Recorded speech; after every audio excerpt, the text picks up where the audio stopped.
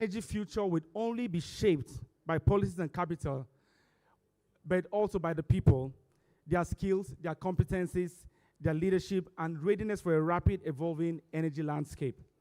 So today's conversations, therefore, mainly would be around will be very strategic and also very essential for every one of us. So I want to thank our sponsors. I want to thank our partners. I want to thank all the stakeholders for your continued commitment to building a resilient and a globally competitive Nigerian energy workforce. Without much ado, I want us to go straight to what we're here for this morning. So our first presentation this morning will set the tone for the conversations we're going to have today, moving Nigeria from a strong local participation to globally competitive capability.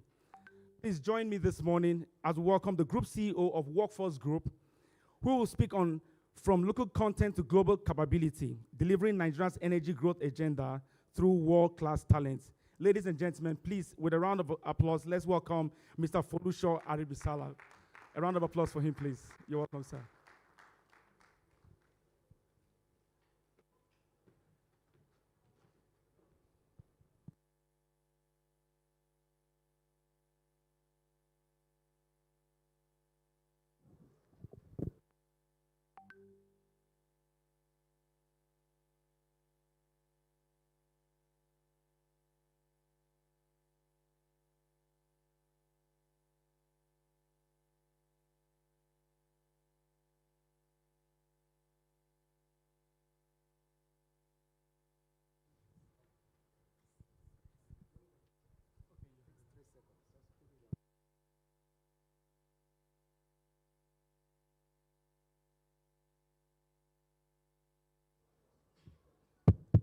Brilliant.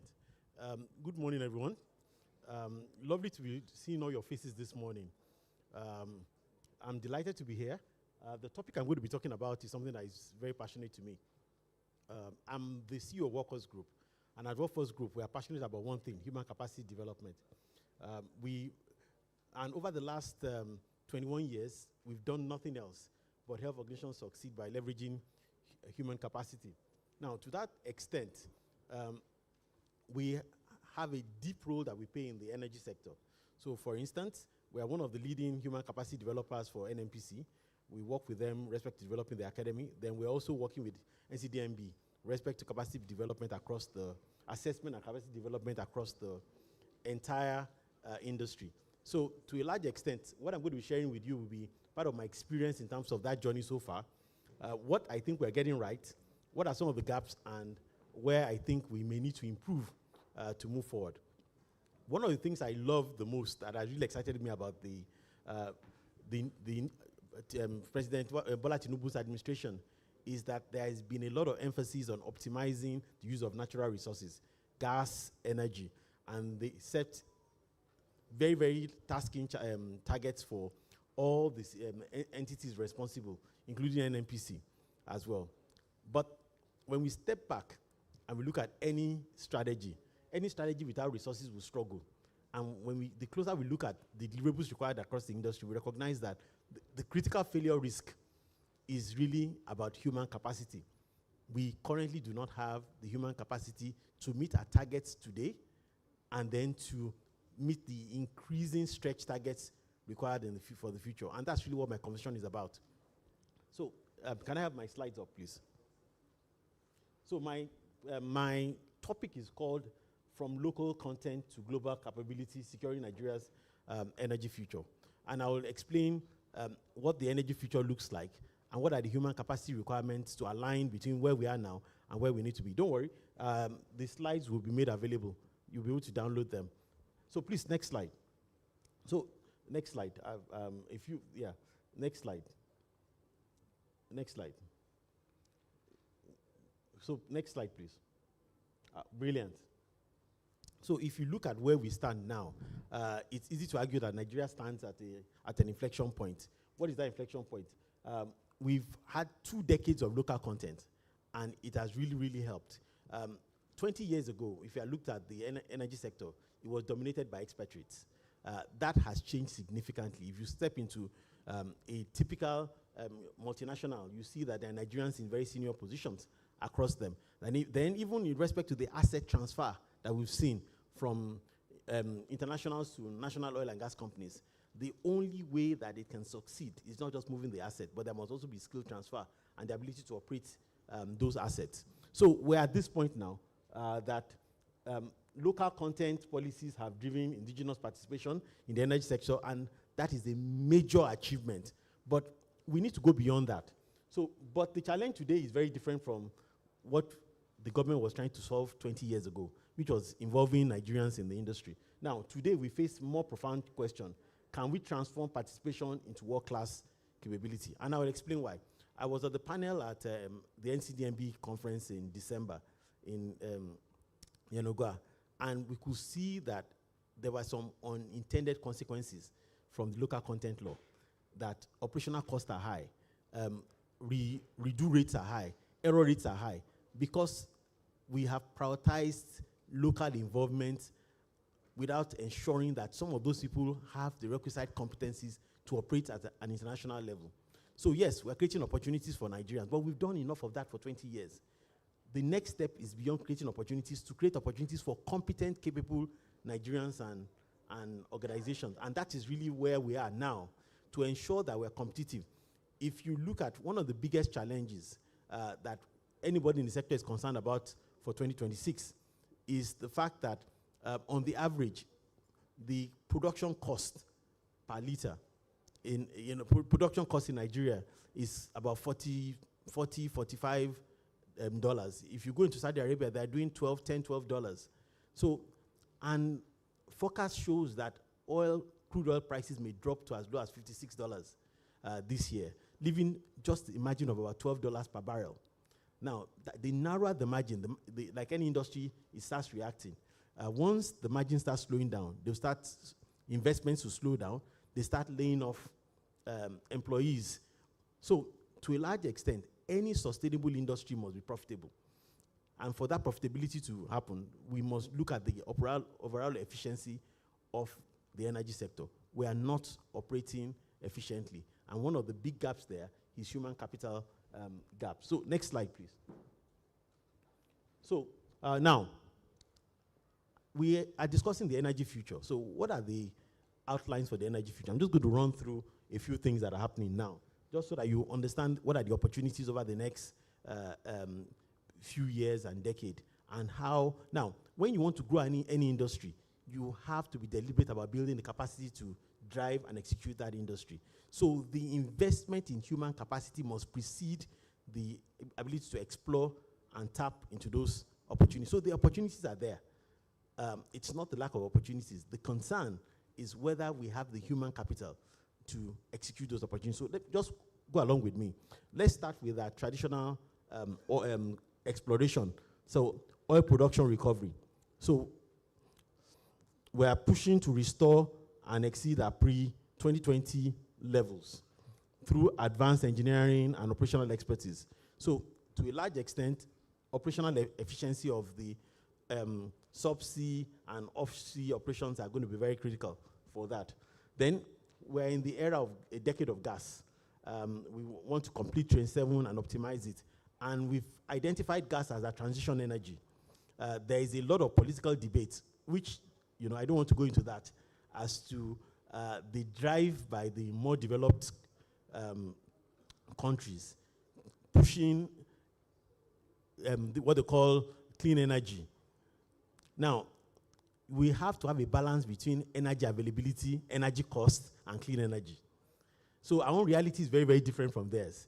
And ultimately, if you look at the pollution coming from fossil fuel burns in Africa, is one of the lowest. Africa actually emits one of the lowest across the continent. So the realities and the conversations are a bit different. But unfortunately, they provide the technical skills and they provide the capital, and they determine where it goes. So it is difficult to drive any upstream operations now if you don't have some renewable and gas components in it. So we believe that gas is going to be the energy, and Nigeria is more gas-rich than oil-rich. So that's important. So if we look at that, so infrastructure build-out is going on now with Train 7, and then power plants requiring specialized skills in process control and piping. So we need the skill sets to drive that and ensure that the pipe and infrastructure is developed effectively. Then infrastructure build-out, just following up on that. Massive investment in power, transport, digital systems, demanding project management skills, and IT integration. So many of the more developed countries, they are integrating what we call smart systems. Ability to read smart valves, know when there is leakage, be able to estimate predictive maintenance before things break down. All those things increase efficiency, reduce costs, optimize productive man hours, which is where some of the areas that we're struggling. So we need to really improve on that. And of course, energy transition, I'd mentioned that before.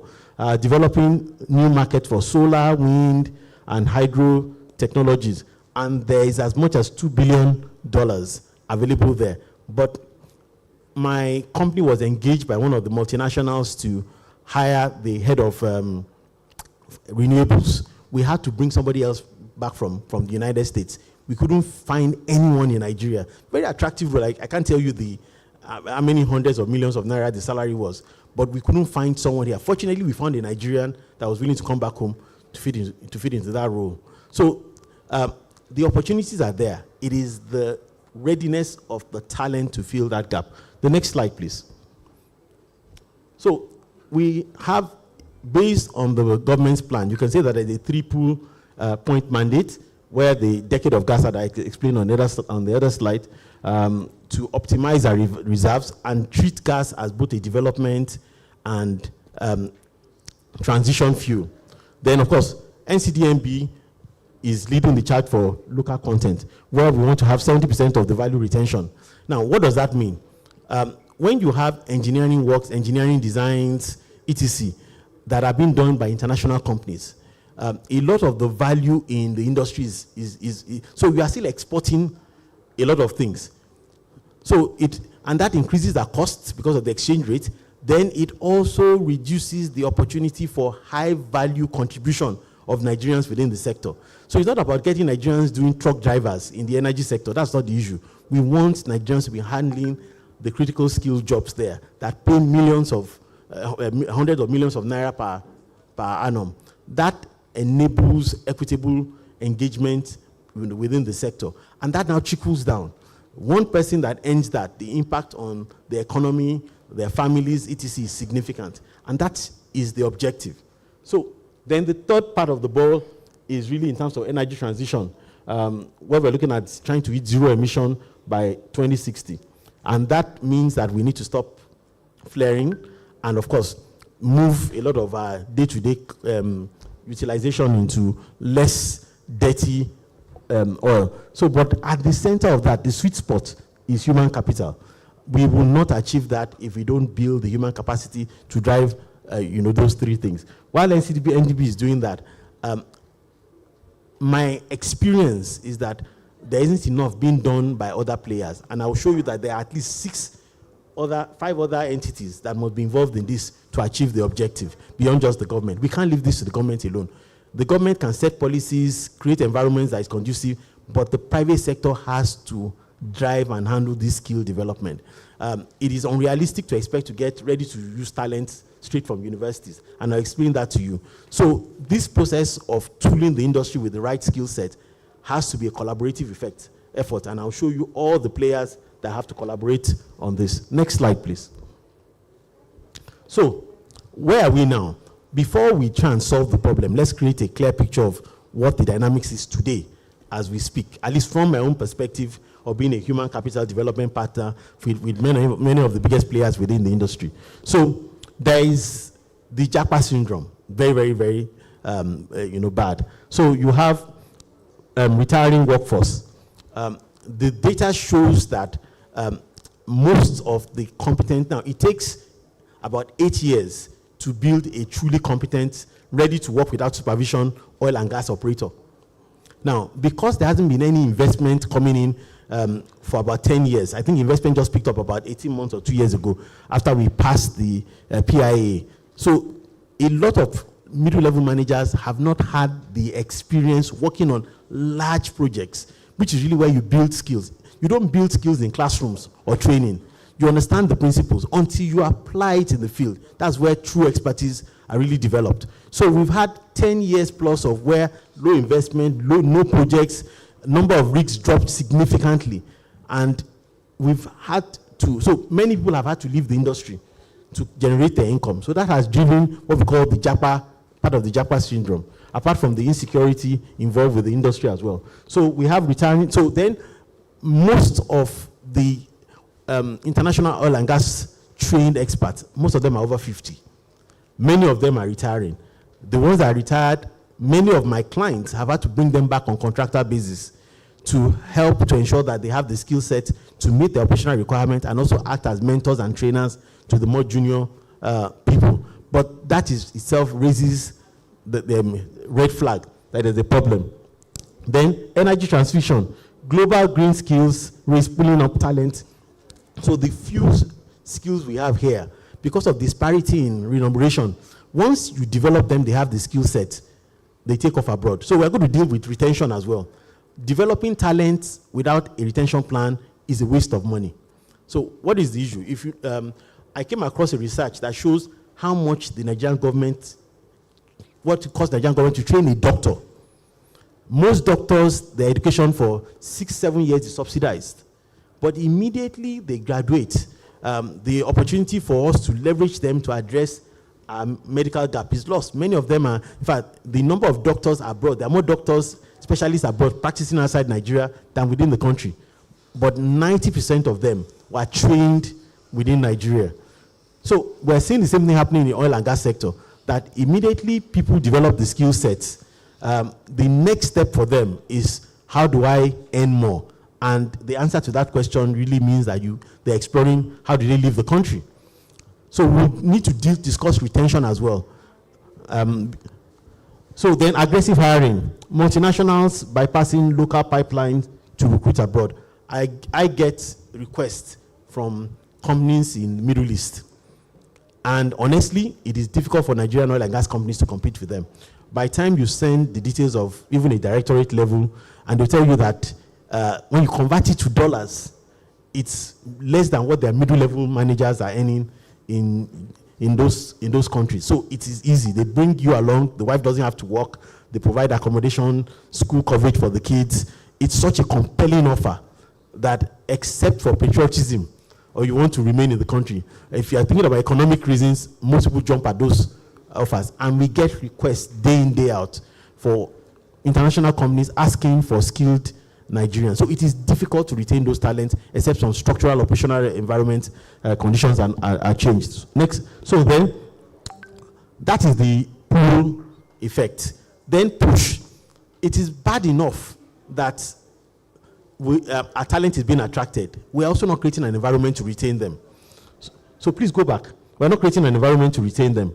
So economic pressure, high inflation, cost is rising faster than salaries. So for many of us, we've had to adjust and reduce our standard of living. Even when our employers have been able to increase certain salaries, the increase has not met the rate of inflation. Then, of course, foreign exchange, meaning that when the average professional has 2 offers, the international offer always looks a lot more attractive than the local offer. And of course, the mobility incentives around the family, the children, the education, and overall lifestyle is extremely compelling, particularly for mid-level officers. I see a lot of more senior ones because they're getting profit sharing, etc., which they will not get abroad. And those are some of the conditions that people are building into compensation now. There is one of the largest oil and gas companies engaged us to hire a CEO for one of their subsidiaries. Some of the best talents that I found didn't move, not because the salary was what they were earning were better, but they had profit sharing and they had been locked in. And if they left beyond a particular period of time, they would lose the profit sharing that they had earned. So there has to be a lot more creative remuneration structure from local companies to keep their critical talent. It's not just salaries alone. If people are building an organization, you need to lock their future into it. But we'll discuss a bit of that later. So next slide. So this economic flight is driven by a lot of things. So based on the data I have, the average person joining some of these companies will be earning about 400,000 naira average for the local. Now, that comes to just about $220 a month. That's at the entry level. Now, then you have to deal with insecurity, infrastructure deficit, and difficult environment. Then psychological erosion of commitment as well. The fact that many of the companies had to lay off employees during the decline in the industry. A lot of people don't want to come back in again. You are begging them, but they're saying, the level of trauma that I went through trying to get another job over that period of time, I'm comfortable where I am.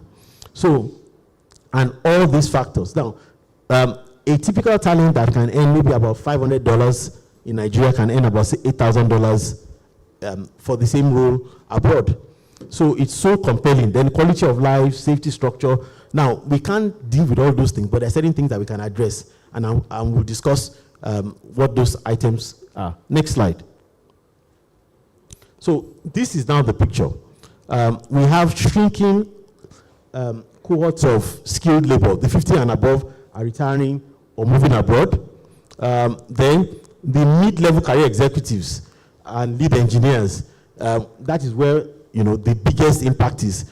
Now, we have a lot of junior trainees, but many of the companies are not willing to invest to build their skills. Then they are also not getting enough supervision from the mid-level. They have to work them on the field to ensure that they can transfer the competencies. So I have, the next slide just shows you what it looks like in real life. Next slide.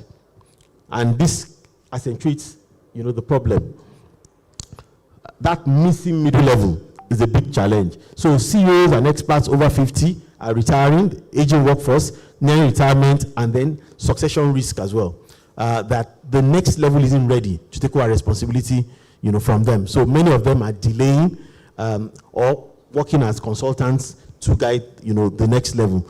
There is severe shortage of competent engineers. I would say 8 to 15 years to manage complex projects. And of course, then inexperienced graduates, thousands of grads living in. So this is where I think that we need to start looking at.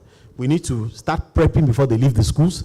The university curriculums are not aligned with the reality of the workplace. And there has to be collaboration with institutions to enhance that. And even get people that have practical experience to start teaching in schools. Volunteer your time. Get on the faculty.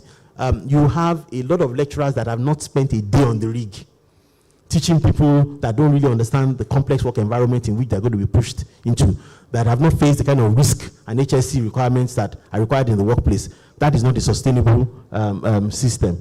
So they lack the skills, and then the academic industry is completely disconnected from the reality of the workplace. So these are some of the things that will need to be corrected. Next slide. So what are the implications of this? When you step back and you see how does it affect the workplace? Cost overruns. We've already discussed that we are producing at about 3 times the cost of the more effective producing companies, which gives us a disadvantage. Where when you are in the oil and gas business, you're a price taker. The market determines the price. The only way you can drive your profitability is by managing your cost. And then the difference between your cost of production and the market price. And it also gives you flexibility to remain profitable as the price may decline. Now, there are concerns globally that 2026 may have some hiccups. We're looking at Donald Trump's and America's, some of the policies around tariffs and co. And with Europe, with Asia, it is likely that it may slow down the economies of the world. And once the economy slows down, power consumption will go down a bit, which may affect crude prices, which may come down as well. Then there are also suggestions that we may have an AI bubble burst, maybe later on the year as well, that may have significant impact on the global economies, the more developed countries, etc. Now, it means that we need to be ready for those global shocks. We currently are not. We are not efficient enough to absorb those global shocks. So that is important. So then, please let me have the slides back.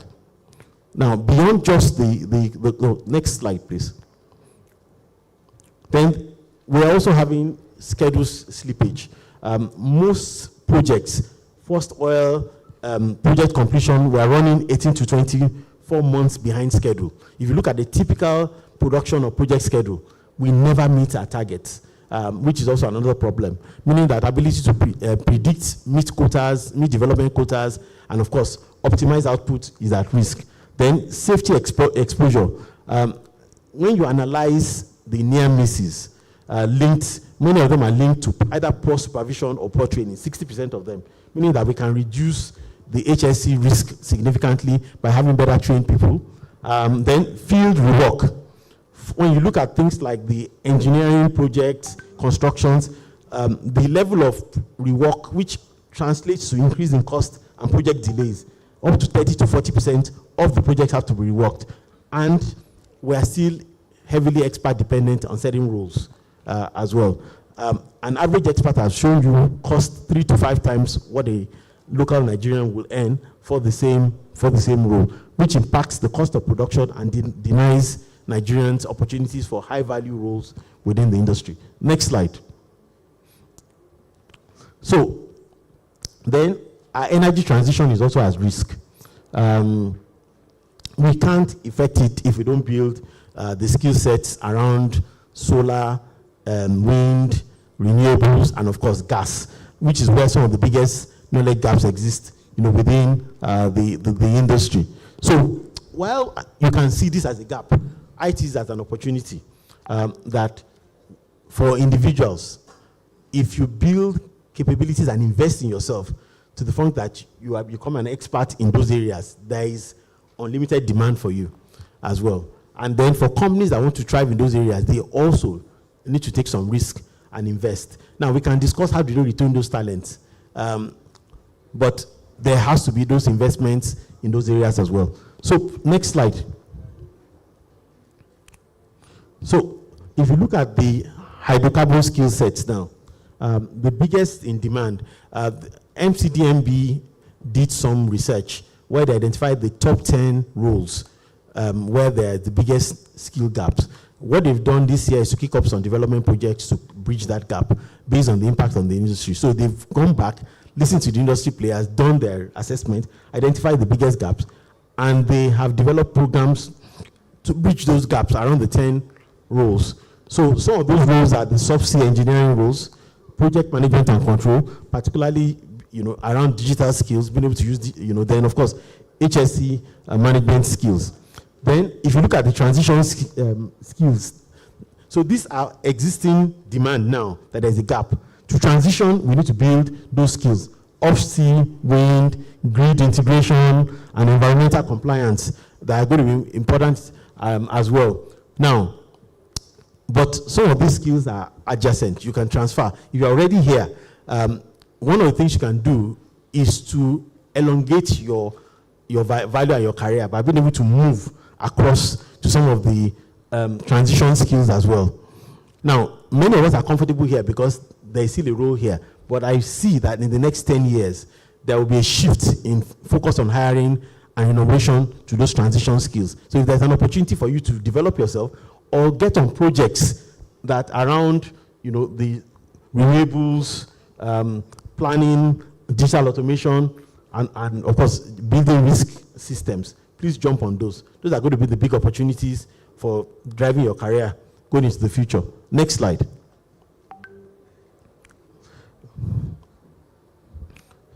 So, now, beyond the lack of skill sets, one of the things we're also seeing is that we've run programs for different organizations, and there isn't any standard in terms of what are the benchmarks for a well-trained, well-trained project engineer.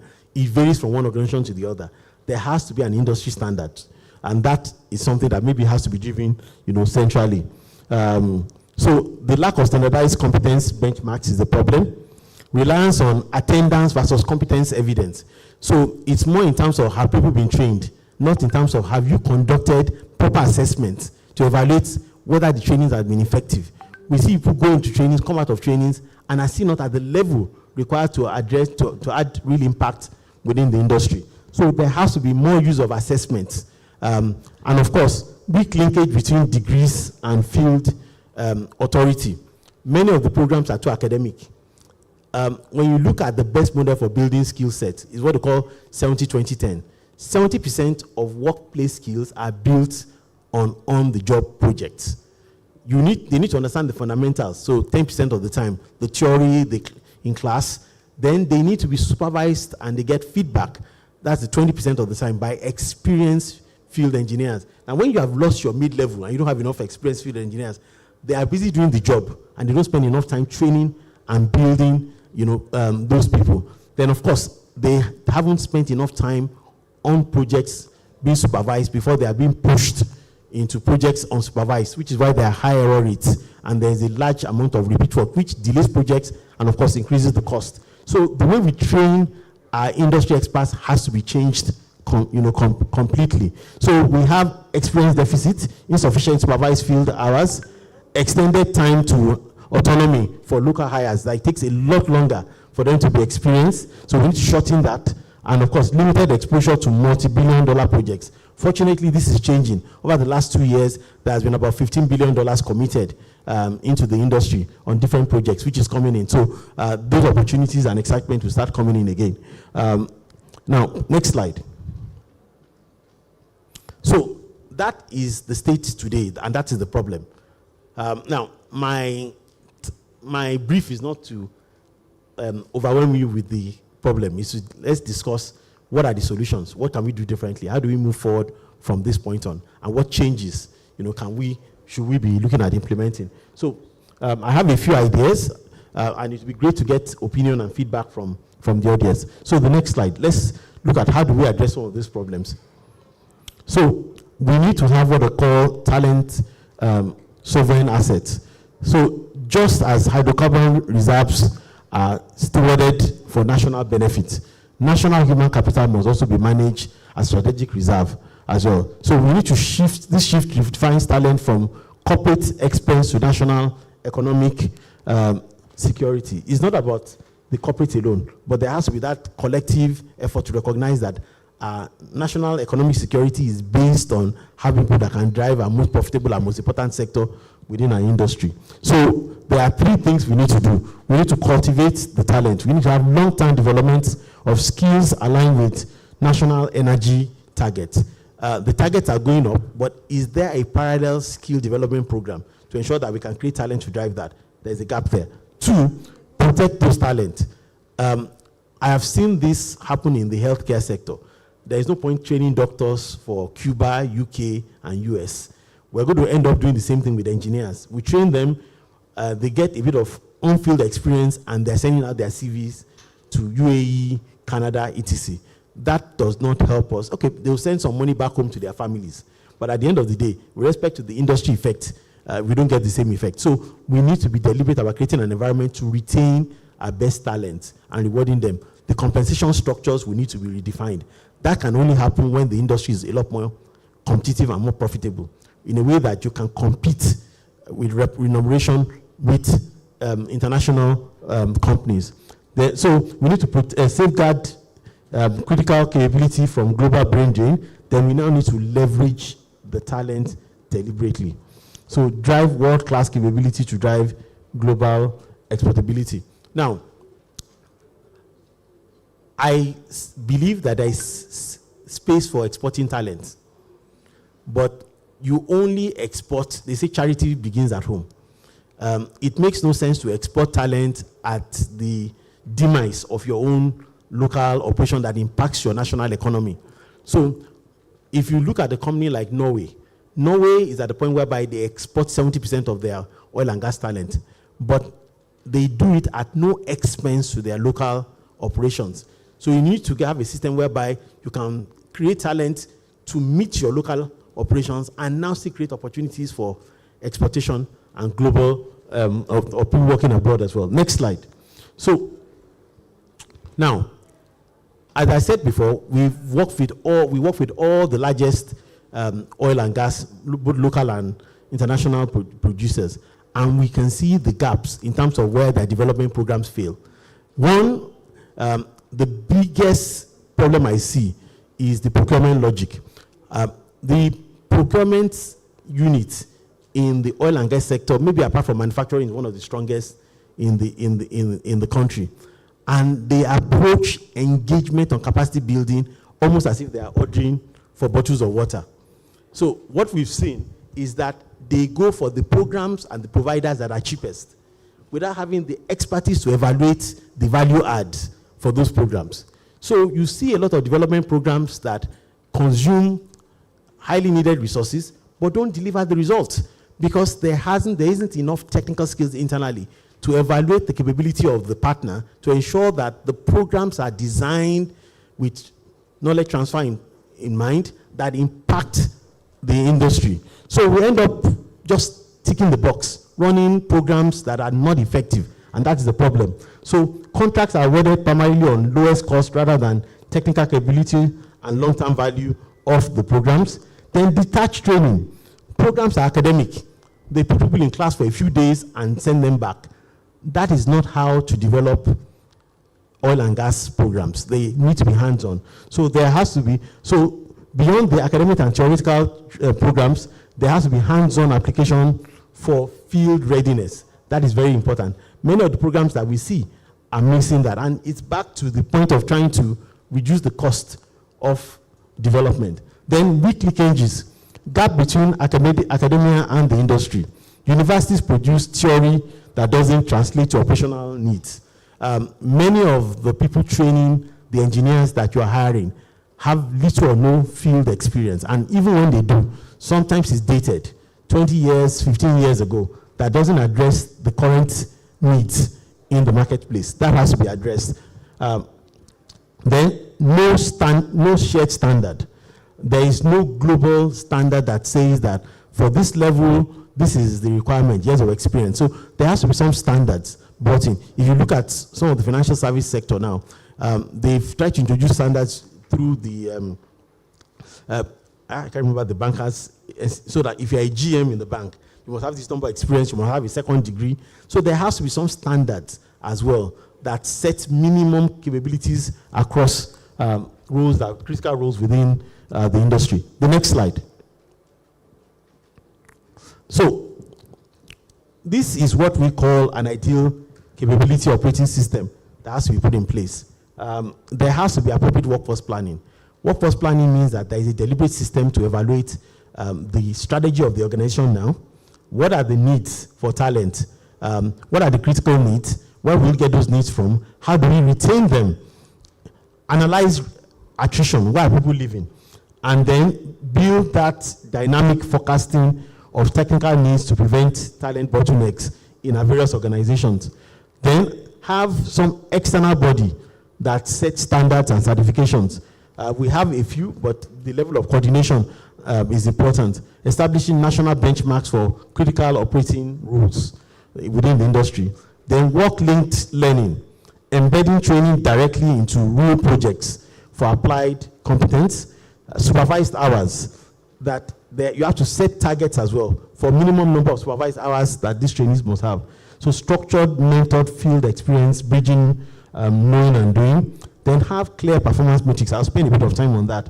What we call the talent efficiency ratios, which will show whether we're investing effectively in talent development within the industry.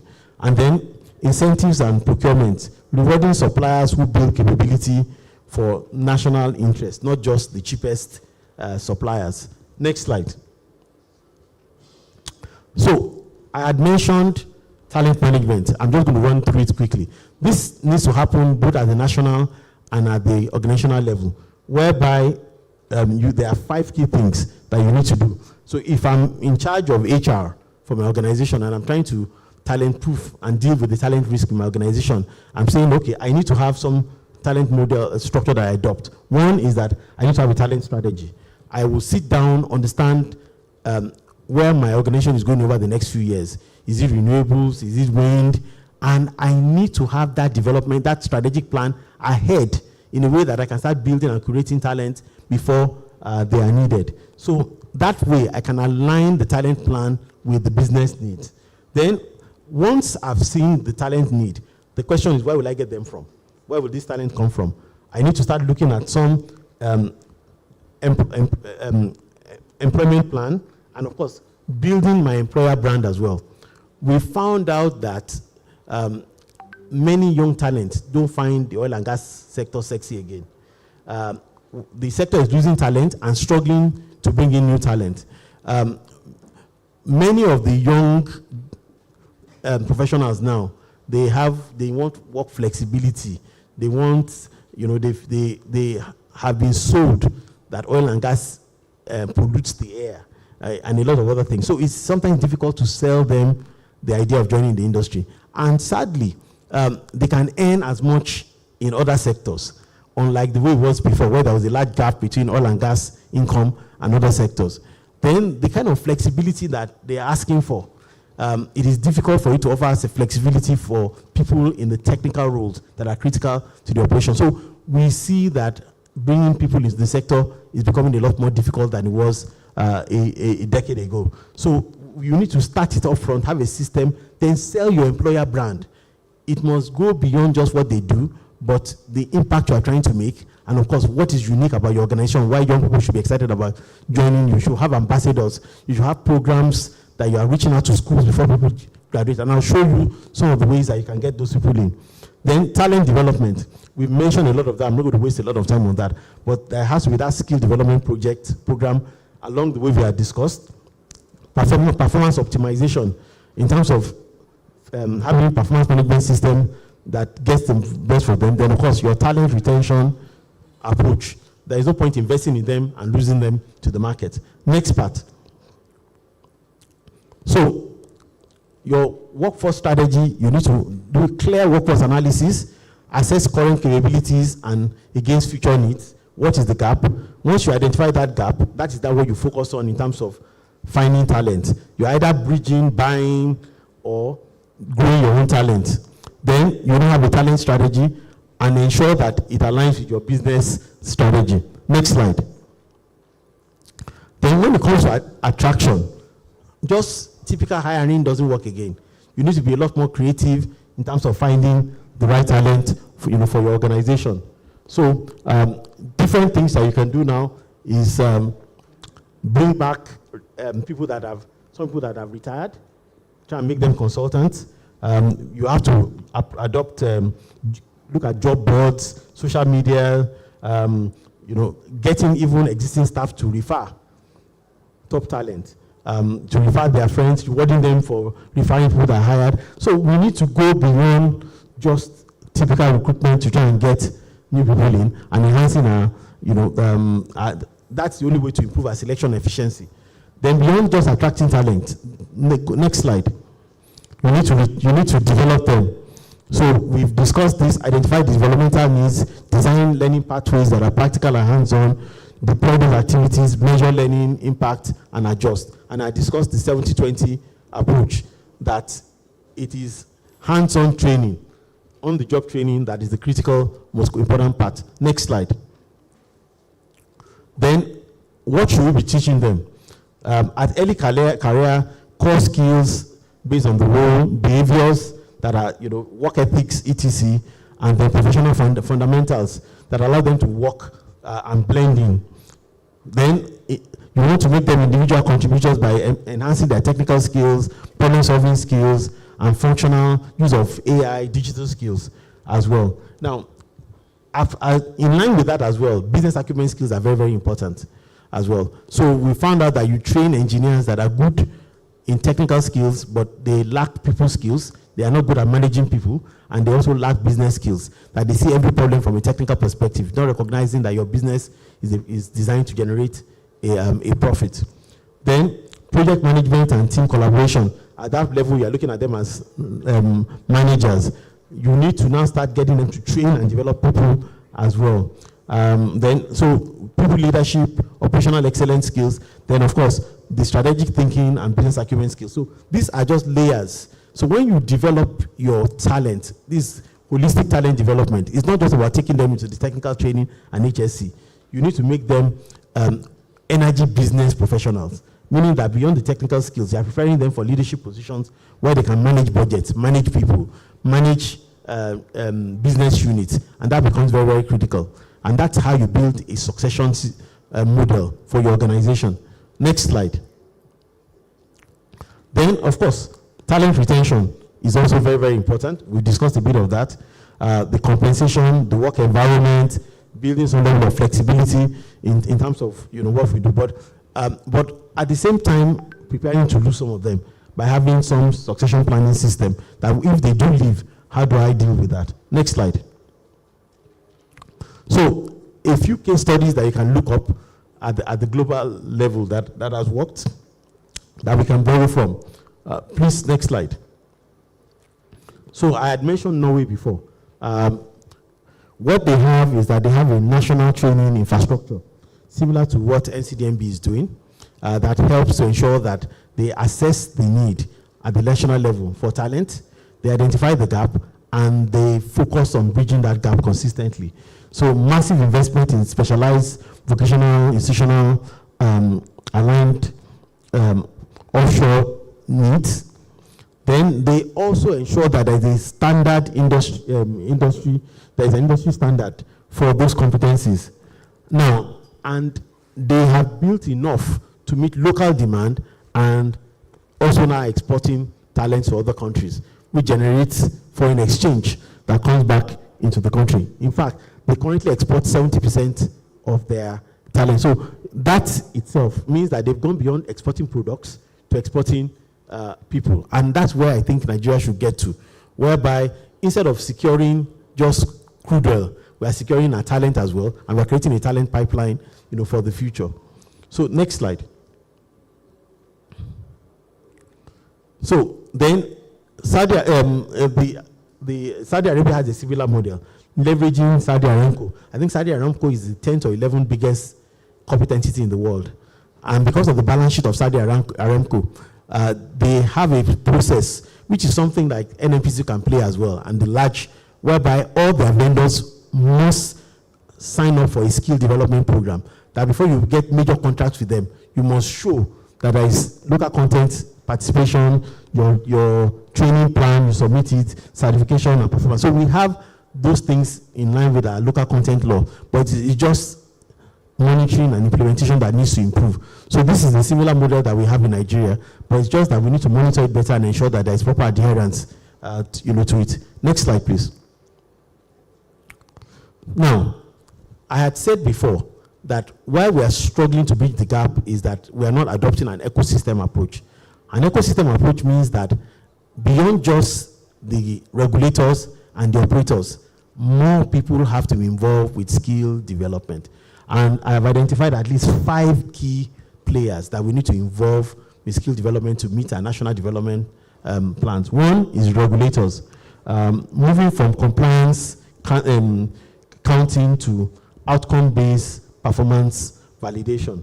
So it's not just that have people been trained, but there has to be post-training assessment to evaluate that the trainings have been effective and the skills have been transferred. That's very, very important. So I believe that there should be pre-training assessment, post-training assessment to ensure that the investment in human capacity is effective. So while those trainings are going on, the assessment component is what I've noticed that may need to be emphasized significantly. And then even in terms of the training design, the more hands-on training and less academic trainings. Next slide. Let me have the slides back. Then, of course, the operators. Operators must embed capacity KPI into every contract. So when they have projects, they should include training into those projects. They should also, when they are engaging contractors, they want to see the contractors' development and training plan that ensures that it's an industry-wide initiative.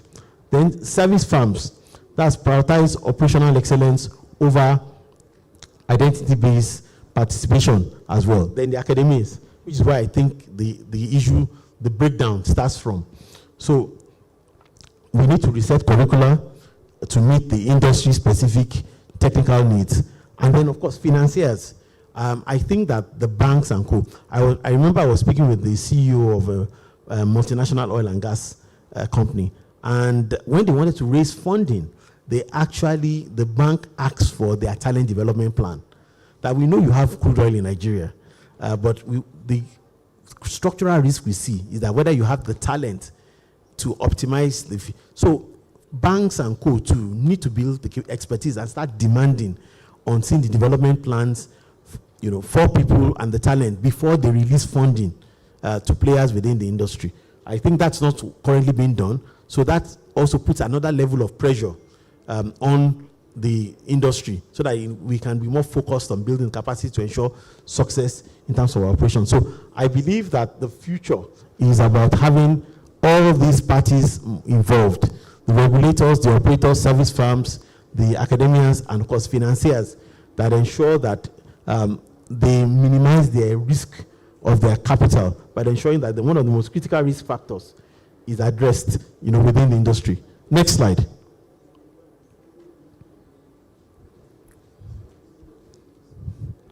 So, as I said before, the target future is where there is competence evidence using assessment, where there is verifiable proof of capability has been transferred to the individuals, where there are clear delivery metrics, tracking unit costs, and of course, a reliable system, which is beyond just measuring input. That we ran this training, we trained this number of people. How effective have the training been? How has it affected error rates, job times, productive man hours on the field? That is then what we need to start moving. So the current state of measuring input is good, but we need to move beyond that to just measuring output and impact of the programs that we're funding as well. Next slide. Next slide. Let me jump through. So, next slide. So these are some of the things that also I know that the NCDMB program that we're involved with this year, some of these things have been incorporated as best practice, where you have competence evidence, so the assessment that will go in to ensure that the programs are effective, and apprenticeship incentives as well, offer targeted tax and grants to organizations that go through these programs, share training infrastructure, which NCDMB and co are providing, R&D credits, then of course national skills framework that fits in, which, as I said, they have 10 areas, and they are defining those skill sets critically as well, which you can use for hiring and training within your organization as well. Next slide. Next slide. So, what should operators start doing? They should start having clear work plans. So shift from reactive hiring, and to strategic planning, whereby they think about the next 2-3 years. What talent do we need? What is the attrition rate? If we are losing talent at this rate, we need to plan to replace them at this rate as well. And that is built in, and they have a pipeline of talent all the way from university, clear graduate and management training programs, well thought through retention programs. They have they identify their critical roles, and they have certification requirements, for those roles. They have functional field placement under the supervision of experienced engineers to ensure skill transfer. And then they have clear, and they track the KPIs around talent efficiency ratio to ensure that their investment in human capacity is effective. Next slide. So we need to make a decision as a country. We are currently at protected participation. Now, it was necessary 20 years ago. I think we need to move out of that now. Protected participation means that Nigerian players, industry players have an opportunity, but they need to move now beyond just protected participation to now skill-based participation, where only the best players have opportunities, not just because they are Nigerian companies. So let me have my slides. So that is the only way we can build exportable capabilities, where we meet global market standards, where we lower our unit cost of operating, and then investor confidence that brings in additional capital into the oil and gas sector, because the margin and return. I was speaking with a global CEO, and he says that, what you don't recognize is Felicia, is that if I put in $1 billion, there are different assets across the world that I can put that my $1 billion generates a lower return for me in Nigeria than a lot of the other options. So that if I'm looking at the basket of my investment as a global asset company, my tendency is that I move funds to where I get the highest return guarantees. And that's why funding was not coming in for a long time until we cleaned our act with the PIA that was passed in. But beyond just the act, we need to look at a lot of other things around the operating environment, particularly around talent, to get the full value of that. Next slide. So, where in my own interpretation, where we are now is what we call fragile protection. When you overprotect, it also limits the ability of those companies to grow and be competitive. We need to weaken the protection a bit in a way that people can build muscles to be globally competitive.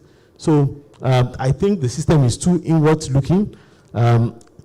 It encourages structural cost inflation, where I get projects just because I meet local content requirements, but I'm not the most qualified company to do the job. Then it leads to declining competitiveness. So, and that's the shift that I'm campaigning here, that while we need to protect, we also need to raise those standards. Next slide. Next slide. I think I've mentioned this already. Next slide. This is just, so how do we measure that our interventions are effective? This, I've mentioned this a few times, what we call talent efficiency ratio. So this is just to look at the industry and how do we, so we need to have, so these are the same things that we're measuring, our competence coverage, so gap analysis around particularly key roles, time to autonomy, how long it takes us to train an engineer in a way that the engineer can function without supervision. We need to start lowering that time very, very quickly as well, and we're evaluating. And then things like downtime attributable to skill failure, either lack of talent or when the talent makes a mistake. Then rework rate. You want to start checking rework rate that is also linked to skill failure as well. And of course, output per hour, which is now the productivity of the people in that area. Now, if we have the right talent plan, we should start seeing improvements in all these metrics, which shows that our investment in human capacity is on point and generating the required returns. So these are some of the things that I think that we should be measuring across the industry to ensure that, investment in human capacity to support the industry is effective. Now, next slide. Now, to do that, there has to be certain things. The competency frameworks that I know that I've seen the NCDMB framework, then the rigorous quality assurance systems around assessment, evaluation, etc. Digital workforce, a system to track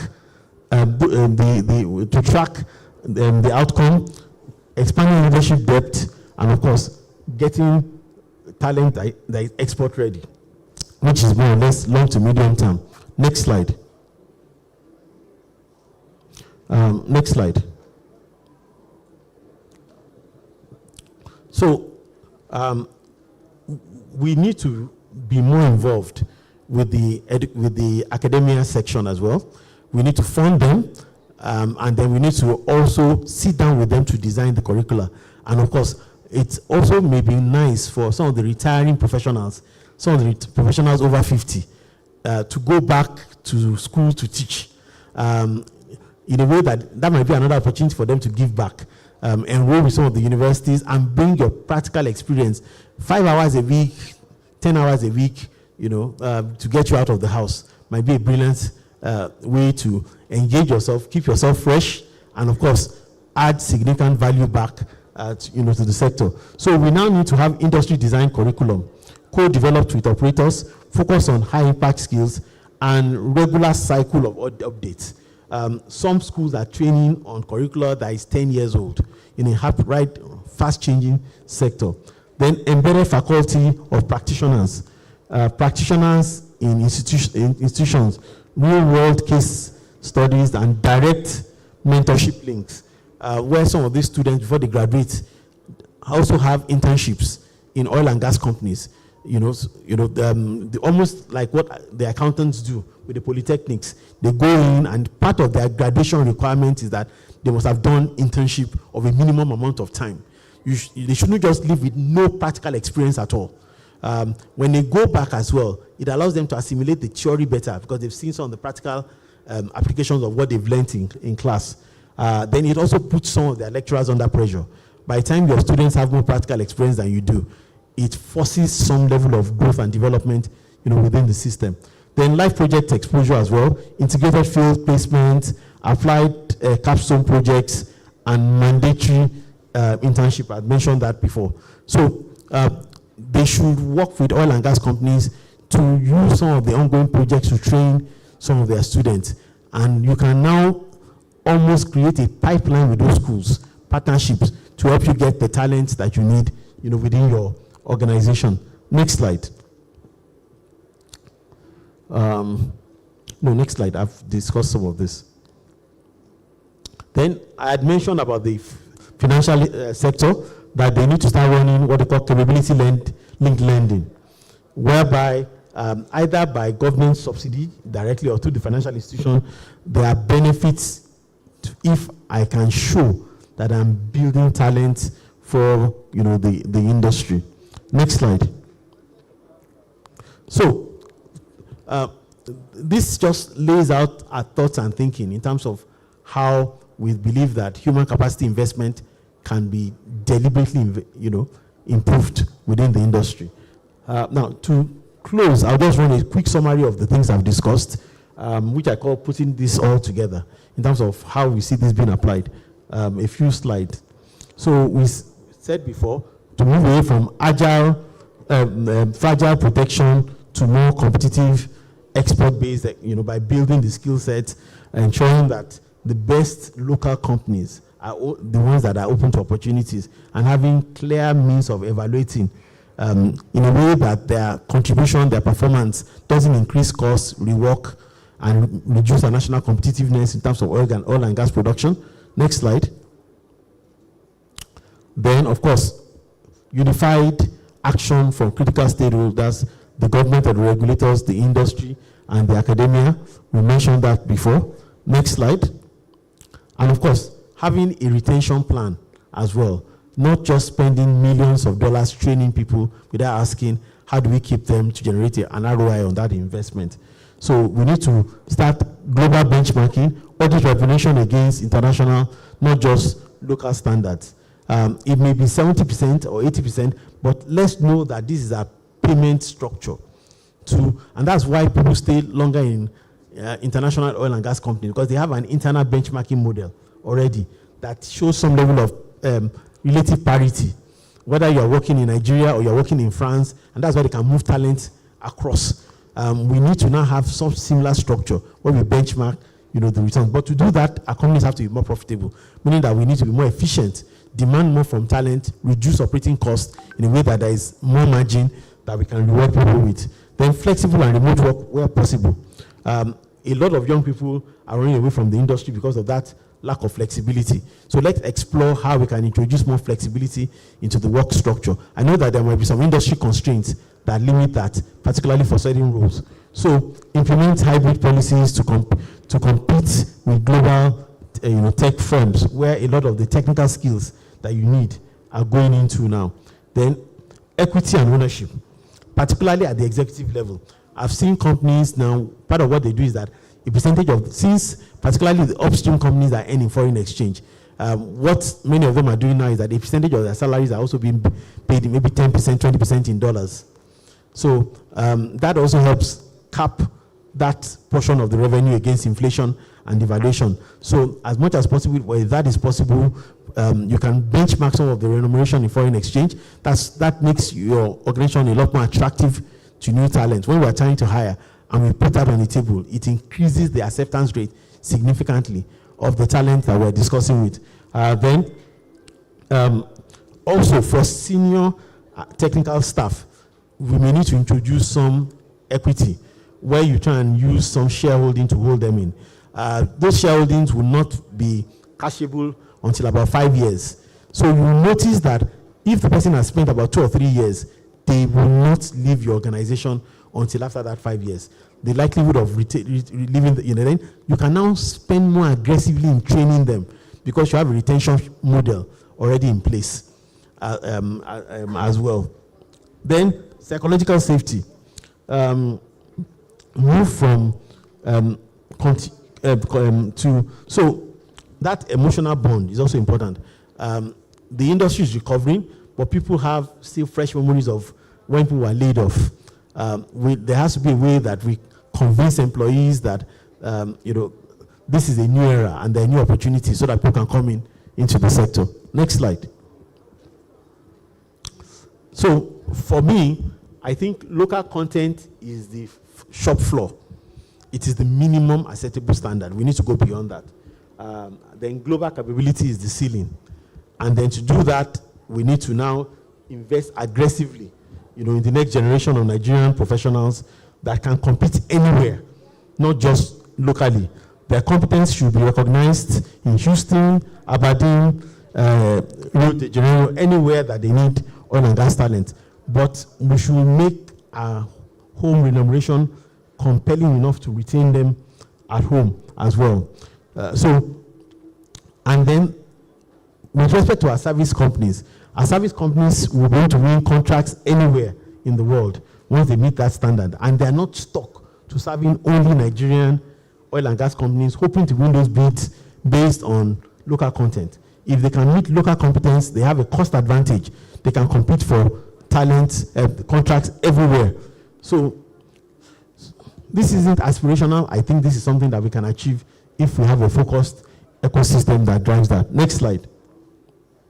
And then, even if we are not ready to export to the more developed countries, there are growing oil and gas markets in Africa. And because of the African Free Trade Agreement, there are certain skill sets and services that we can start exporting. And we need to start looking at those things as well. That also generates foreign exchange. So Senegal has an emerging production sector, Uganda, Mozambique as well. All those countries are way, way, way behind Nigeria. We can start exporting capabilities. We need to start looking at how do we tap into those growing markets and how do we leverage talent as an export commodity into those areas, talent and services. So I've listed some services below that we should consider exploring. Now, next. So I came across a quote from the CIPM, that's the body in charge of HR in Nigeria, that says that securing the human engine is Nigeria's real transition. So what should be driver for energy transition? It's not just gas, it's the human engine. So that transforming from a nation of resource extraction, which is where we are now, into a nation of human capital export is key. And that transformation of Nigeria's professionals from local participants to global leaders is the ultimate legacy of the NIES Act. That it is at that point that we can say that our investment in local content, and is really yielding the required results. So, next slide. So, what I would like is that based on where you sit within the ecosystem as a regulator, a player, a service firm, a financier, I want you to be able to note one or two things that you can discuss internally. That, okay, this is what I'm going to introduce in my organization to make a difference. That is the only way we can get value from this conversation. So note one thing. Before you leave, take a moment to reflect on what we've discussed. We've gone through a few things, but what will be different? What will you do differently, getting back into your workplace? And that's how, this kind of conferences can add value to us as individuals and our various organizations. Next slide. So I have just provided a checklist. Once you get the slide has been made available to the organizers. They can share it out. This just shows a checklist that if you wanted to implement some of the discussions over the next 12 to 24 months, how will you go through it? These are some things that you would need to look at, identify where your organization is, and exactly how best to respond to it. I think it's a 2 or 3 page checklist that comes along with this. Next slide, just run through the checklist.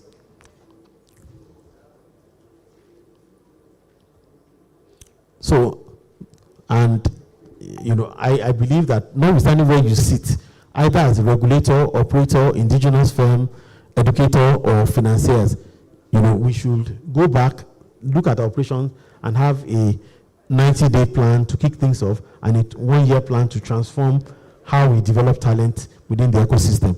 Thank you very much. I think that's my last slide. Thank you very, very much.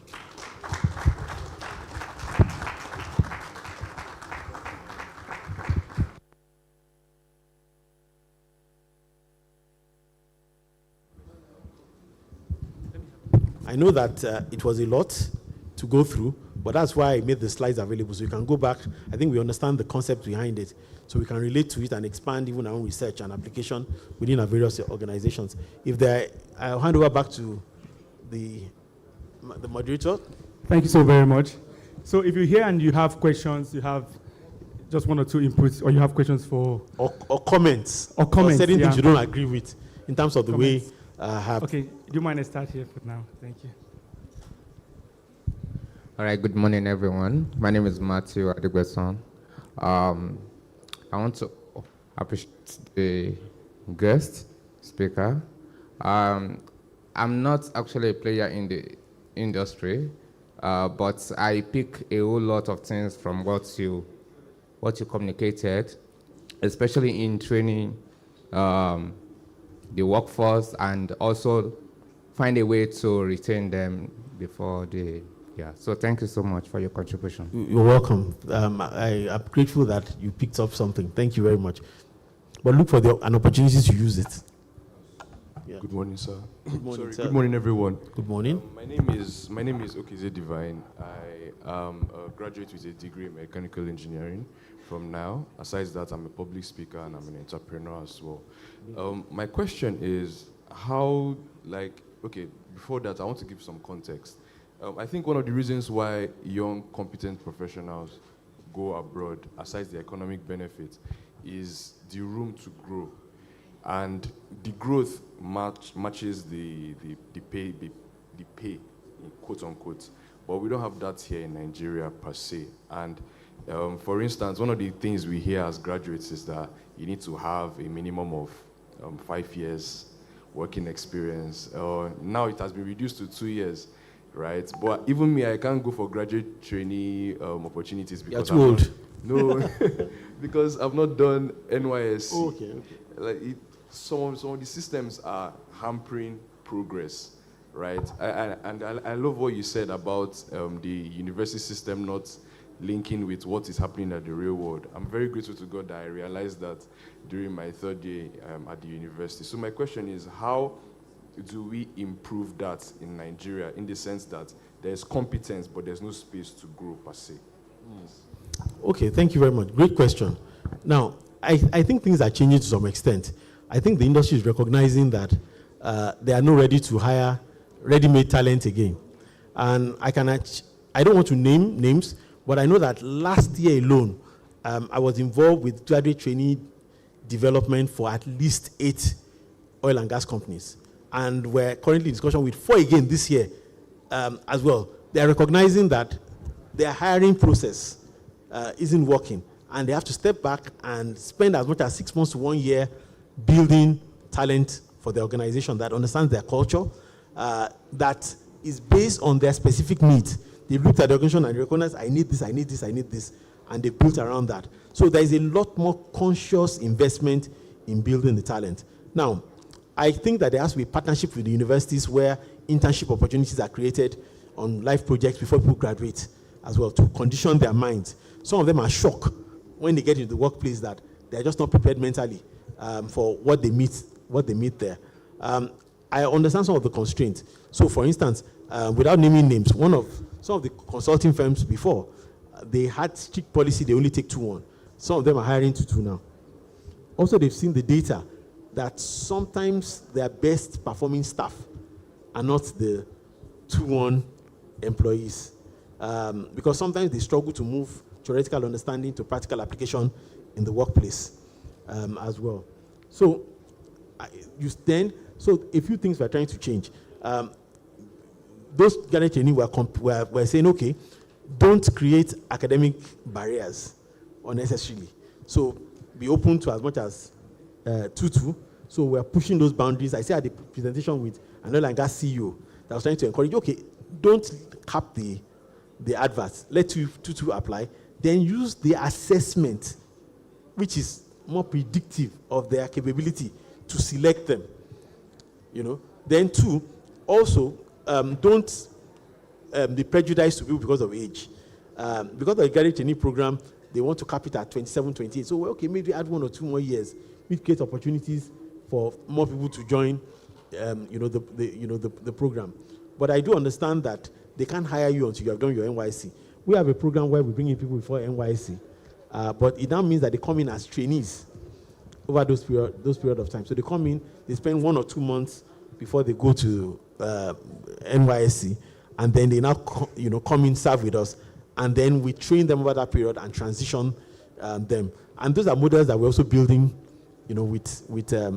for clients. So I hear your frustration, and I know that they exist, but honestly, there's a lot of change occurring. Then with the move of assets to the local oil and gas companies, there's a lot more opportunities opening up for Nigerians as well. These are companies owned by Nigerians, run by Nigerians, and they are more mindful of the need, for them to create opportunities. And believe me, I'm running management development program for Sahara, Seplat. So many of their people are young people in their 30s, 40s. They're earning very well. Many of them are even being posted outside on their, for the company, going to head their operations in other African countries from Nigeria. And these are guys that are maybe 15 years experience. They're almost like country managers for those operations. So I'm seeing a lot of opportunities, but it's still a process, and it will take a while as well. But that becomes possible when the industry is run profitably, where the margin allows the companies to invest, where they are properly funded. Many of the oil and gas companies are underfunded, which means that they can't operate effectively the way you would like them to operate with talent, and they're looking at short-term fix instead of having a long-term perspective to talent investment and dealing with the talent and talent risk that exists within the industry and their organization. Thank you very much for that question. Round of applause for him.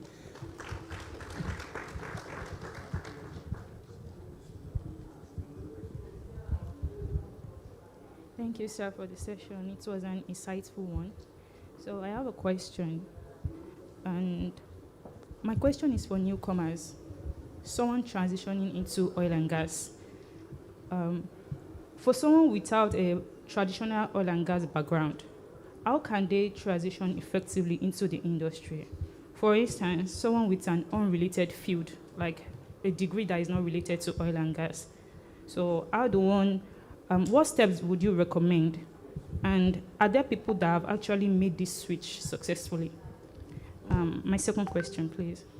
So the second question, you mentioned that opportunities are available, but the challenge is talent readiness. So from your experience, what skills are most valuable for early career professionals? Because you mentioned some, but they are kind of on the high level. So for someone that wants to start, what skills do we need, to grow our careers? Thank you. Okay, good question.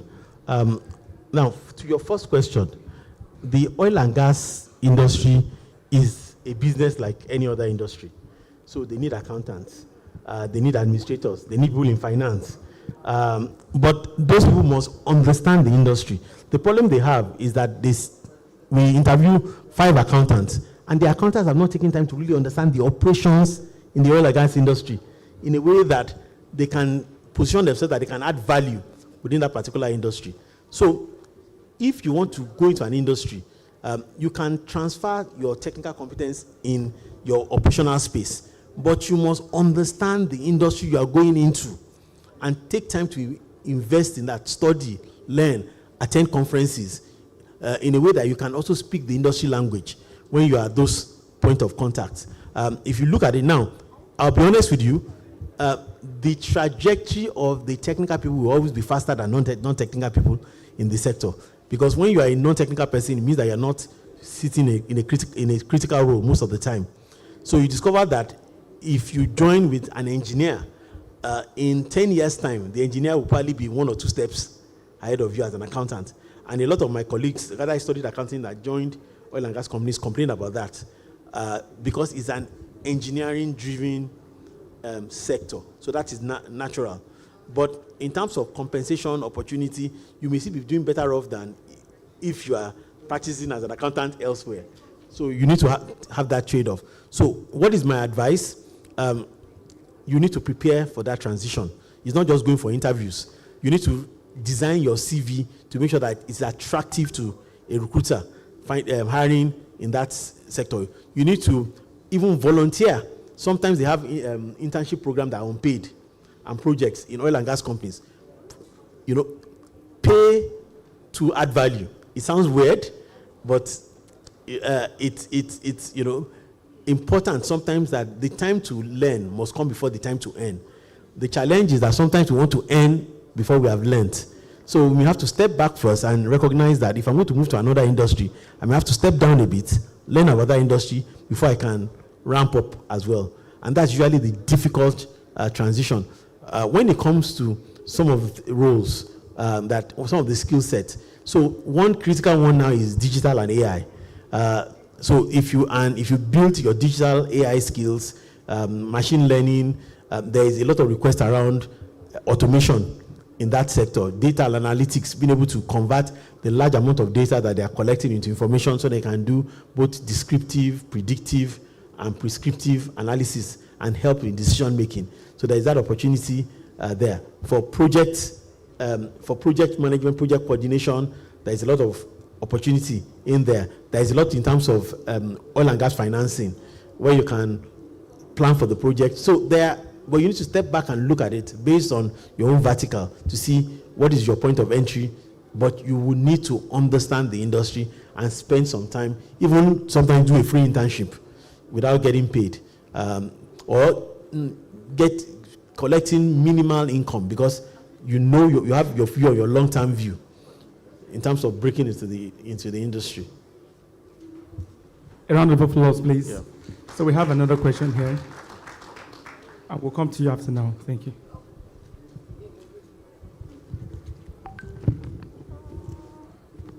Well, thank you so much for this opportunity, sir. I have two questions, actually. So my first question is, when you talk about securing the human engine of Nigerian transition, what does success actually look like in the next 5 to 10 years? And my second question, from an employer's perspective, what makes training investment actually pay off, especially in an industry where people often leave once they've acquired the skill?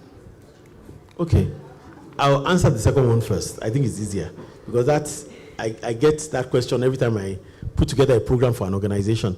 There is a quote that I don't know who said that quote. That why should I train them if they will leave? Won't I lose value? The worst thing is if they stay and they are not trained, you lose more value. What are the implications? HSE errors, risk to life, stop production. If you look at the cost of training relative to the cost of operations in oil and gas, it is very, very, very minute. That's not where the bulk of your cost sits. So for me, and I am running a graduate training program in my organization now, I normally will forecast that maybe 30-40% of them will leave. So what I do is that I take 140% into the program of what I need and factor in attrition into it. If I can keep them for 3 years, I've achieved my objective, because every year I run the program. So and when I run the program every year, I'm keeping 60% of them in the first year. By the second year, I'm keeping 40% of the people in the last year and 6%. And eventually, it adds up. By the time you do that for 3-4 years, you have people that have your culture, that are indigenous to you. Then even when they leave, some of the biggest opportunities I've gotten is from my graduate trainees that left somewhere and they're now CEOs and managers elsewhere. The reference and the respect is still there. I knock their door and I stroll in and I can take transactions that would have been difficult or impossible if not for that investment. So what I would say is that two things. Look at it, number one, that you are building an industry and you're investing in the industry and investing in people. So there has to be that impact focus as well. Create an environment whereby you're competitive in terms of pay as well. Then what you also do is that if you also use data to select your people, they are not as attractive to recruiters. Let me say this in the least controversial way possible. If you hire and you load your academy with first-class graduates, the likelihood of attrition is faster. Because when they send out their CV, without meeting them, they'll call them for an interview, just because they have first class and they have been trained by you. Now, if you do the hard work of finding the unpolished gem, and that's what the graduate training should be about, to find the potential people that have played in university, not that they're not intelligent, but they have now become serious-minded. And then that's why I said using assessment is important. So there must be a baseline you don't go review, but you now use data and analytics to pick that person. Now, by the time the person has a LinkedIn page and they're already posting, that is already talent that is screaming. You can't keep that talent again. You want to locate your own hidden talent. It's almost like football. When you have talent scouts and a system to find talent when they're at the potential stage, when they have something to prove, and that their CV is not as compelling, then have a program that you bring them in. Your first few days is to work on their mindset. Let them believe that this is the greatest opportunity that they will ever have. Work them around. Let them speak to people that are in the system and to see how that program has transformed their life. Have a program to guarantee them. When you join my company, you have a growth plan that in 1 year, you're going to be here. If you meet this performance requirement, in 2 years, you're going to be here. And this is how much you're going to be earning. When the salary is changed, it up. So people come in and they can see a clear career path within the organization, because why else would they stay? So there has to be a lot of work done. Your training and your talent management must be integrated. You are doing training, but it's not integrated. So how do you now retain them? Before you bring them in, you must have a retention plan in mind as well, to create an environment where they're engaged, they are challenged, you create opportunities for them, and make them excited about what they are doing. They are presenting to executives. They are on projects that, so people stay when they learn, even though they may not be earning as much as they want to earn. Now, when they feel they have learned enough, that's when you now have a problem. So you must also be able to track and know how to transition them after that point in time. And then there are things that HR should be doing, like stay interviews, evaluating your exit interviews, looking at where your people are going to, and now adjusting your compensation and retention strategy based on people that have left to close those opportunities for them to exit. So then you asked the question. So, sorry, I've forgotten the second one. What was the, can anybody remind me the other one?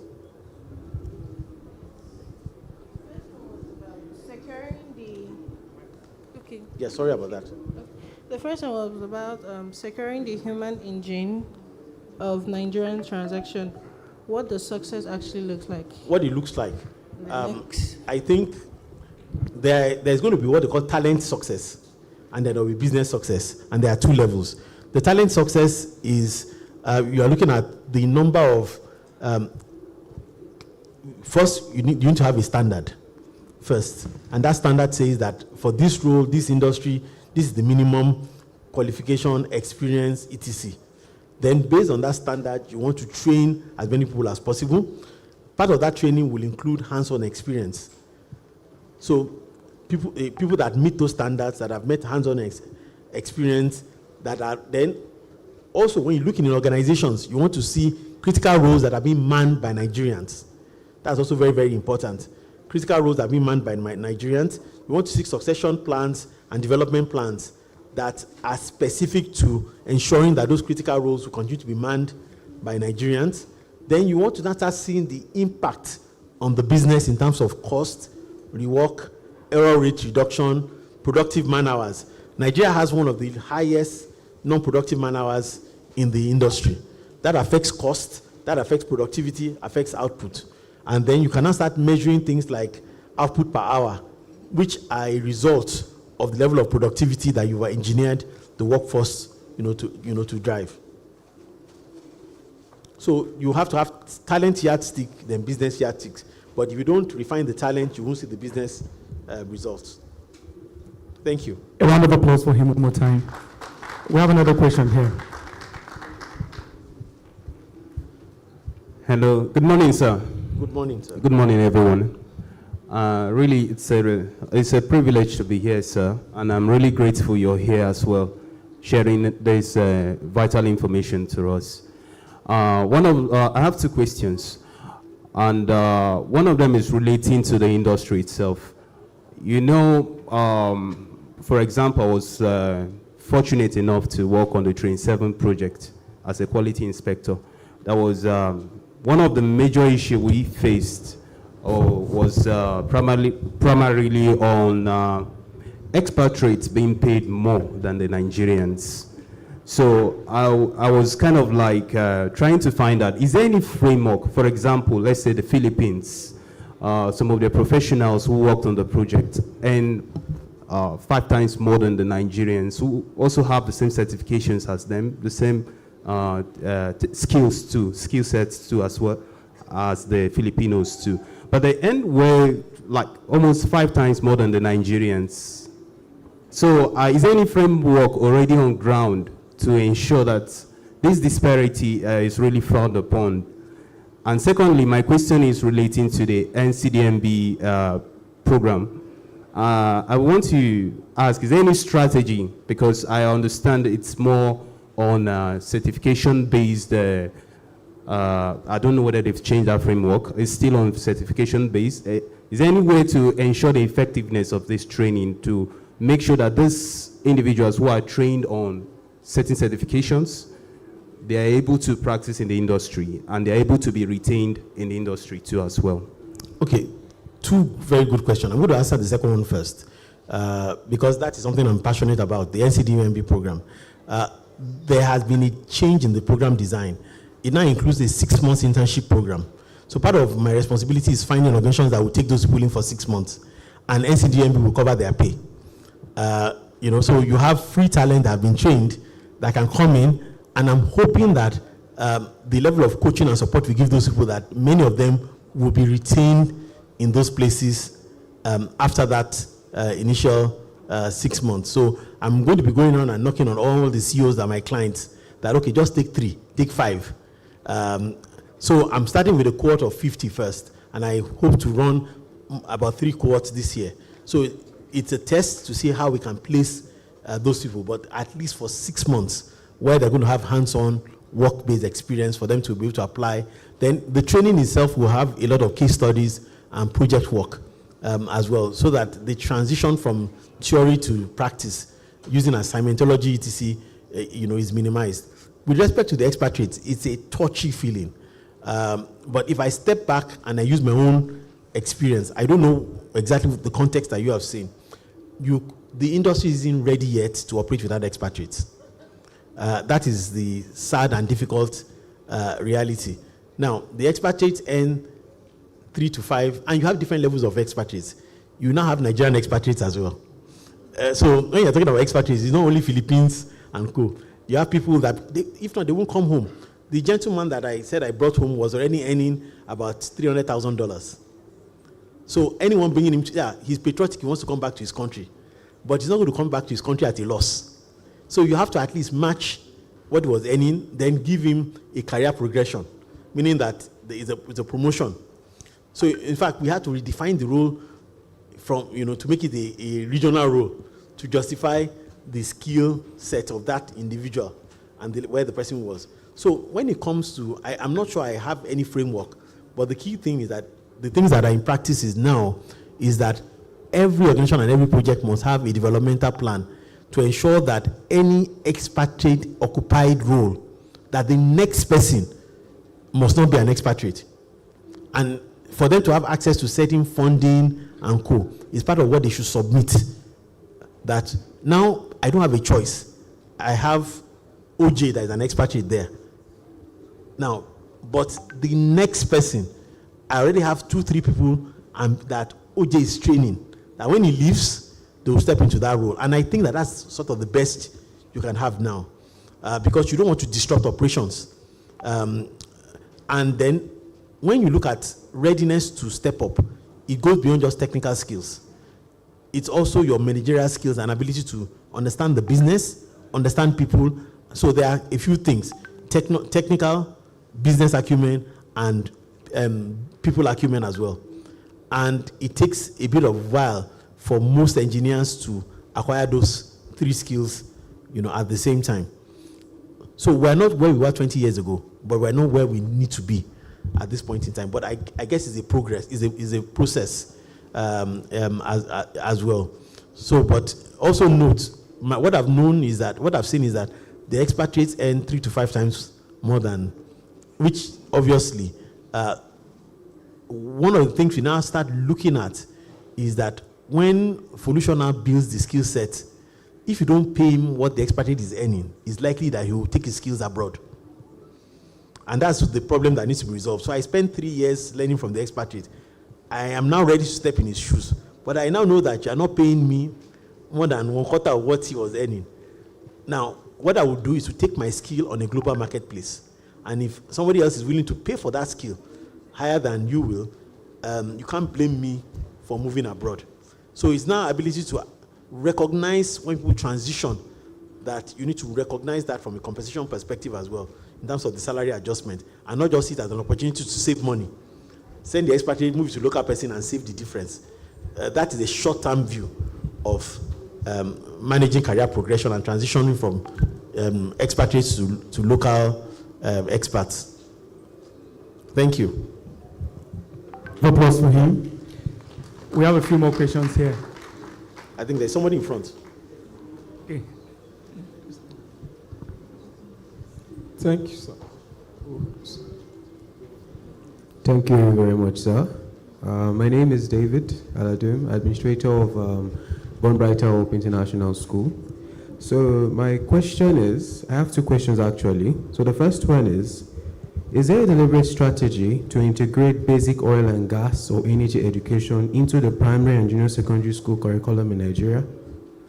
And the second is, are there existing outreach programs by oil and gas companies or regulators that schools can invite to spark interest and build competence from an early age? Because I personally believe that if we have all this on ground, we can be able to have younger generations of people who are already ensued into the energy sector. So good question. The first one is that at primary school is a bit too early. So what you focus is on science, math, English, the core skill set that feeds into engineering and oil and gas.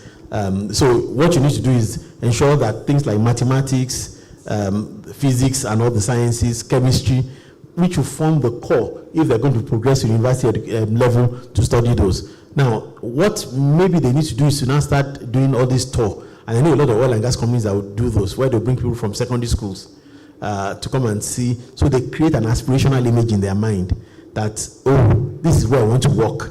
And once you cut them young, people seem to keep that calibration in their mind for a while. And that might give you an opportunity to tap into that. But from putting it on primary school curriculum, I think that's a bit too heavy at that point in time. But it's just to make sure that the primary science subjects, they call them STEM subjects, are built into their curriculum, and there are enough people doing it. There's also an issue of gender that also has to be addressed, that you need to also make those science and STEM subjects and the industry more attractive to the females. So there is a crisis that the industry does not have enough talent because it's not maximizing access to women.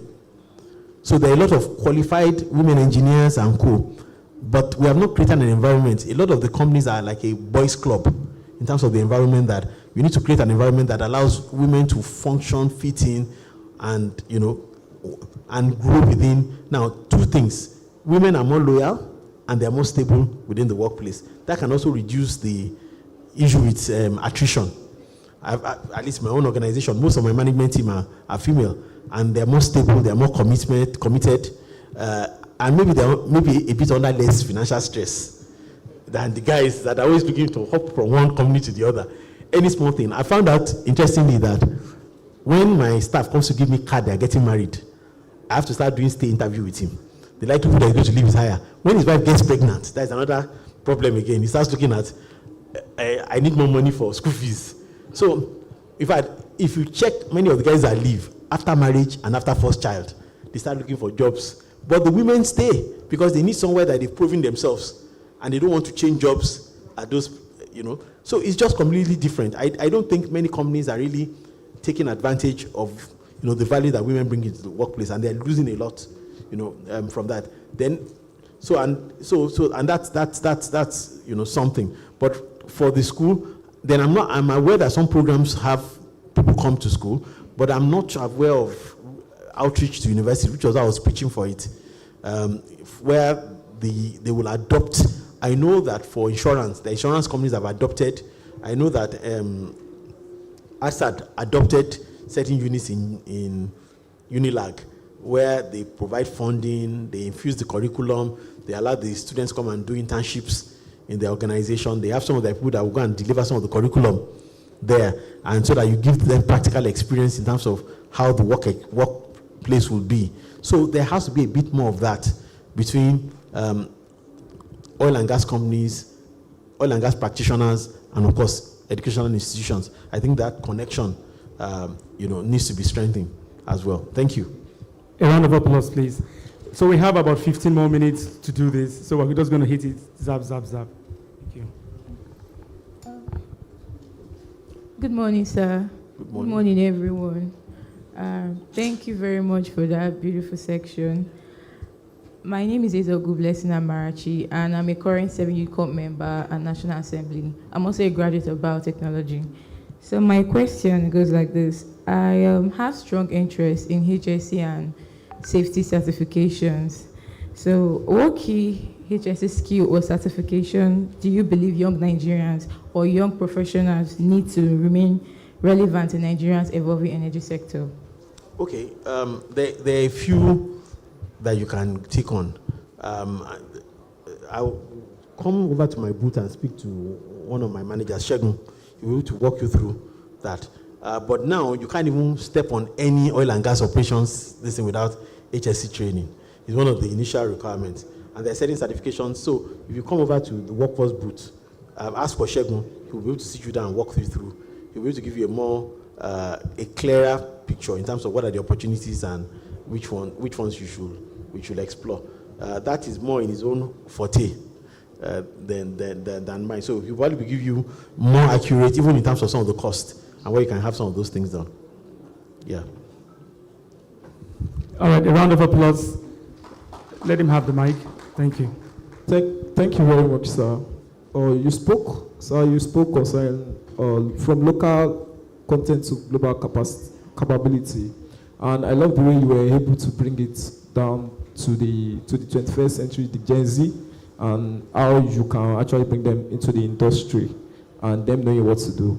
But I would love to ask, I would love to come in from different points. My name is Obateru Bright Onara, a young entrepreneur, CEO of Flobert Africa Sport Ecotourism. I'm into sport ecotourism, and my organization tends to be within the energy, the tourism aspect, and the conservation of our nation. But I would love to ask a question that, how can Nigeria intentionally develop talent pipelines that don't just serve the oil and gas industry, but also can actually comes into the tourism aspect and the conservation aspect of our nation? The other time you were saying something regarding the Norway, and I love it. Their energy structure there is not just about the oil and gas institution of their nation. It came across their tourism part, their conservation part. How can Nigeria actually come into it and start developing young minds within the oil and gas institution that, okay, this is all about energy. It's not just all about energy. You can divert into this part of the world and make it so that we can have a sustainable tourism and a sustainable conservation aspect of our nation. And I think this will even go a long way and promote our nation. Okay, difficult question. I don't know whether I want to give you my frank answer to that question or a political response. My view about tourism in Nigeria, there still has to be a lot that has to be done. So if I were looking at, now you can't perfect all the sectors. You need to prioritize certain sectors that are your core priorities. And while I do agree that Nigeria has a natural environmental requirement to drive improved tourism, which is why ESG will be my closest connection to oil and gas. The ESG aspect of oil and gas. There is a lot that has to be done to drive tourism in Nigeria beyond just the oil and gas connect. You're looking at transportation, hotel standards, security as well. So without going into all that bucket, I do see the potential for tourism, but a lot has to be done, and that deliberateness must come from within the ministry and the sector that owns tourism itself, and not be reliant on energy per se. So there are overlaps, particularly the ESG part of it, because you need to create a clean environment that people are excited about coming to see, and this thing. But at the end of the day, there has to be much more deliberate focus on tourism, and that means that standard for tourism, hotels, travel, and safety will need to be addressed, first. A round of applause. Can we have the mic over here? Come close to the camera, yeah. Raise your hand up so let's find you. Here. Absolutely. Good morning, sir. Thank you very much for this insightful topic. And I learned a lot from your discourse with regards to the disparity in technical know-how in the world stage. So my question is there any national strategy that has been put in place for exchange programs where our entry-level and mid-level staff can learn from their counterparts, so to learn technical skills where they can also learn how to reduce the operational costs? So that's my question. Okay, I'm not aware of international, but local, yes. I'm not aware of any international exchange programs.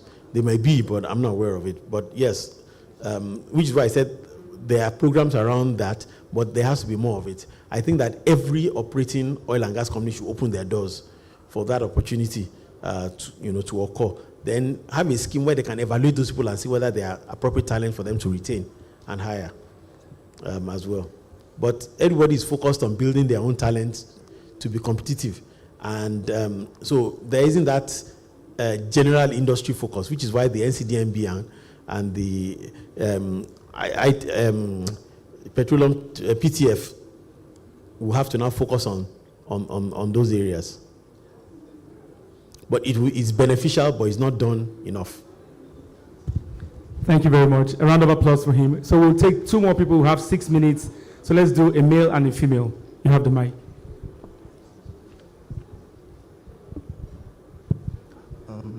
Good afternoon, everyone. My name is Jama Atuma. Thank you for your presence here. I have two questions. One has to do with recruitment. Is there a process or a push for uniformity in recruitment, whereas some platforms may take 3 stages, some may take 5 for roles for similar roles? And what are the forms of talent training? Is it in-house or outsourced to firms like yours? Okay, so the recruitment process is based on the organization. You can't standardize that. It's left to each company's decision and process. But the more rigorous it is, the better. I am of the opinion that you can't assume competence. And that's why I believe in using assessment and even a day in life to evaluate the culture and the drive of the individual.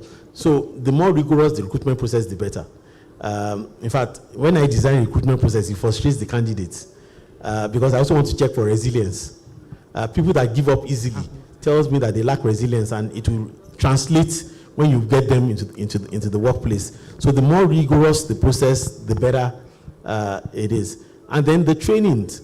The trainings are typically in a mixture of two. Some companies will decide, hire for us. We have an academy, and the academy will run it ourselves. So hire for us, and then also train for us.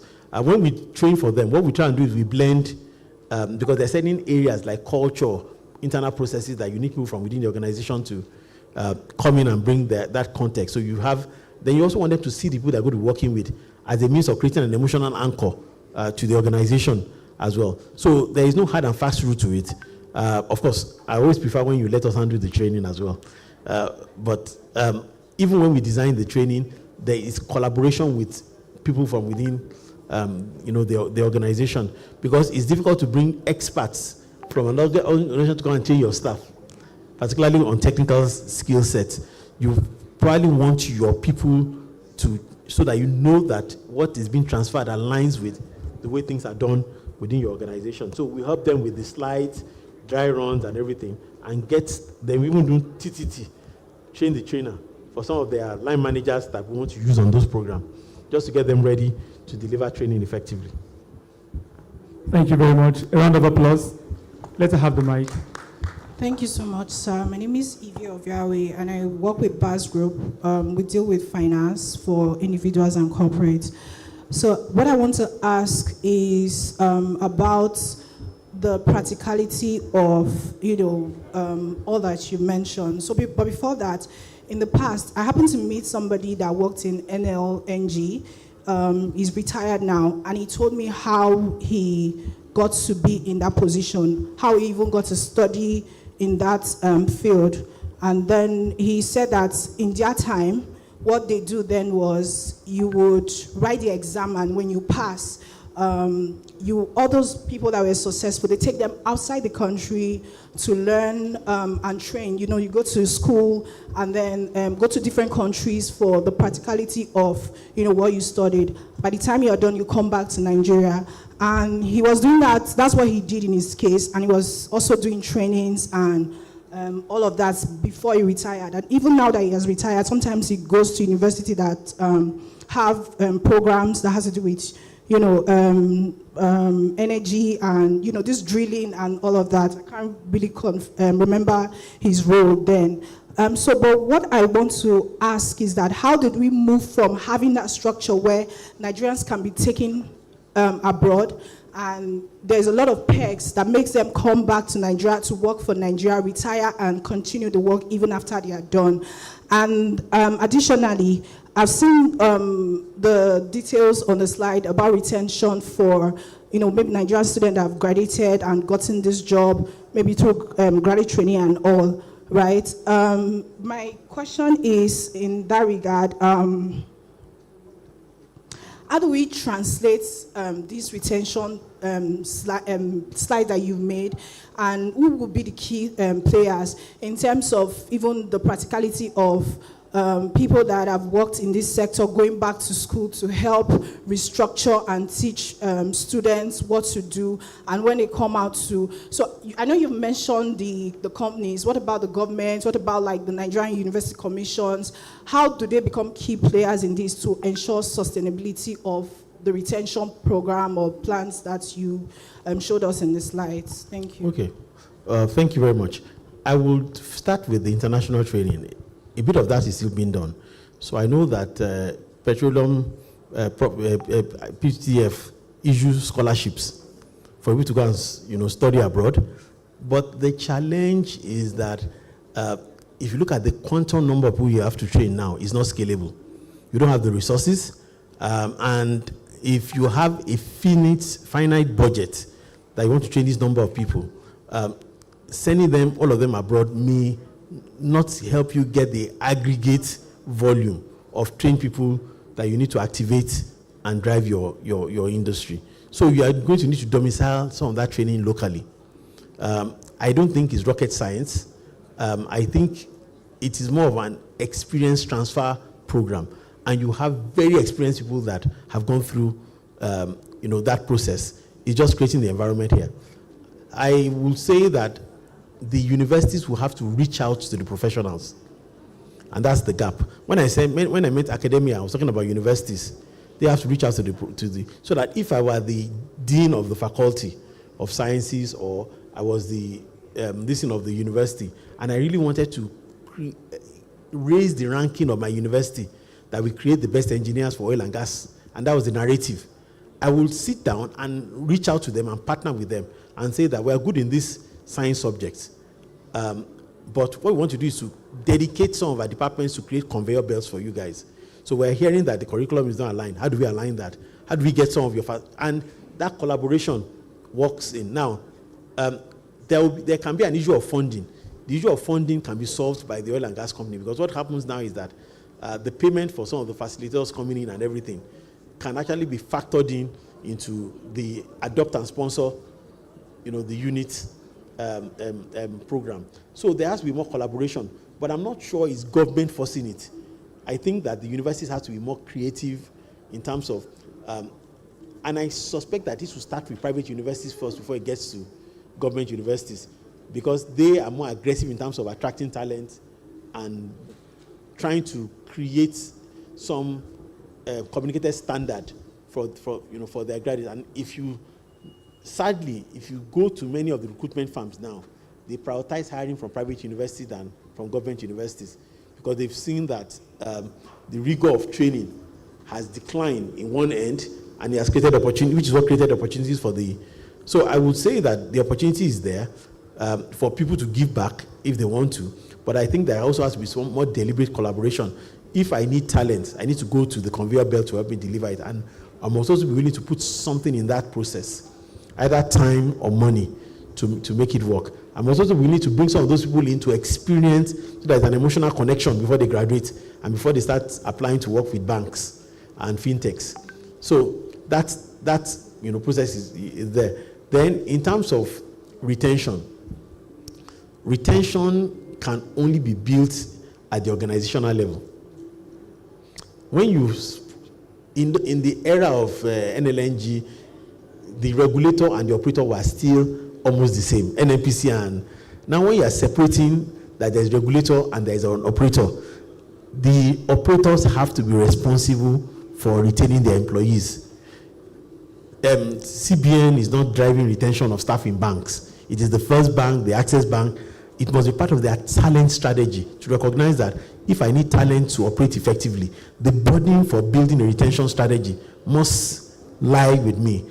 Without naming some companies, they're already doing this. The share offer, the dollar component of salaries, the international training once a year or twice a year, all those things are built in to drive retention as well. But you can only give that if you are profitable and you are running well. So it's a catch-22 case that you must make some demand on talent to be able to afford to give what talent needs. The truth is that if you don't generate the income, you can't retain, which is why profitability goes back to the core, of this, that we need to run our companies in a more profitable manner, and then the talent skill sets gaps must be addressed to make that happen. Ladies and gentlemen, we've come to the end of this section. Let's put our hands together for Mr. Aribishala for this very insightful and powerful insight on talent as a growth engine for Nigeria's energy future. All right, thank you so very much, sir. We appreciate you. Could you just come down for the photographs? Dr. Victor, please come forward. A round of applause for him one more time.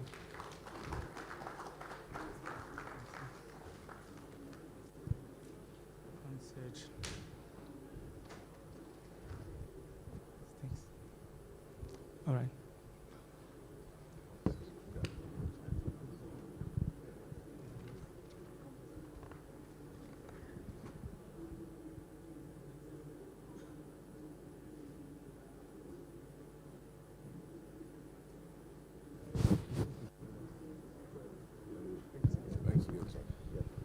Another round of applause, please.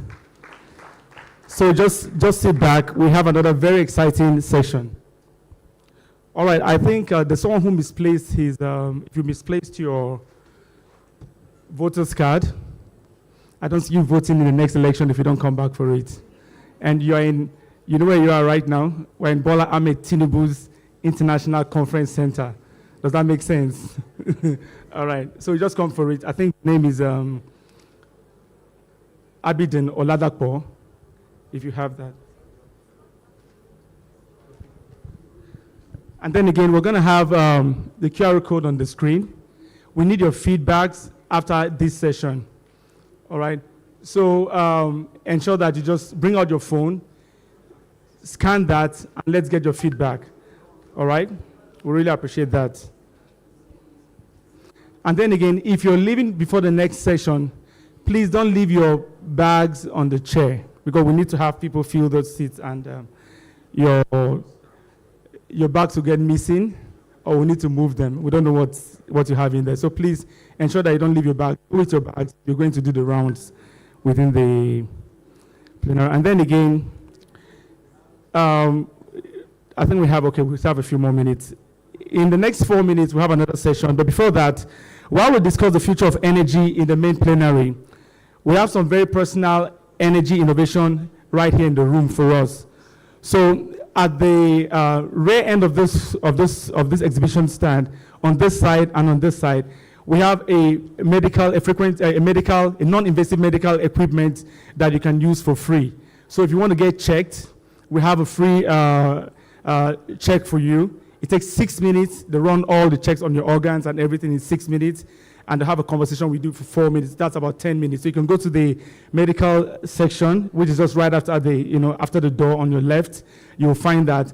But then again, the non-invasive machine, the therapy 90 machines on this end and at this end, you'll find some people there and they'll talk with you and do it, and you get it for free. It's totally free, but it costs you hundreds of thousands if you have to do it outside of here. Let's put our hands together for the organizers of these events for doing that, for charging your energy up these energy summits.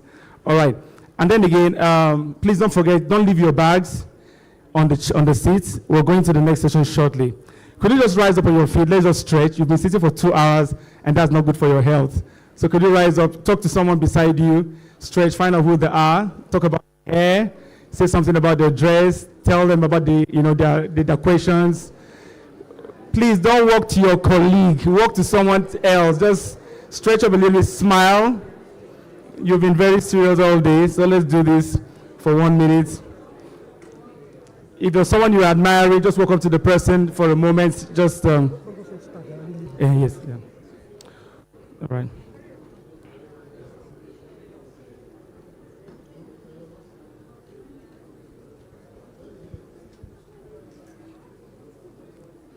You have 20 more seconds.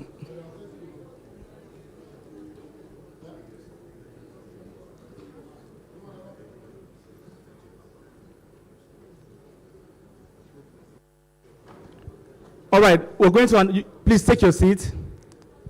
Take your seat. So we have people standing. Now we have free seats in front.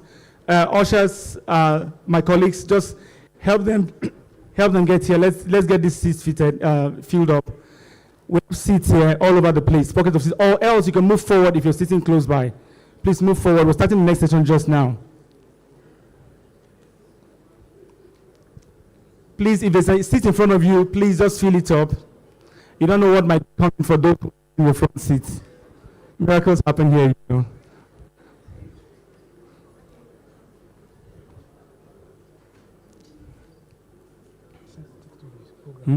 Yeah.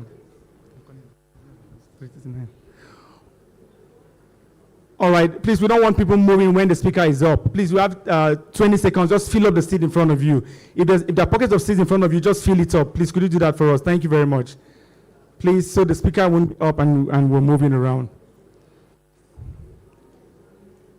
All right, and those standing, please, could you find seats to sit? We appreciate you. Our next session examines the competence as a stabilizing force for the energy sector from a training and institutional perspective. So, ladies and gentlemen, to take us on this one is the Deputy Director of Training, Petroleum Training Institute, Dr. Ekaite Fadairo. A round of applause for her as she takes the stage. Let's clap until she gets here. This energy summit, we have some energy. Let's put some energy to that hand clap. You're welcome, Dr. Ekaite. All right, fill up the seats in front of you, please. Thank you, thank you, thank you.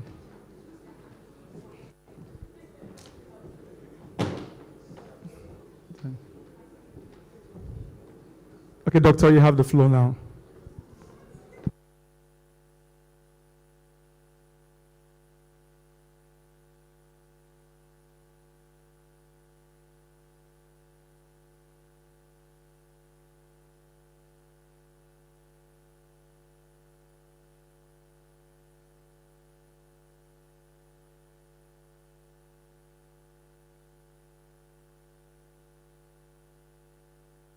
It comes on after 3 seconds. That's fine. Your microphone, yeah.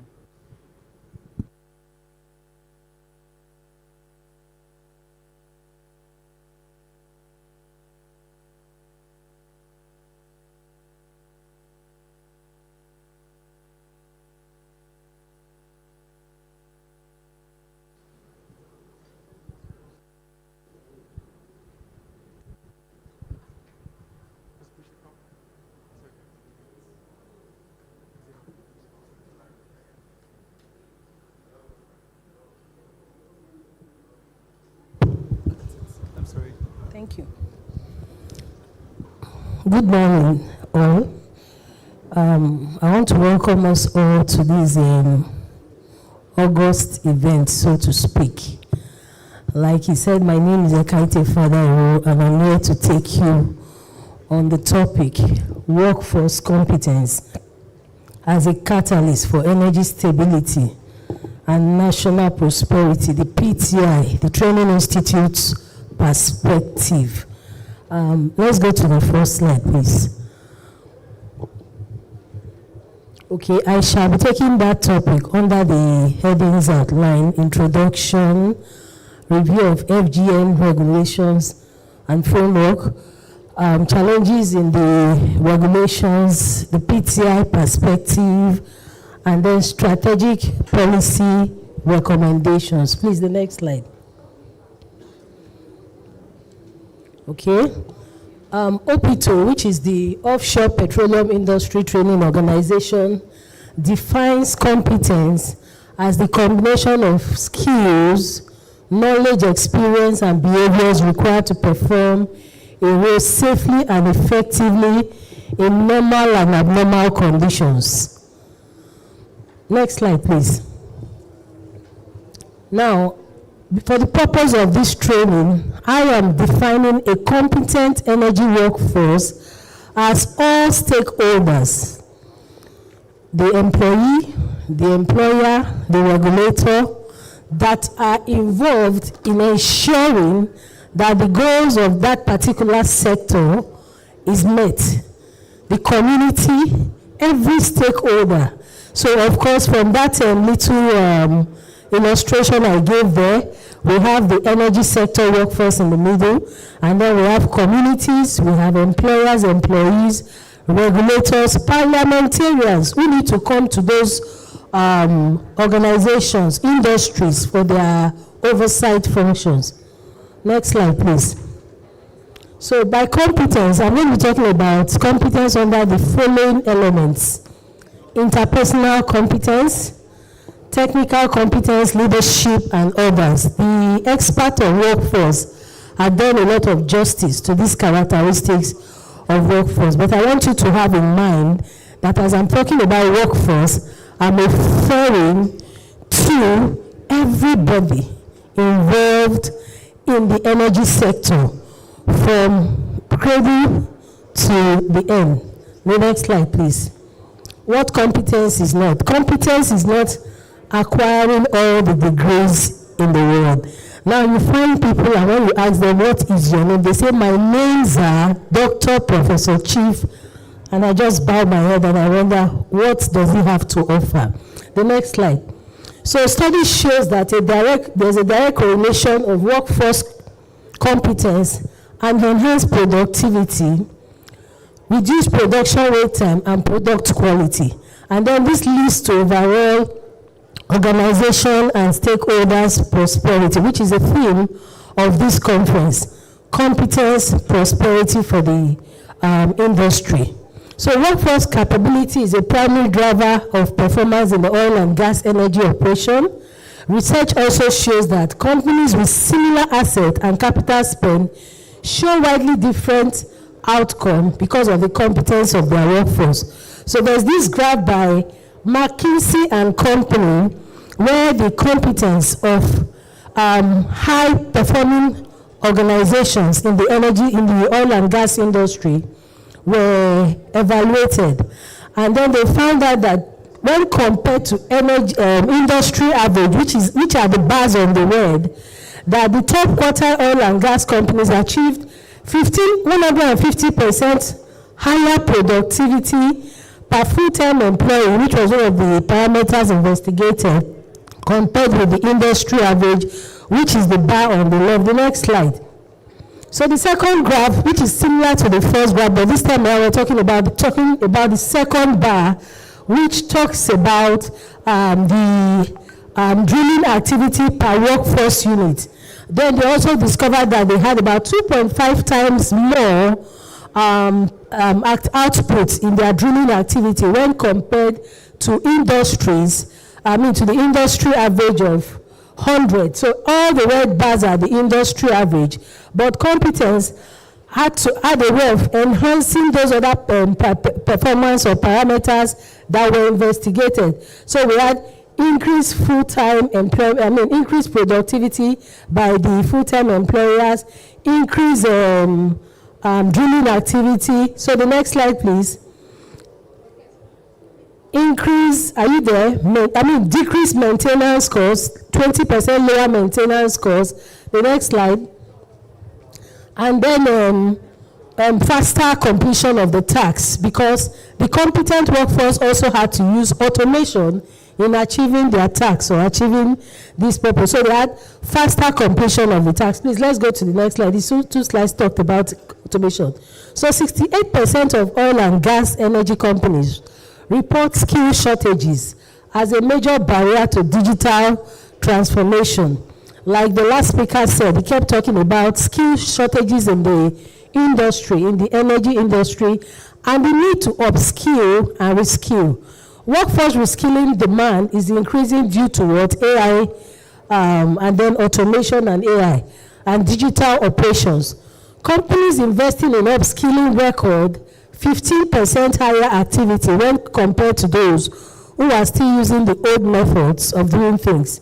65% of operators report improved operational efficiency from training initiatives. Please move it, next slide.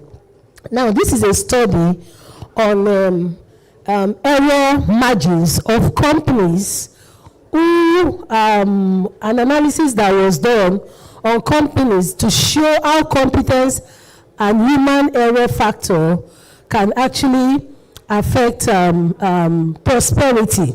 So if we take the first five bars on my left, for 5 continents, Africa, the America, Australia, Asia, you will discover that the skill-based error, we had the Nigerian factor, had the African continent had the highest bar when compared to the Australian continent. I don't know whether you can see that graph.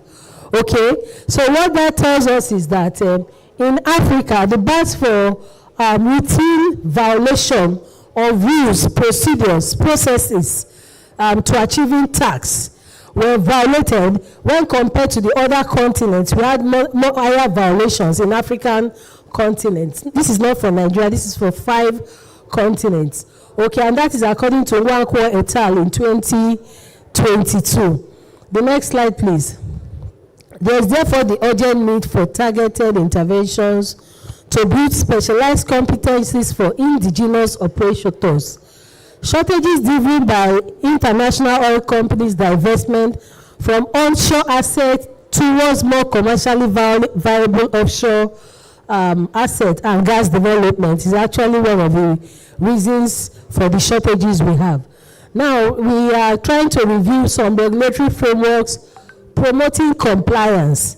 And the compliance I'm talking about is the compliance on industries being intentional on training their workforce to be able to build competence and in the long run enhance sustainability and then prosperity, which is the theme for this summit. And then the first industry regulation I want to take a look at is the Petroleum Industry Act that establishes the regulator and then the authority to be able to carry out the trainings as stipulated in their law. Then we have the NIES, which is the law enabling what we call the NCDMB. And their major purpose is for training, ensuring that industries that are engaging workforce train them. And the law mandates that you have a training plan outlined before even engaging the people, so that before your project can be approved and the rest of it. The next slide, please. Review of regulatory framework. And the NIES, which is, I said, is the legal arm for the NCDMB, is concerned with the development of capacity and encouraging local content. and NCNB Act, NOGI now enforces the submission of a training plan by all operators within 10 days. The Nigerian Content Development Board also operates the 60-20-20 model, which means 60% employment, 20% sent for advanced skills, certification, and 20% for entry-level training. The next slide. The PIA 2021 Act also strengthens the federal government requirement on training host communities, host communities to promote education and enhance economic development of these host communities. There are other government interventions. For example, we have the National Technical Talent Initiatives, which has to do with trainings in information technology and then communication. Regulatory framework. Nigeria's energy industry faces critical skill gaps in technical, operational, and safety critical roles due to outdated curricula, limited hands-on training, high certification cost. This gap hinders local content objectives and compromises safety and sustainability. This calls for local content industry and institute collaboration, what we call LII, to aid value chain retention and promote sustainability. PTI did some researches, and then we found out that there are key areas where we have gaps in the oil and gas energy sector: processing engineering, health safety and environmental engineering, emergency agency response and crisis management, digital and data analytical skills, project management and leadership skills, planning and risk management. Please, the next slide. Now, the PTI perspective. PTI was established in 1972 by Act number 37 and was later amended. That Act was amended in 1975 by Act number 52 with the following objectives in mind. One, we were meant to provide training and research in oil and gas technology for skilled personnel in oil production. We're also meant to organize conferences, seminars, and study groups in relevant field. We had one here in Abuja last year, October, at the PTDF Towers. I'm sure that some of you were there. And one of our objectives was also to promote standards and regulation for certification and diplomas awarded by the Institute. Please don't take that slide, we will go back. Now, if you look at the picture behind, all the pictures you're going to be seeing or you're seeing in this presentation are actually hands-on training by PTI students. It is the only institute with a live rig available in the entire West Africa. So for our students who are being trained on oil and gas engineering lean courses, they have hands-on training and are able to use these equipment for practice. So we are not just producing graduates who go into the field and need training. Our graduates are able to go into the field with little or no supervision and then perform at optimum. The next slide, please. A yet to be published survey done by our students showed that 70% of the best and successful oil and gas energy industries operating in country must have at least some PTI factor in them. And by PTI factor, I'm talking about there must be PTI students working in there. There must be technologists, technicians, managers, and some captains of industries working in such organization. And then you see that they are very successful. For those of you who are PTI students, you attest to this fact that that when you go for interviews, you are usually asked if you are from PTI and then you're treated differently. We are moving on, please. So PTI stands as a real technological driver for the oil and gas energy sector. Moving on. PTI only has, PTI is the only institute, like I said, that has a live demonstration rig and flow station. That's the flow station located in Petroleum Training Institute, Efuru, in Delta State. We have functional AI-operated bench drilling simulator. So we don't teach and say, okay, go to the industry and get the experience. You have the practicals, hands-on experience whilst you're taught with well-trained technologies that are industry expert. Most of them are retirees from the industry. Some of them have experiences. They've gone abroad for training and the rest of them. So we have hands-on training for all the courses that we offer. Moving on. So this is the rig. I said we have a live rig, demonstration rig in PTI. The next slide, please. Functional and industry standard pool for training divers. We have the functional swimming pool, industry standard swimming pool, but at the end of the day, after the training, post-training, our divers are taken to seas to ensure that whatever they were trained and the simulation they had using the pool, that they can do it in real life situation. So every training in PTI is hands-on. That's a student diving into the sea to go and perform some underwater works activities. Moving on, please. PTI is an authorized training body for welders, what we call the ATB, under the Nigerian Institute of Welding, the national body that certifies ATB. PTI is also a center for non-destructive testing for those that are welders in the industry and are willing to upskill. PTI is a non-destructive testing center. PTI has the personnel and capacity to train novices from ordinary normal welders to becoming international welders. So this is where the NOGID and NCDMB should take advantage of sending us community youths and employees for trainings. We have the capacity, we have the manpower, we have the talent to be able to train people that can come into the industry without much supervision and be able to carry out the tasks. Continue. These are just trainees. And the PTI perspective also, PTI via its Science Laboratory Technology Department has the capacity to install and calibrate equipment. We have the personnel to do that. Moving on, please. Okay, the same picture I showed you before. Our graduates are not regular graduates, but are tailored fit for purpose.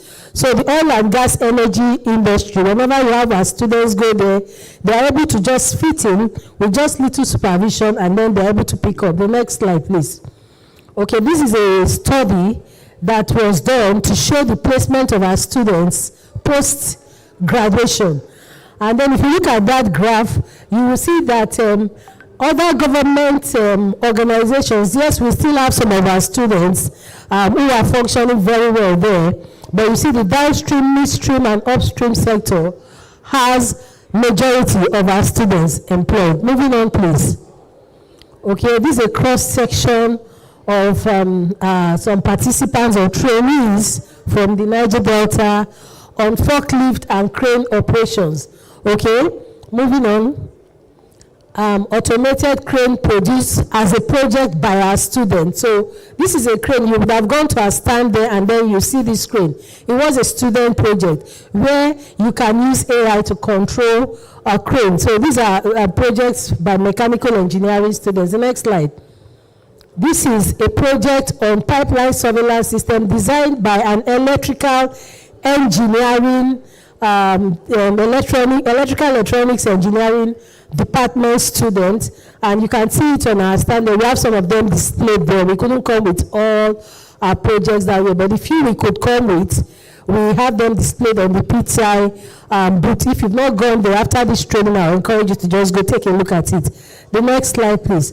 Our conferences, the last year conference we held was at the PTDF Towers. The next slide, please. Technological self-reliance. So we have accelerated modular refinery development and pilot implementation in PTI, design homegrown refinery technologies for local crude processing. The next slide. Curriculum modernization. Updated curricula to reflect the four IR technologies and climate obligations. Then we are talking about also integrating carbon capture units system for methane monitoring and AI and big data analytics. We have we train graduates for smart oil field predictive maintenance and cost optimization. Moving on to the next slide. Professional competency standard. We are asking as a policy trust that PTI There's enforcement of PTI as an industrial-based occupational standard, what we call IOSOG. We have started that industrial-based occupational standard training for oil and gas organizations and industry. We're also asking for establishment of competence benchmark and certifications pathway, and then strengthening local workforce credibility. Moving on, please. These are the scope of the courses that are offered in PTI. You can take a look at that: process engineering, process safety, instrumentation and control certification programs that we offer. In case you intend to upskill, you have a degree and then you want to upskill in the oil and gas related courses or certifications, we have all this done in PTI. The next slide, please.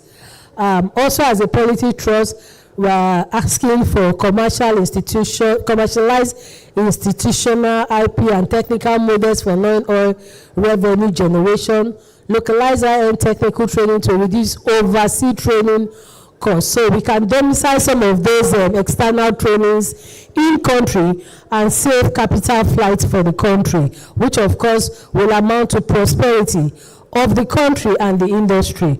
Retain capital within Nigeria and support foreign exchange savings. Moving on, the next slide. These are now also certifications offered by PTI for the welding department. We have international welding engineering, international welding technologies. For those who are interested, just take a look at it in case you want to upskill. The next slide, please. National certificate program. We have the National Skill Qualification Program, which is now one of the requirements by the federal government to ensure that as a graduate, you're not just living with a BSc or OND or HND now, you must have an additional certificate. So the NSQ is actually an upgrade by the federal government to ensure that the graduates that are produced going forward are skilled enough to be able to come into the industry and then work without so much supervision. It just started, so we are hoping to upskill in that regard. That I know that the universities also have this, that going forward, initially if you could supervise a PTI student with just minimal supervision, that you may not even need to supervise them, just send them on the rig, send them to the lab, send them on any platform and they'll be able to function effectively because of these skills. So we are going up, please, thank you. So the MSQ programs are listed on the graph. Moving on. We have 2 years also certificates, now OND and HND in all these fields: electrical, electronic, mechanical engineering, mechatronics, computer engineering, industrial safety, and environmental technology, environmental science management, go up. Computer science and IT, AI, automation. We have welding engineering, mineral and petroleum resources engineering. We have petroleum marketing and business studies. Petroleum and gas processing engineering, please go up. So these are the OND and HND courses that we offer in PTI. In summary, because most of the discussions around this summit has been on forces, and they talked about competence, competitiveness, capability. So I'm saying PTI remains the most competent oil and gas energy technology for energy industry in West Africa. PTI still has the capacity to turn out the oil and gas technical competencies for the industry. Our competent technologies can compete anywhere within Nigeria and globally. We have them all over the world. Intentional and strategic collaboration between the industry and the industries and PTI is advocated for by this presentation, especially in the area of developing curriculum to modify existing technologies and equipment in country, internship programs for trainees.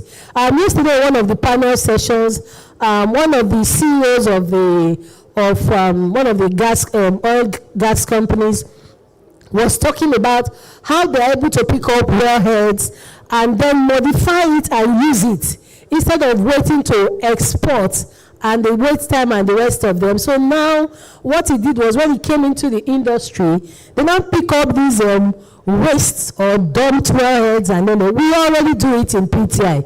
So when I heard him talk about it, I was like, wow, but this is what our students do. They can work on the so-called bad wellheads. They can work on whatever oil and gas equipment or instrumentation that is not functional. We have mechanical engineering students that are hands-on and can help modify these technologies for use in country.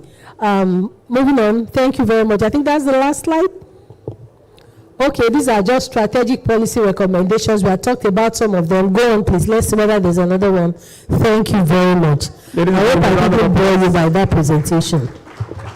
Thank you, Dr. Faidara, for highlighting the critical role of structured training and workforce competence. All right, could you just step down for a photograph? Another round of applause for her. Dr. Victor, please come up. Please come for the photograph. Yeah, we don't have questions for now. So what we're going to do is this. We have the barcode on the screen. Because of our time, our speaker is already here, and it would be nice keeping him waiting. So what we'll do is you just scan this, and you drop your questions, your comments, or your stuff. Let's get it done. Yeah. So, Doctor, we'll just take a shot.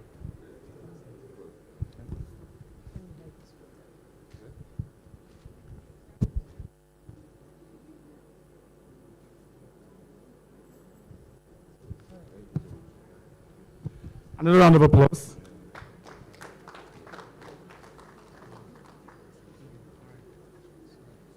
So we're going to be taking questions for the next session. I apologize for that. Now, leadership takes the stage.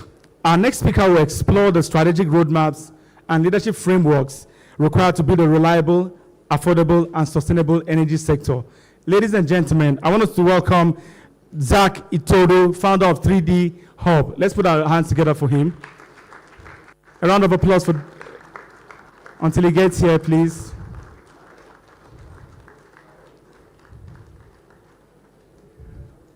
You're welcome, sir. Nice to have you. You have the stage, sir. This way. Yeah. Oh, sure, why not? Okay, all right. So we'll just get the mic for you. Yeah. You can use the stage if you want. Okay, that's fine.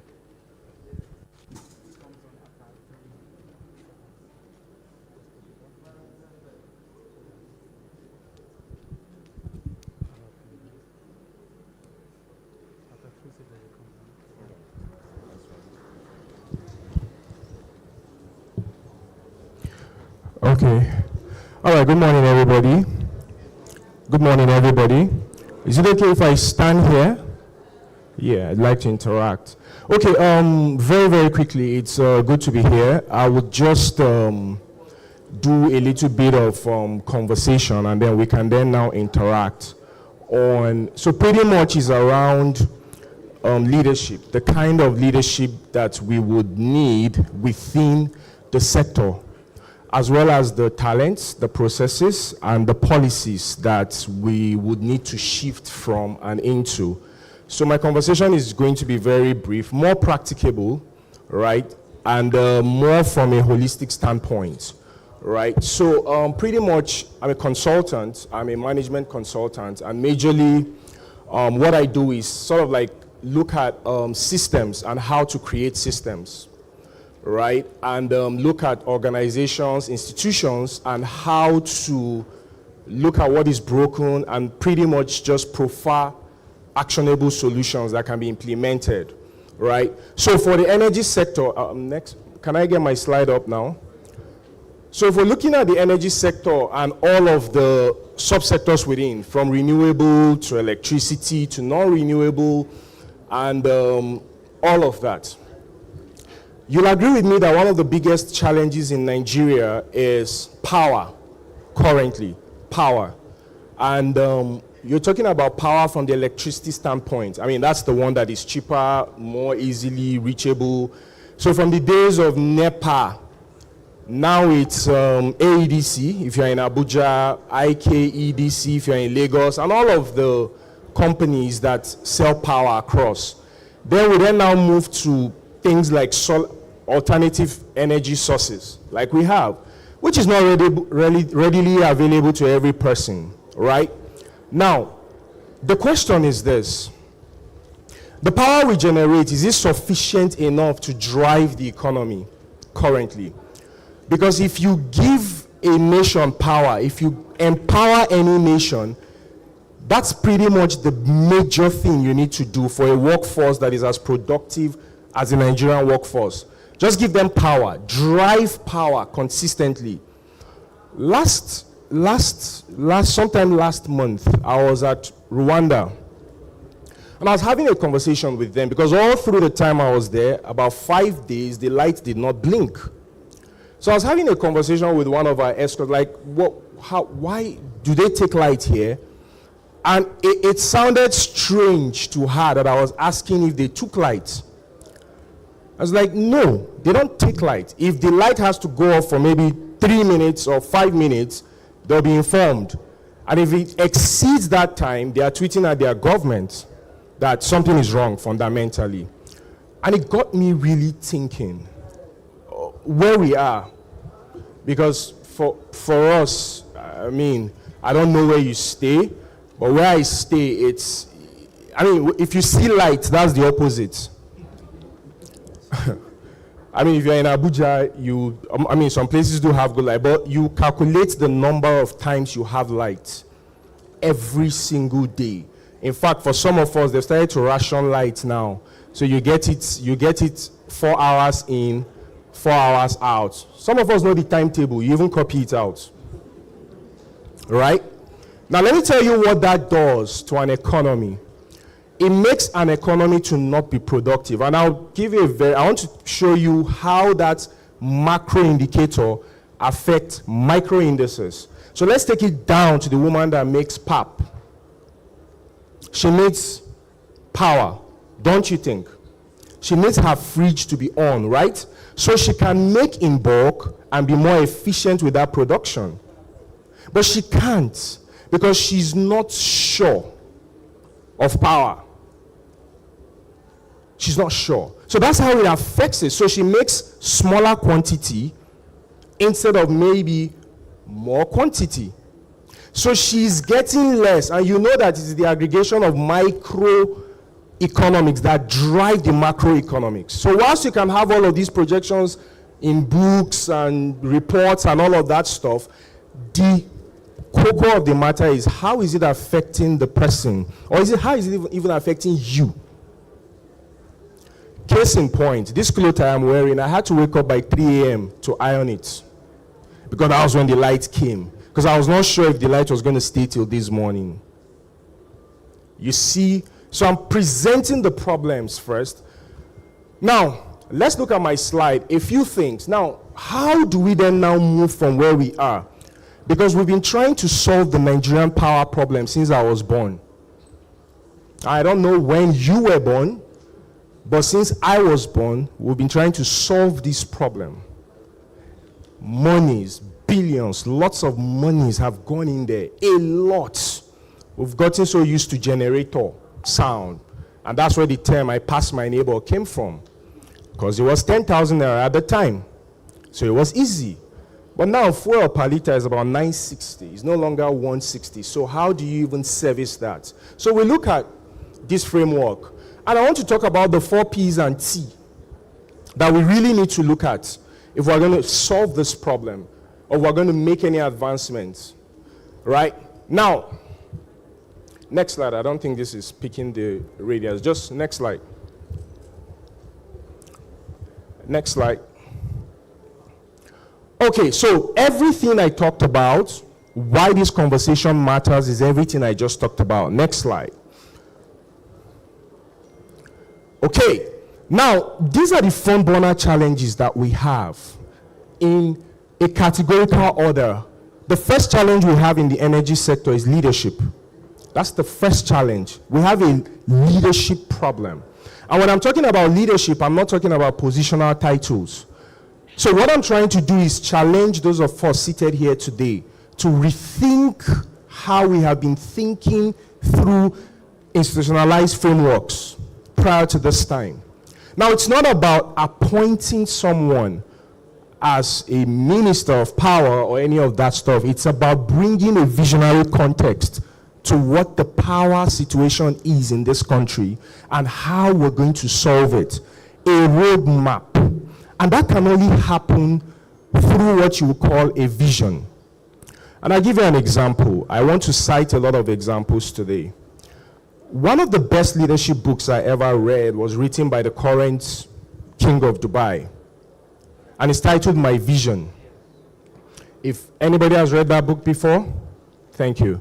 That's one of the best leadership books ever, because it gave us a roadmap of how a country that me and you like to go and do vacation in, how a country thought through what the next 30, 40, 50 years of that country was going to be across different sectors, from education to power to every sector. Now, let me tell you what they did in their education sector. What they did in the 80s was to send their young people out a lot to the advanced countries like UK, the US, and all of these countries to go and study technology that would drive the country, and then put them on a plan, so much so that after a specific time, they return back to the country with that knowledge. And that was when building started in Dubai. Same with the energy, where they decided to convert the deserts of Dubai and put every kind of, I think I hear now they're doing there's an energy village in Dubai right now somewhere that is, or is it Dubai or Thailand? I'm mixing the countries up. That can supply the nation power for the next 30 years. Is on reserve for the next 30 years. They've generated that much power. And I'm still struggling calling my neighbor. Is there light at home? So leadership, that's where it starts from. And that came from the highest levels. There was a conversation that was had, sit-down conversation, carefully design and curate what it was going to be about. Number two is then now what the people. Who are the people driving the sector? Who are the talents?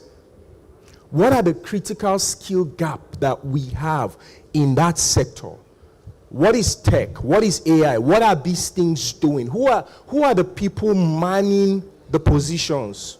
What do they know? What do they understand about the sector and the advancements that is being made in the sector currently?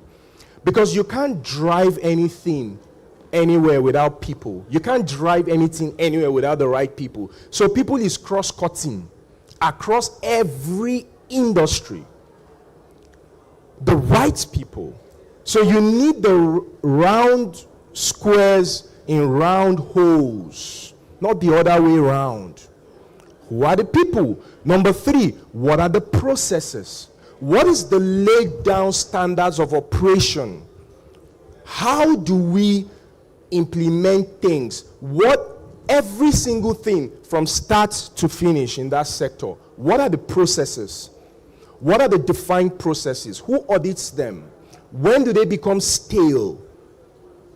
When do we need an overhaul of all of that stuff? The estate I live in currently, the infrastructure we've been using have been there for the past 20 years or so, and it's underground. So every time a cable burns, we're out of light for maybe another 2 or 3 days, because the ADC guys will have to start to trace and all of that stuff. It's that process still valid? Maybe that would have worked when there were just 10 houses or 15 houses. Right now, there are over 300 houses. And you're bringing the same processes. Then we talk about policies. What are the guiding frameworks? What is guiding the sector? What are the rules? What is the rule book that is guiding the sector? Are they applicable? Are people even following them through? For example. And those are the policies. Of course, if you have strong leadership, the policies will be strong. And then the final thing is technology. And we're very behind here. Very, very behind as a nation. Very, very behind. I love to travel. I love to travel a lot and see what is happening, right, elsewhere. And this is reality check. I know a lot of us, we don't like to hear truths most times, be like, but I'm saying that where we are, with the capacity we have, with the resources we have, we should be farther than where we are currently. We should be farther than where we are currently. I was in one of these, and the problem, what irks me is that some of these countries I use as references, they are not even in Europe. They're in Africa here. And I am telling you that a lot of countries have gone far in technology. Far. And case in point is East Africa.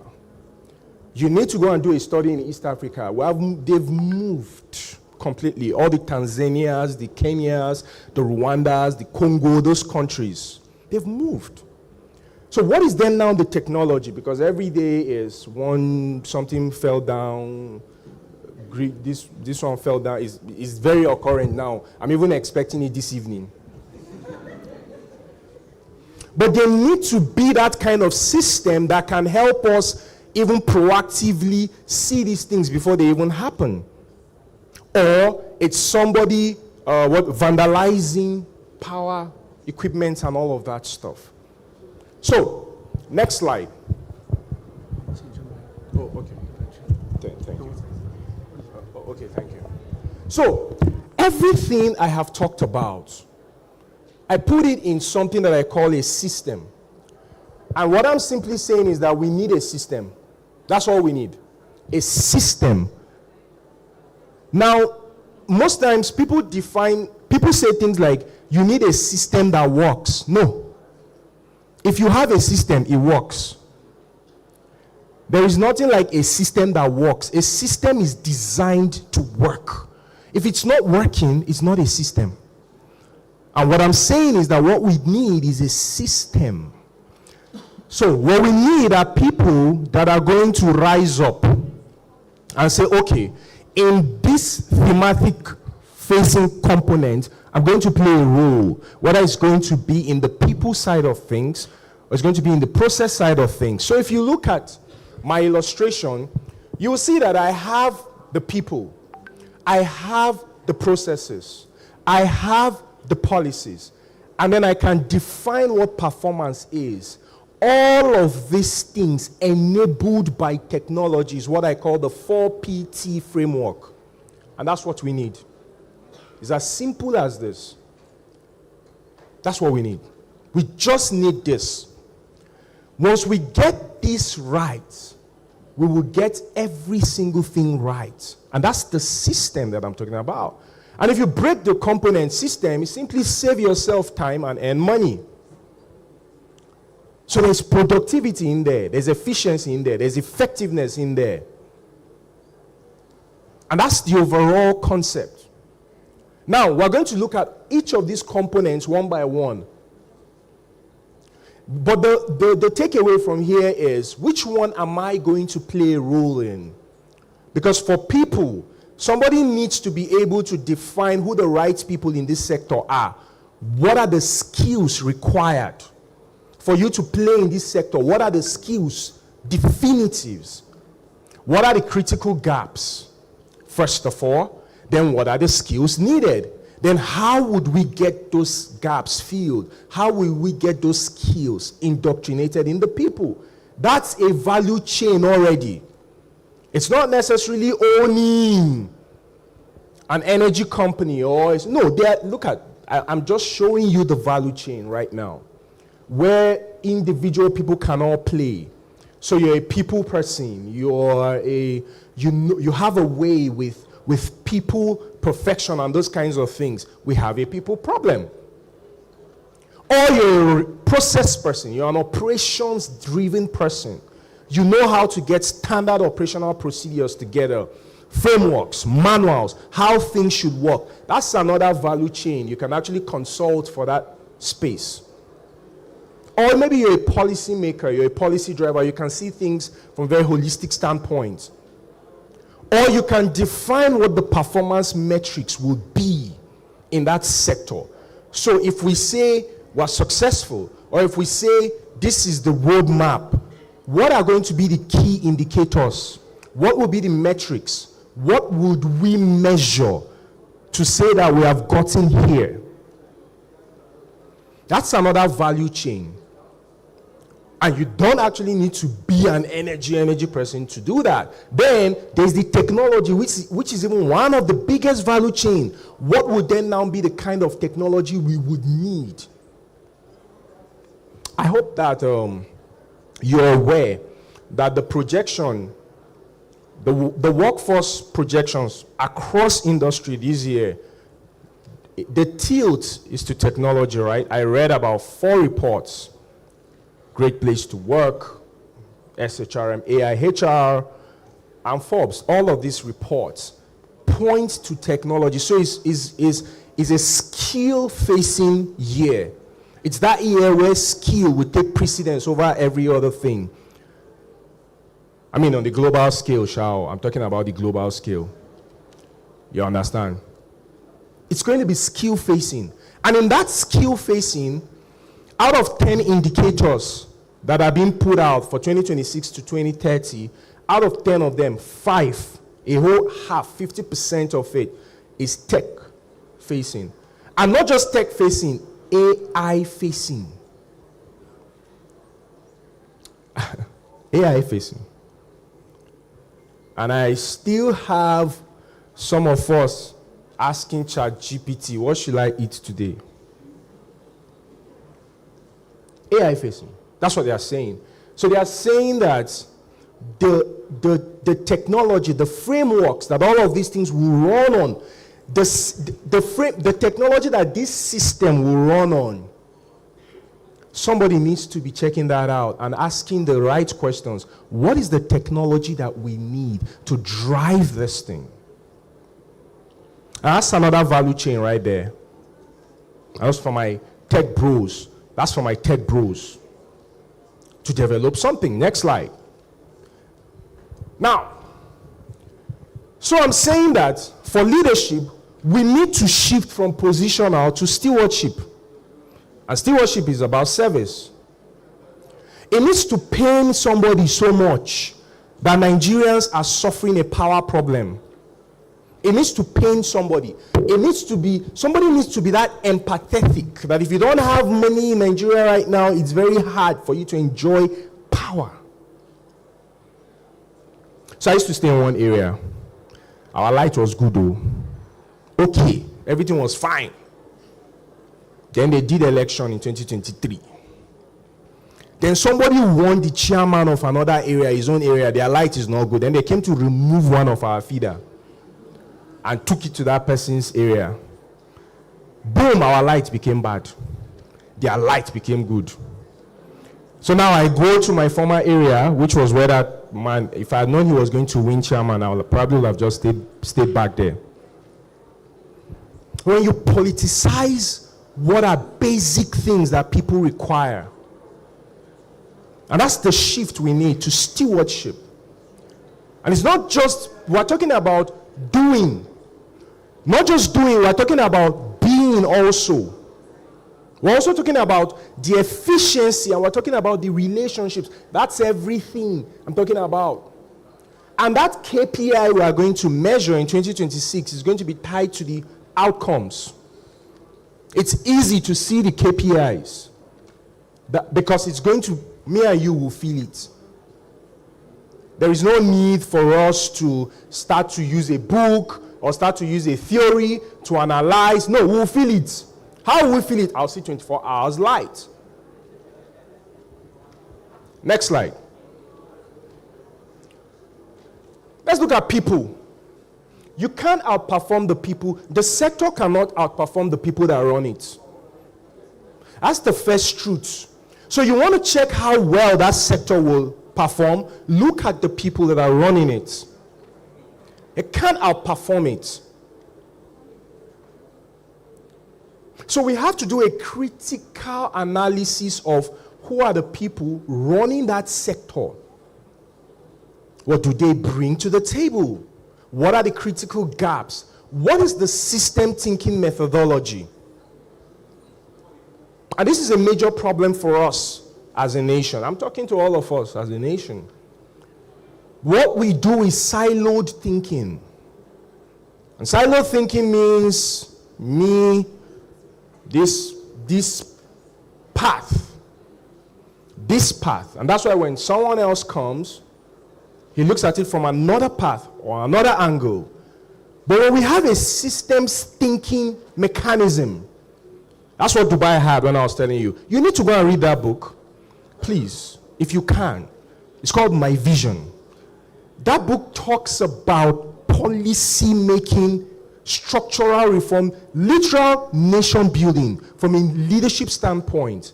It took account of the people. It was the right people. That's what we're looking at.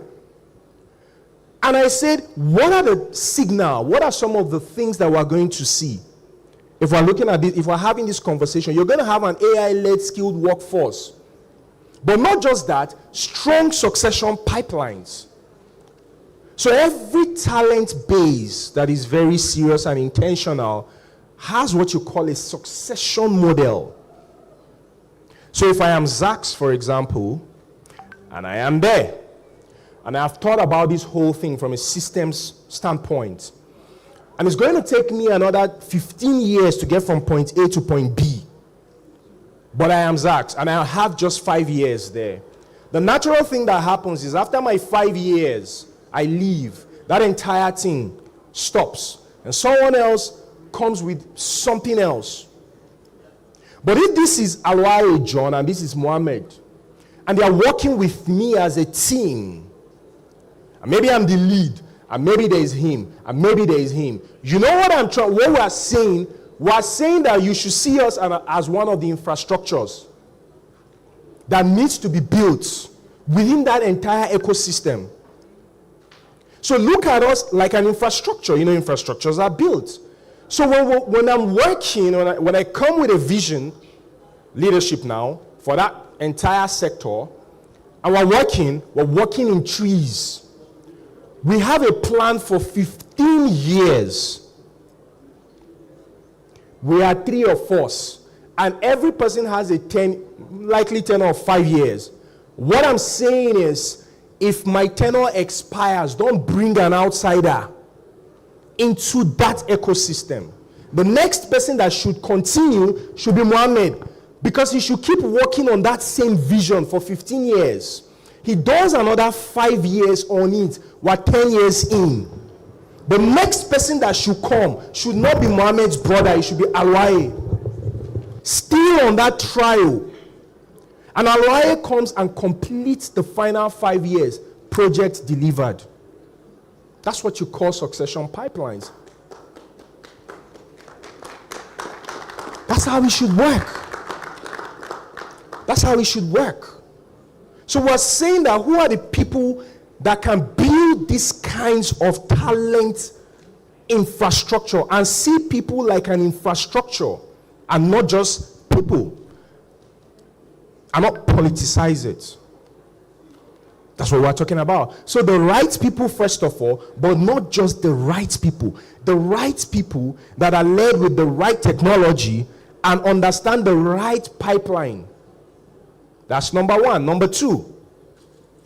My slide, please. Number two is processes. And for processes, we say from manual processes to intelligent and efficient processes.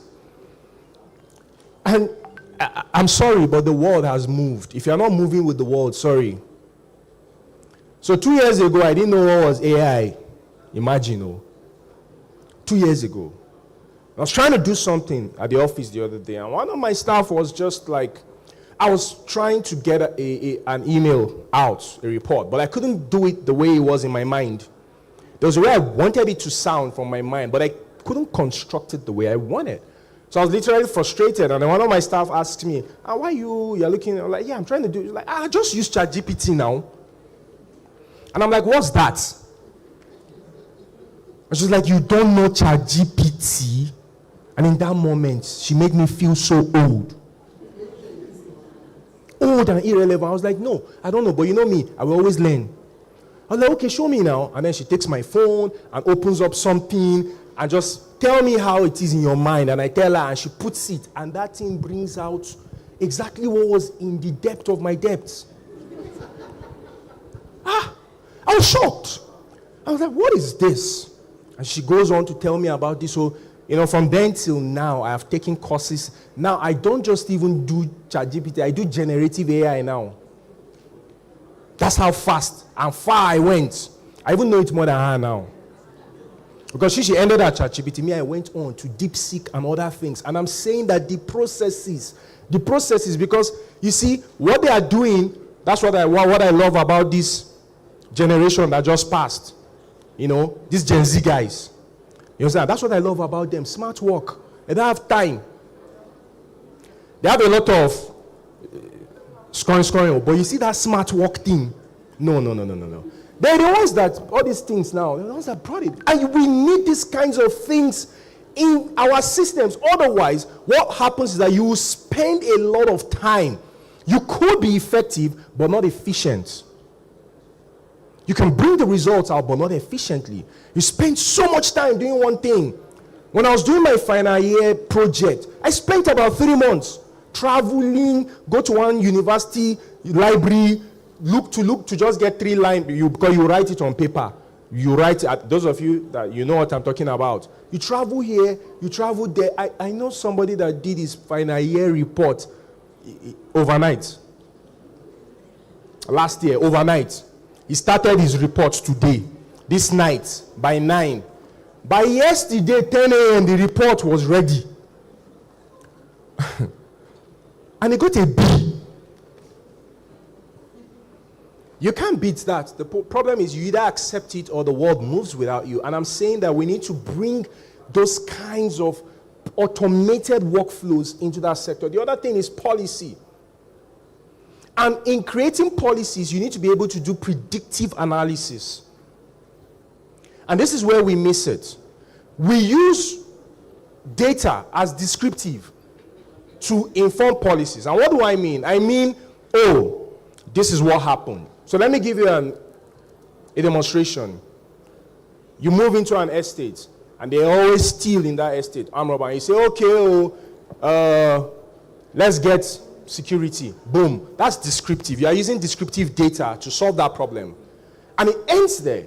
But you do not take account of all of the house helps that are within the estate. All of the security and all of those people that are within the estate. So there is descriptive analysis. Right? And then there's what? Predictive analysis. So predictive analysis has moved one step forward to then now show us what may likely happen. Right? Then data then now moves to prescriptive, where you then now say, okay, it's headache that is doing you, or take the drugs. But then there's also another level called preventive analysis, where you are the level where it should not even happen again. And I'm saying that our policy frameworks end at descriptive. What has happened, then we develop policies to solve that. We don't predict what might likely happen and draw up policies within that framework. This might happen in another 10 years. The population, because since I was born, our population has always been 200 million. Since I was born, that's the number we have, 200 million. But do you think we are 200 million? No, we're not. So the accountability framework is planning for 200 million people. Who even knows whether we have passed China itself? The way we are going.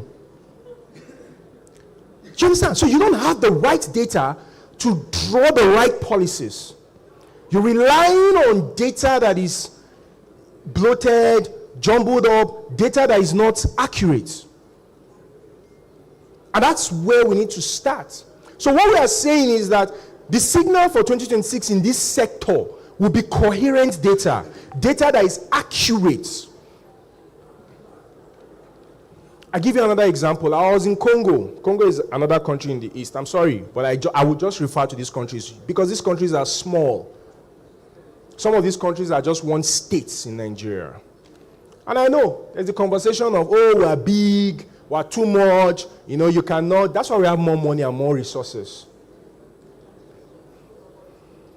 And somebody was going to drop me at the airport. And they passed, dropped, and all of that stuff, and went to one booth and just puts a pin, just like an ATM though. They were meant to make payment, and then all of their detail just comes out.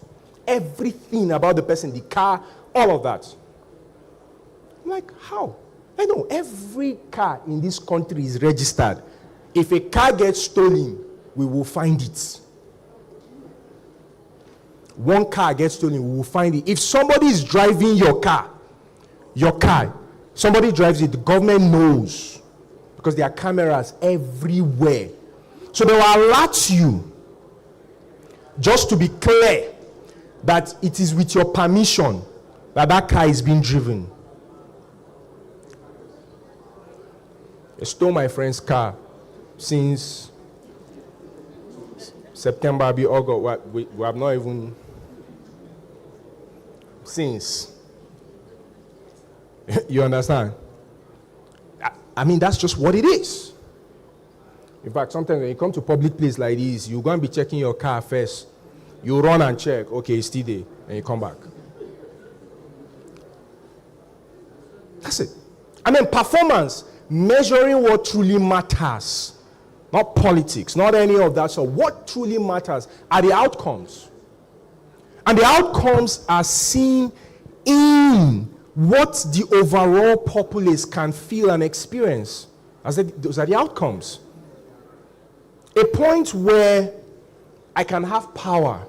A point where, and I don't know if you agree with me, but I am telling you, if you give Nigerians power, just give us power, I believe a lot of us can take it up from there. Just give Nigerians power. Power. Of course, and good road and security. These three things. Just, you see that power is number one on almost everybody's list. This is number one. So it's a very important, it's a very crucial conversation. It's number one. Give Nigerians power and see what you can do. Content creators need power. That's the in thing now. Everybody wants to be a content creator. They need power to chat because it's iPhone. That one that used to die anyhow. So they need power. They need power at home at every level. YouTubers, streamers, anyhow you want to look at it.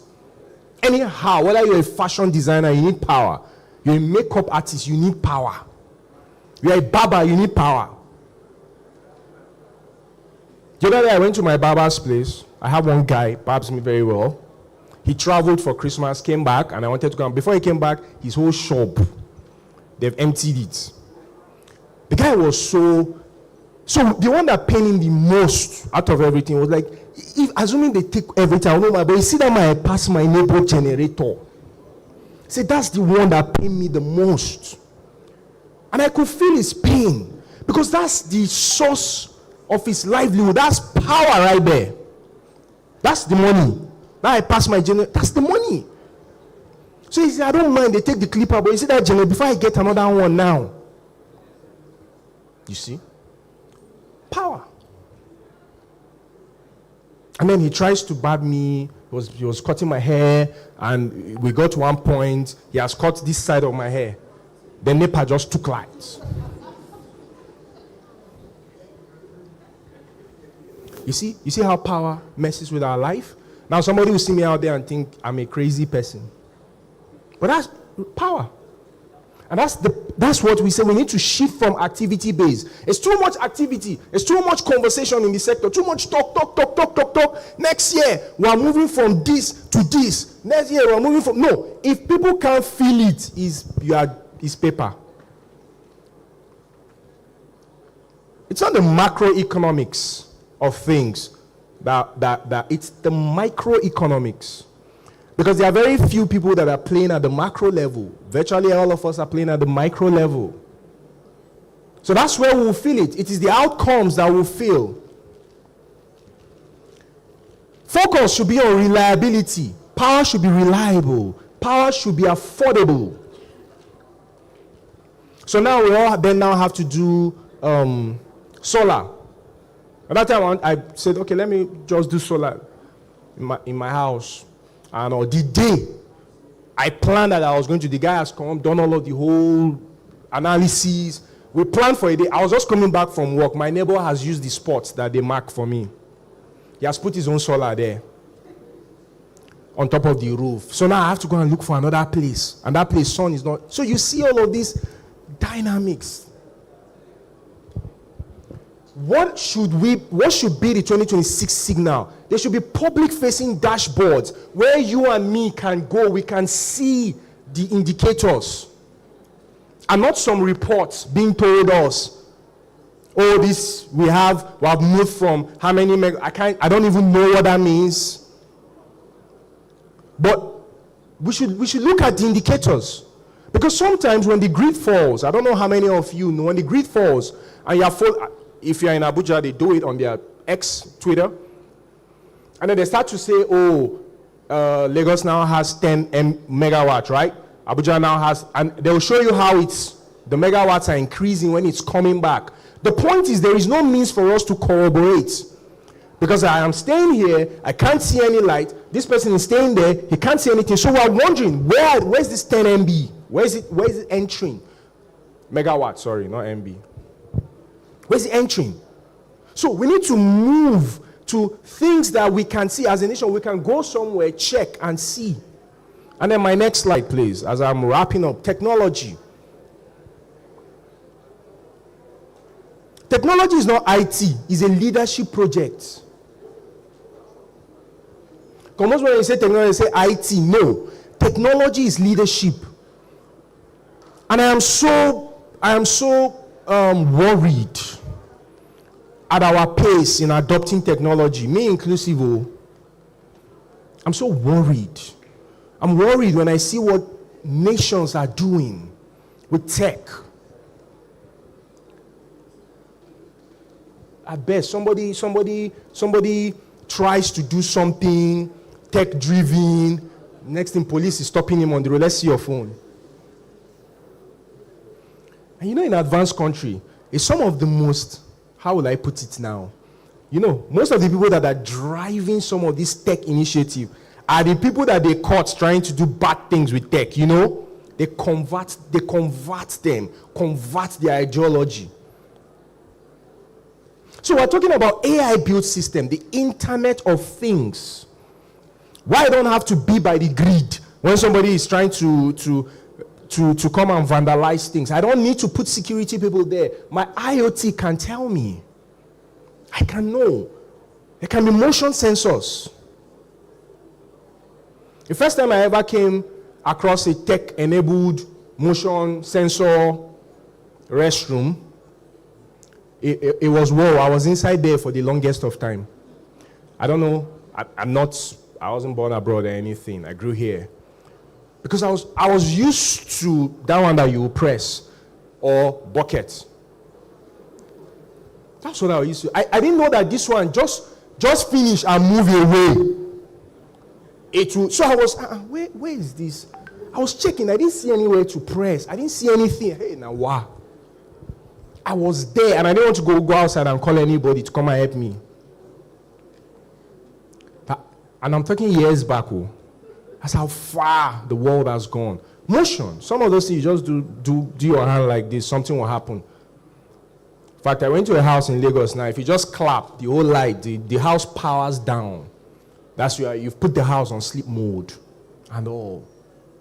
Now, those kinds of technology needs to be transferred into this sector. Sharp, intelligent technology that is AI-driven. I know a lot of us are scared about this AI thing, but unfortunately, we don't have a choice. We don't have a choice. That's where the world is going. Otherwise, we'll be left behind. Next slide. That should be either my last or second. Next slide, please. Can I have the next slide?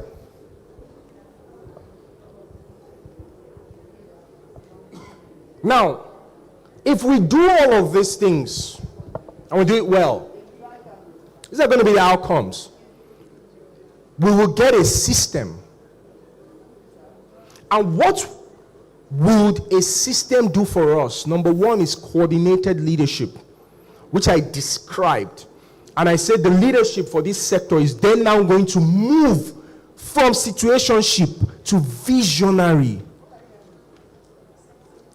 You're then now going to have what you call transformational leadership. There are 3 levels of leadership. Self-leadership. Knowing how to even lead yourself first. Understanding you first. And when Barack Obama and McCain were going to conduct their whole thing back then, they were subjected to a personality test. The people, so that they would know their inclinations. If you ever do, when I was doing my executive masters in MBA, there is a process that they used to subject CEOs, people that will run companies in advanced companies. It's not just anybody. You can have the money to open a business in advanced country. It doesn't mean that you'll be the one. You're not the best fit to run it. I'm talking from a CEO perspective now, because they're a businessman and they're a CEO. And when we move to leadership, we're talking about structure. The question is this the best person to run it? Yes. How do we know? How did we know? Because it's not a trial. It shouldn't be a trial and error. Let's do the first 4 years and see. No, it shouldn't be that. It should be accurate metrics. That's what we're talking about, coordinated leadership. So much so that, number 2, future-ready talent. You saw my analysis. From the first 5 years, we already know what the next 15 years will be. With the right talent, we already know that John is the person. In another 10 years, he should be the one there because he's in the system. He's in that ecosystem. He's in that framework. He helped design it. He's on the visionary track. So why are you bringing somebody from outside that before he even understands what we are trying to do? Like that time they used one man to do sports minister. How can you wear native to go and play ball?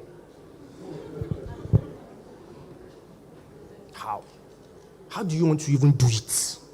That's why you don't understand what they are talking about when they say they are underpaid.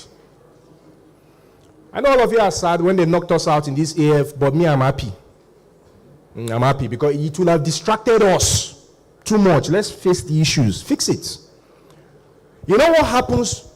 Those are not systems. Those are things that just happen. If we had won, it would have just been like a one-off, just like it happened for us in Atlanta. There is no system. When you go to Brazil, there is a system that ensures that they win the cup or come second. That's why it's always like that. It's always like that. You can predict the countries that will win the cup. I'll just wake up, we'll now pray. God, this year now. No. And that's what I'm saying we need to do here. You need to create a system that ensures the outcomes. If you do A, B will happen. If you do C, D will happen. Intelligent processes, I talked about that. AI, tech. That's where we need the help of advancement. We need to invest in technology, heavy technology. Heavy technology. Just like the one they did for that 2026 BMW car. I don't know how many of you have seen it all. A BMW car. I saw it, I was like, is this one a car? Or am I inside a game? That's it. Measurable performance, the things that we can hold people against. The problem is when we are putting all of these people in all of these, we don't even know what to measure. Because if the measurement was 3 or 4, if my aim was to give birth to 4 children, if you're going to measure me, you will measure me by 4. So if I have 2 children, you will say 2 more, 2 to go, right? That's a clear indicator. That's objective. Those are the kind of systems we need. And predictable policies. What we're saying is that our policy should be future forward facing. Within the sector. So when we look at the energy sector, look at where we are now, what we're generating, we're saying that it should be future forward facing. We should be able to predict. Of course, technology will help us to do that. Use growth indicators. Use economic macro analysis. There are lots of tools there to help us predict. And these are the things that we need to do. But it all rises and falls on leadership. It has to be that person that will say, no, enough. It has to be that person that will take the bull by the horn. And so whilst the 4PT makes sense, we then now look for who is then now going to be that L. And that L stands for leadership. So, as we sit here, whether you're in school, whether you're in the university, whether you're a corporate, whether you're working for an organization, and all of that stuff, these are the questions you should be asking yourself, and this is my last slide. So the question should be, what must change now?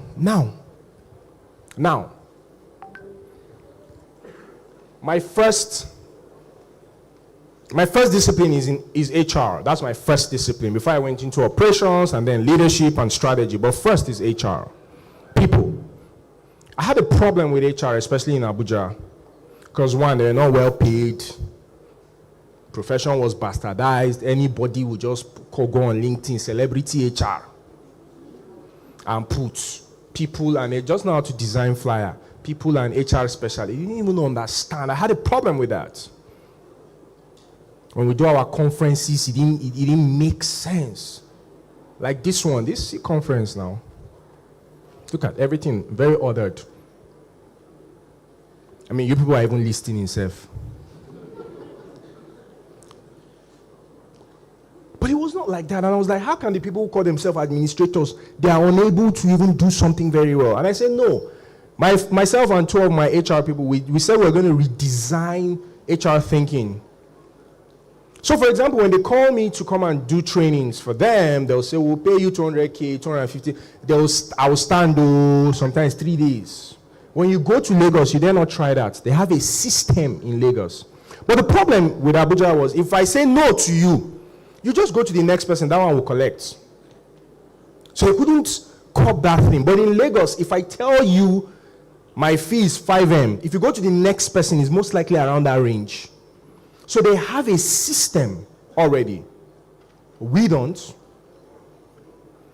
So we came together and we said, you know what we're going to do? We're going to start something. And we started that thing. What must change now? What must change now? We started to say, we're not going, any job that is less than ₦1 million, we're not posting on our group. So all this 100,000 naira work this year, we're not going to post. Take it somewhere else. Then we did our first retreats, HR retreats. And we limited it to just 30 people. We didn't want a crowd. 30 people. One of the biggest talent organizations from Lagos reached out to us. Like, how were you able, we've been trying to do, how were you able to do something like this in Abuja? I was like, yeah.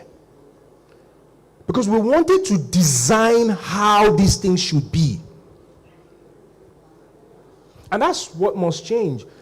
That thing I'm talking about now is what I call the mindset. Otherwise, we're just going to waste money, which is what has been happening. We've just been wasting money, Is it really wasting money? Yeah, to me and you, it's wasting money. But we know where the money is entering. That's what I'm saying. So the question is, what is the mindset? Whoever is going there, what is the mindset that they have to go in there? That's one thing that must change. You should define it for us. The next time they tell us this is going to be the person that will lead the energy sector, let them bring him, keep him here. Let's ask him questions. Using this framework, ask him questions. Ask him questions. What is your standard operating process for another 3 years, sir? What are the indicators you are going to track? Can you give me 10 in the order of priority and scale of preference? That's when you start to hear, well, it's not everybody that went to school that must succeed with school. They start to give you motivational theories. Number 2, talent before tools. You must get the right person, the right people, the talent, the people that are the professionals. I told you what Dubai did. I said they took people from their country, students from their country in the 80s. I don't have this thing I'll have shown us. No time. To the US, to the UK to go and study. I don't know how many of you noticed that on the Forbes 100, you know how many Indians are there? Have you ever noticed Indians? in technology. The question is, how come? How come from Aminta and Dramendra to leading tech? When we were growing up, the only thing we knew Indians with was Indian film. So if you want to waste your Saturday, just sit down with they used to start by 9 those days. The film will end by 2. We used to watch those films with cooking beans. You put beans on the fire. You know, those days beans used to take a long time. I don't know what they've done now. No, it's not beans people used to cook now. During my time, you'd be cooking beans. Sometimes you start the previous day. Half, you continue now. Then you'll be watching Indian film with it. But now they've left that era. They are in tech. So many companies, tech companies in the USA have India as their production site. I hope you are aware. Yes. Why can't we do that? Have you ever gone to Computer Village in Lagos before and see what those boys do with laptops? Do you see what those guys do? Have you ever gone to Aba markets before and see what people are doing with talents? We need to have that kind of hub for the energy sector where we define what the skills, the talent that are needed, and we ensure that people are skilled up in them. Skilled up. And then, finally, governance before scale. Bring the right governing structure and framework. Before you think of expanding, before you think of doing economies of scale, practice microeconomics first in this sector. Can we even start with our national grid? Can we even start from there? What can we do to even make it stop falling every AK market day? How? What can we do? As I came out now, you know, because today the sun is not shining very well, I don't know if the solar will pick a lot of power. But you know, there's no light as well, for me, there's no light as good as AEDC light. Personally, light from the grid. When you have light from the grid, you are not thinking of what it can, or it can carry everything. 3 horsepower AC, oven, everything. You are not thinking. Well, no matter how big your generator is, it has limits. At a point, the generator, if you on something, it will off. And that's what we're talking about, governance before scale. So what are going to be the policy frameworks? What will be the tools for governance? And all of this stuff. And this is what must change. Between now and next year, it has to change. And I say now and next year, because I know what's happening next year. You too, you know. So these are the things the question we should be asking. So what did you do with power? Where were we in power? Where are we now? Be asking these questions. So that if they come and tell you, I'm the one, you ask questions. Let's leave sentiment aside and do the right thing for once. And I say these things because we have a generation behind us. What leadership does, it preserves generations. That's what it does. And I feel like we're just living for ourselves. We're just living for this era. People don't care again. Go on social media, put any kind of cloth out, you don't care. But we need to get these things right. And that's why I said it's not going to be solved by megawatts alone. It will be shaped by leaders who align all of those things. So, Nigeria's energy is going to be solved and stabilized when we have a system. So let me define a system now, back to the beginning. A system is that framework that has what?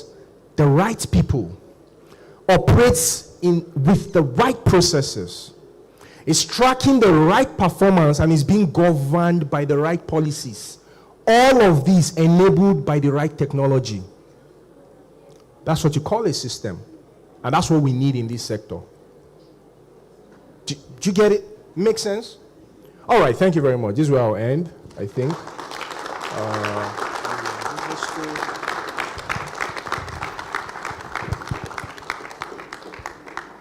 Yes, ma'am. Oh, thank you, ma'am. Put your hands together one more time for Mr. Todo. Thank you so much, sir. Thank you. All right, do we have questions in the house this afternoon? Lots of questions. All right, let's take numbers. Let me show of a hand, please. All right, we have one person here. That's 2, 3. Okay, just 3 people. Okay, let's have the mic then. Could you just? All right.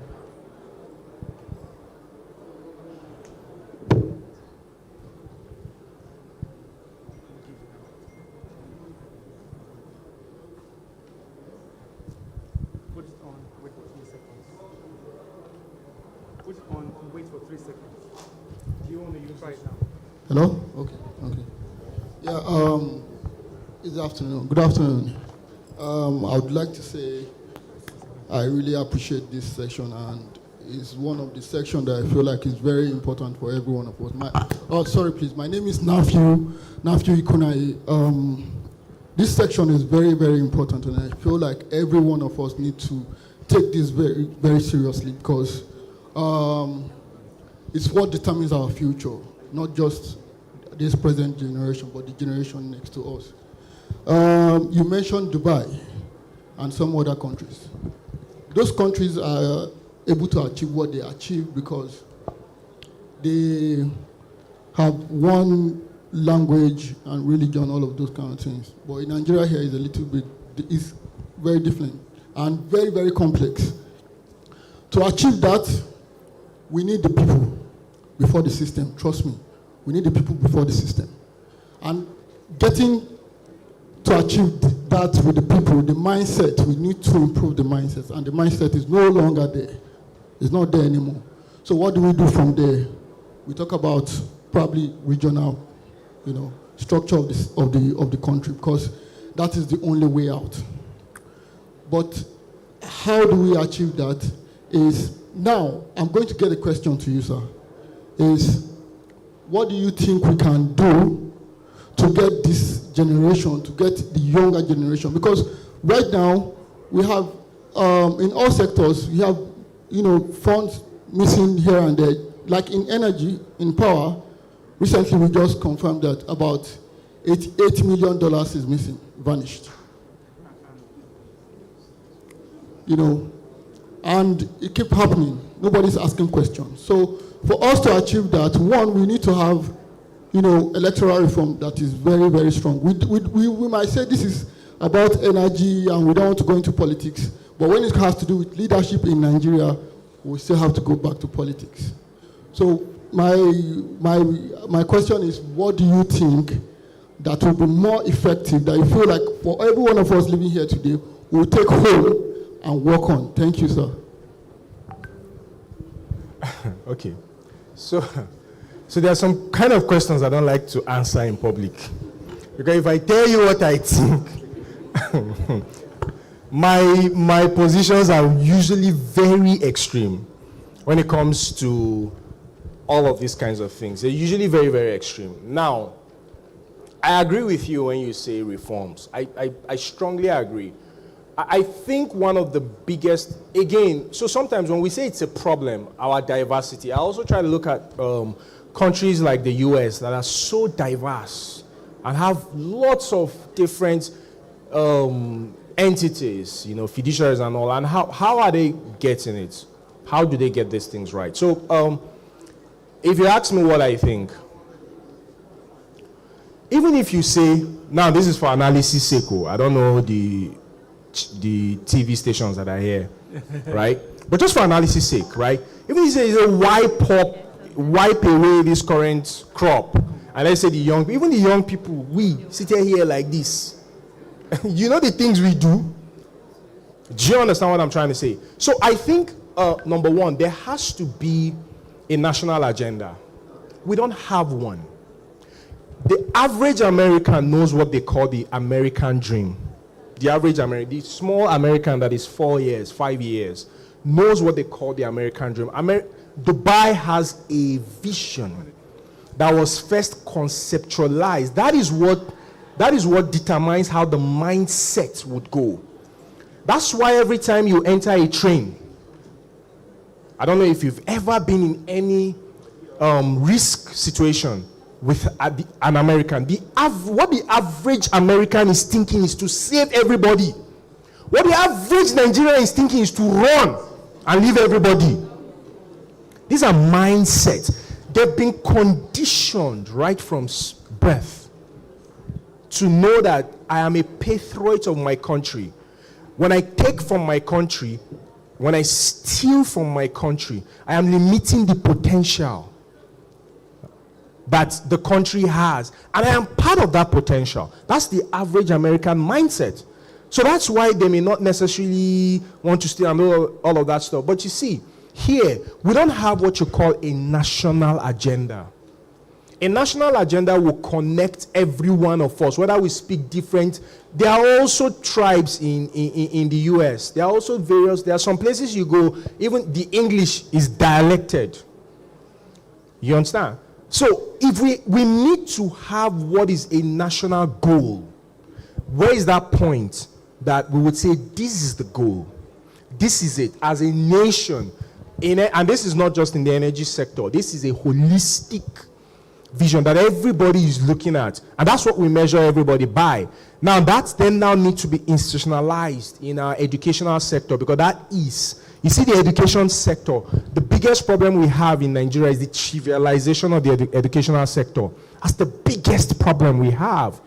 Teachers are the most underpaid. They should be the best paid people. That sector, because that is where you are transforming the mindset shift you are talking about, that is where it will happen. Because you know, between the ages of 0 and 7, 0, 7, 9, that's when people are formed. The American people understand this thing. That's why the child is knocking plates when he's small. It's not like my mother that will say, will you keep quiet before I break the plate for your head? They are checking, is it that this guy wants to be a drummer or something like that? Do you understand? So the educational system then needs to take those values, that national agenda that we have curated as a nation, and start to distill it to people from early years. That child starts to know about what the national goal is, what the national agenda is, how am I supposed to behave as. That's why an American will always put an American above everyone else. Don't be angry with Trump. All of you people that are vexing with him. He's an American. He will put America first. You too, go and have leaders that will put you first. That's what it should be. But they have an American goal. And he said, and Trump says, we have left that goal. That vision we have. So I want to make America great again, back to the original. So there is something that is being referenced. We don't have anything. And I think that's the starting point. We then now cascade it across institutions everywhere. That is what will make people to put the right systems in place. That's why $8 million will not go missing. I mean, which short is that small? $8 million, right? It's $8 million. Hey. For a minute, I thought we were in another country. 8 million. No, now. That one is one person still. When you say 88, you are coming up. You understand? That's what will stop those kinds of things to happen. Because the mentality we have, and let me tell you where that mentality came from. It might be somehow, but you see, when we were small, there was a subtle competitive nature that was imputed in us. Most of us, we used to eat together. 5, 6 of us children. I'm not talking about you people that grew up in, we grew up very local. So we used to eat together. Inside that darkness, as we're trying to eat rice, somebody has carried meat. In there, we didn't used to stop it. It looked like smarts. So it was always a scramble. It has always been a scramble to get the best for us. Scramble, how much you can scramble. 8 me, who eats the most? And we carry that attitude into governance. We carry that attitude, how much. That's why you are surprised. Why would someone take $88 million? No, it's not about, the money is too much for them. It's not like they don't have what they're doing. But it's just that who can steal the most. So we carry that thing from child. You still tip I'm on a 10 billion, I still owe. That's the mentality. You understand what I'm trying to say? And then we have another mentality that is not, I don't know how to put it, categorize it, but you see, the black man is a study was done. And they say that wealth creation across nations, how long it turns within a community before it goes out. To the Jew, it goes around 14 times before it goes out of their circle. What it means is if I have a deal, I will this one will get from me, this one will get from me 14 times. If you take a turn within the community before it goes out. The average European man, I think, is 8. The US man is 7. Like that. They did it for countries. When they got to black people, it doesn't stay. They said the best 4 hours, it stays within. 4 hours, the guy is going to buy a rim. He has gone to buy a car. He has gone to empower another national. Just what I'm trying to say. So we don't have cars now. All of our cars are from other countries. So if you had somebody that was making a car, doing all of the things, that's the idea of buy made in Nigeria things. But the problem with made in Nigerian things is, they last. They do away. So even the person they don't want cheat you, it won't use the good material. That's why we prefer buying. So you see, it's a complex system. The mindset needs to change at varying levels. And I think it needs to start from a national agenda, cascaded in our educational institutions. Thank you. A round of applause for him. There was something fantastic Mrs. Zach said earlier on. He talked about systems. I don't know if he has the nerve to answer this question because he might be excused from this place by some men in black. Now he said something that really got that really caught my attention. He said, systems are made to work. So if it is not working, there's no system. I'm going to ask a rhetorical question. So because it's not working in Nigeria, do we have a system? Answer that at your own peril. Thank you. Next question, please. Okay, thank you. I'm Godwin Ini. Nice presentation. I think at this point we need to tell ourselves the truth. You mentioned Rwanda.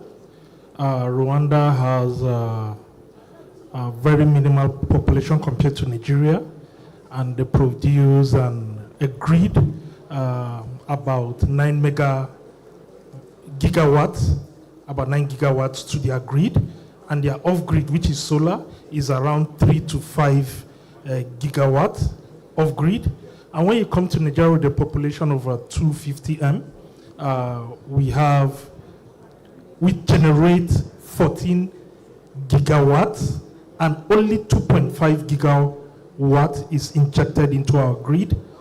And for solar, we have between 3 and 4 gigawatts, with a population of more than 250. And now you talked a lot about government policies, and I want to believe in Nigeria we have a roadmap. When we go to the Energy Commission, we have the Nigerian Power Roadmap, the Nigerian Energy Roadmap. We follow it or not, that's another issue for another day. Now, what do you think we can do as a nation, considering this we know about grid expansion, this megawatt, you talked about the roadmap. What do you think we can do in this nation to change all this? We have a roadmap already. You talked about the roadmap. We already have a roadmap. You've talked about leadership. We have leaders in the country. What do you think we can do? Please be very open. You're talking to youth and younger ones coming up. So whatever you say today will be lasting on this generation. So be open to us. Tell us what we can do to turn things around. 2 gigawatts injected into our grid with a population of 250 million. Thank you.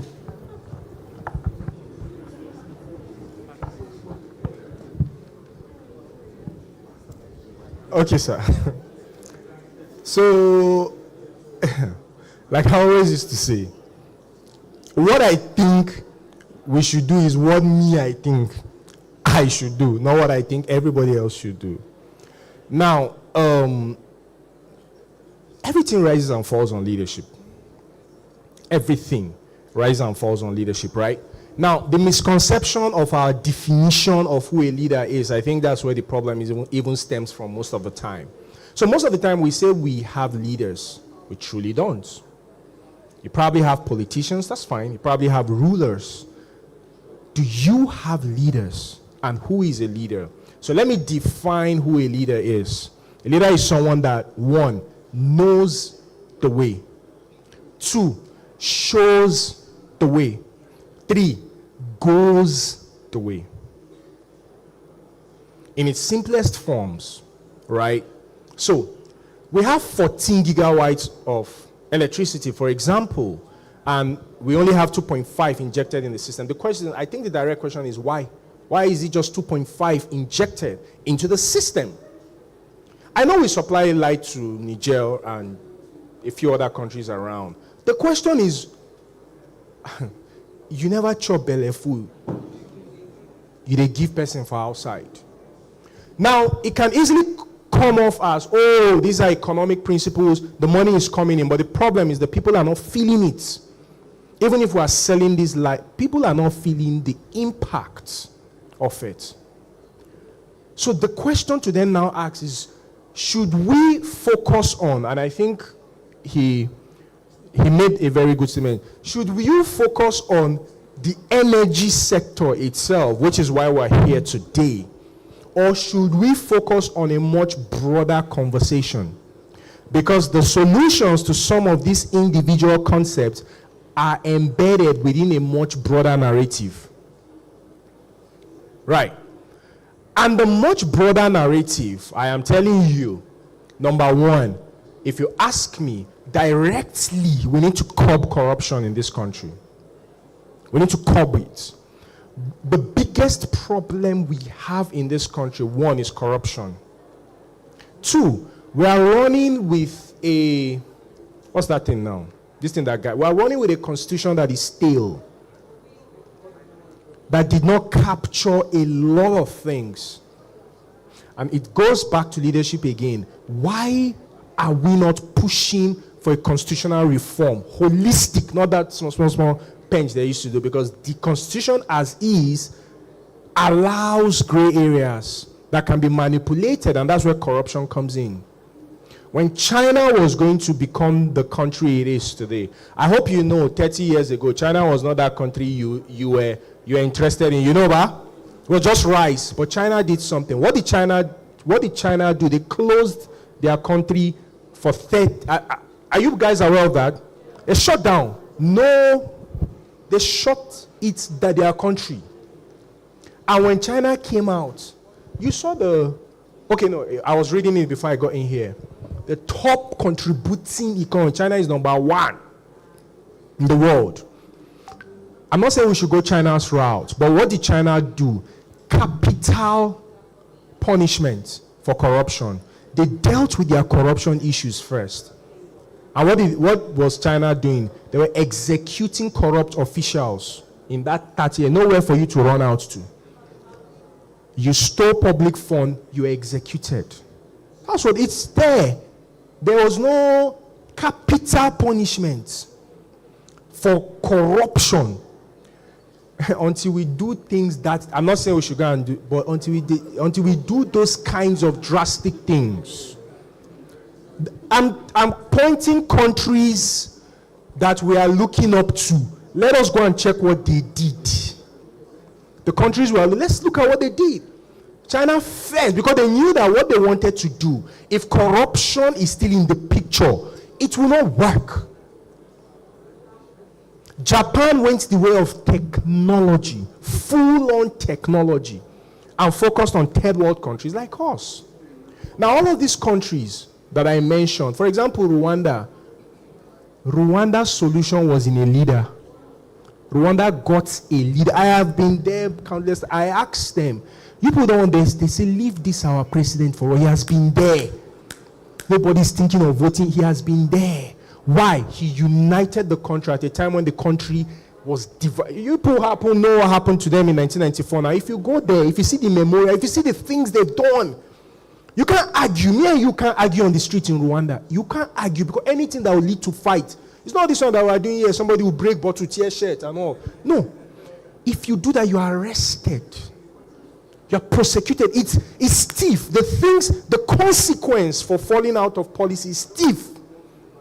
So we need to curb corruption, and we need to have strong consequences that deter people from wanting to commit crime. So that this guy, young person now, he does not feel like, so no problem. Thank you. Thank you very much. Judge, we have a few more minutes, so we'll take 1 or 2 more people. Okay, now there's a code on the screen. I want you to bring out your phones. We need your feedbacks, please. So bring out your phones, scan that, and then give us your feedbacks. You can do that right away. You have 10 seconds to do that if you may. We still have Mr. Zaki in the house for a few more minutes. So let's take 1 minute, and then we'll take one. Someone is with the mic already. You can take the question then. Go ahead. Okay. Hello, good afternoon, everyone. Good afternoon. My name is Rovers Edesiri, and my question is actually focused towards youth. Mm-hmm. And I'm putting it in the sense of giving youth an advice. What would you say for those who are coming up, joining the political system? Because one of the things that is actually affecting us is politics. We are really politicizing so many things, and it is causing a whole lot of harm. So for those who are coming up, because seeing that as one of the factored issues now, how do we address that from the younger generation coming up? Thank you. Okay, whilst this is not a political seminar or summit, right?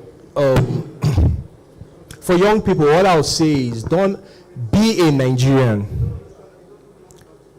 right? Be a Nigerian. For young people, I'll just say be a Nigerian. Don't be partisan. Don't be ethnic. Don't be tribal. Just be a Nigerian. 1. 2, travel wide. Travel a lot. One of my goals in life, and I think that helped me a lot, was that I told myself I was going to travel every state in Nigeria before I turned 30, and I did that. I traveled every state. So I know virtually every person or people, groups of people. So you have a system that is a divide and conquer kind of system. And it's a strategy, it's intentional. It's not something, it's very, very intentional. The people are divided, they cannot unite with one voice. Anytime the people can unite with one voice, that's when you have a revolution.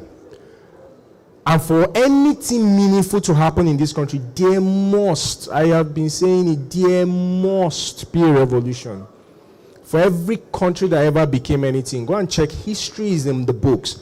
There always was that generation that rose up and said no. It was nearly going to be the Gen Z guys before they got carried away with Big Brother and content creation. It was nearly going to be them because that was the questioning generation. So what do I tell young people? Don't stop asking questions. Keep questioning things. Keep asking questions. I mean, it may not be heard, but just keep asking the questions. They see it. They see it. Sometimes they run to the back to go based on the question. Just keep asking questions. Keep asking. Stop being political. Stop being partisan. Stop being ethnic. Be Nigerian first. Be Nigerian first. See Nigeria as your language. See Nigeria as your state. See Nigeria as your tribe. That's the only way. That's the mindset to have, to look at things very, very clearly. And don't stop asking questions. Because it's not a 5 steps to this. No, it's a complex web. Do you understand? So you be interested in how you're being governed across every sector. A lot of us don't even know. Now there's a new tax law. A lot of us don't even know what the implications are for us. We feel like, I beg, concern me. No, be concerned. So when you start to see all of those macro indicators, these micro indicators, then you start to ask the right questions. First is only you. Then people start to join you. Then you start to have a platform. And before you know what, once you start to amass a large following and platform, they come to you and try to just shut you down, give you money like they do with all of these content creator people. That's the problem.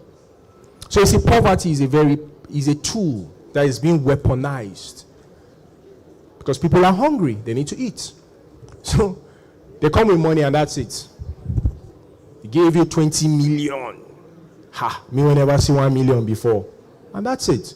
You lose your faith. Like, I beg, another person will continue the fight. You understand? But look at all the countries that things happen. Nelson Mandela, look at all the young people. They never stopped asking questions. So keep asking the right questions. Stop being partisan. Be Nigerian. You understand? And just keep talking. People will be... It's very hard, though. It's very hard. You're not going to get that audience. It's very hard. People will even be against you. Like now, I don't like to go on Twitter because it's fight. It's fight. Do you understand? But there are people that are just consistent talking and all. That's one of the things you can do. Yeah. Ladies and gentlemen, a round of applause for Mr. Zach Itodo, 3D Hub CEO. Thank you so much, sir, for that forward-looking presentation. Thank you so much. We'll just wait for the photograph. Dr. Victor, please come to the stage for the photograph. Thank you. Let's have the barcode on the screen, please. For those who have comments, we need your inputs. We need your comments here, please. Thank you. You can bring out your phone. Where is the... Okay, the camera.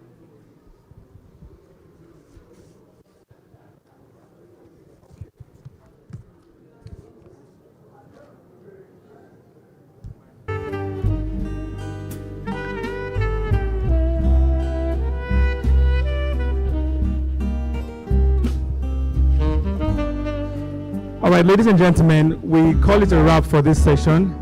We need to take a break from now up until the next few minutes. We'll be back 2:20 p.m. Please don't leave your seats. Take them with you. And feel free, interact, meet new people. Then you can go around the exhibitions. We'll be back at 2:20 so we can continue the conversations. Thank you so much. You've been very wonderful.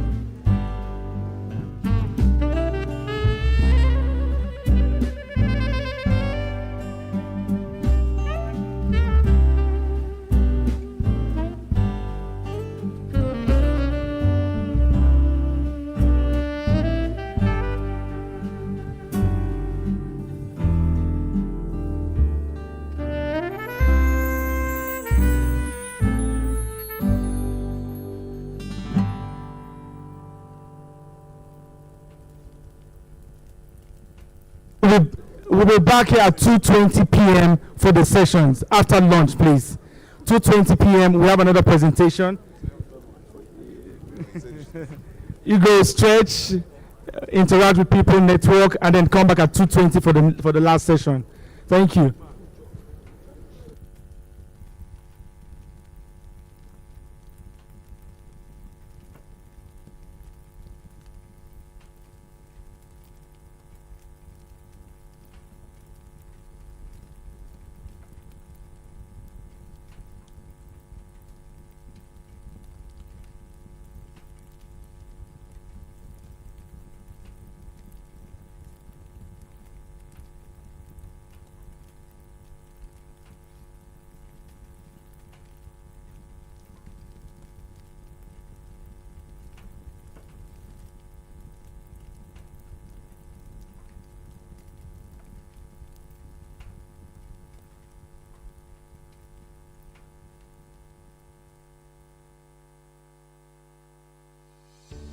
Help drive sales, leads, or site traffic by getting your business in front of people who are actively searching Google for your product or services you offer.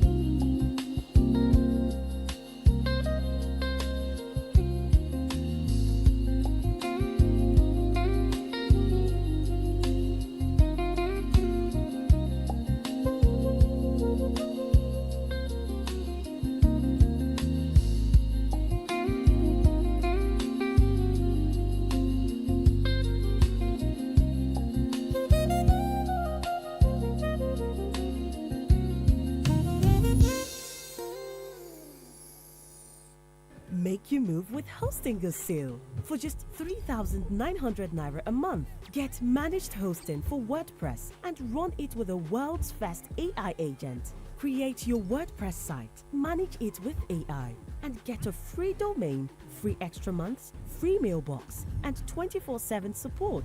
Now, for less than a quarter of a music streaming subscription, try for 30 days without risk. Join more than 4 million people going online with Hostinger. Turn one day into day one with AI-powered hosting for WordPress. Go for it with Hostinger.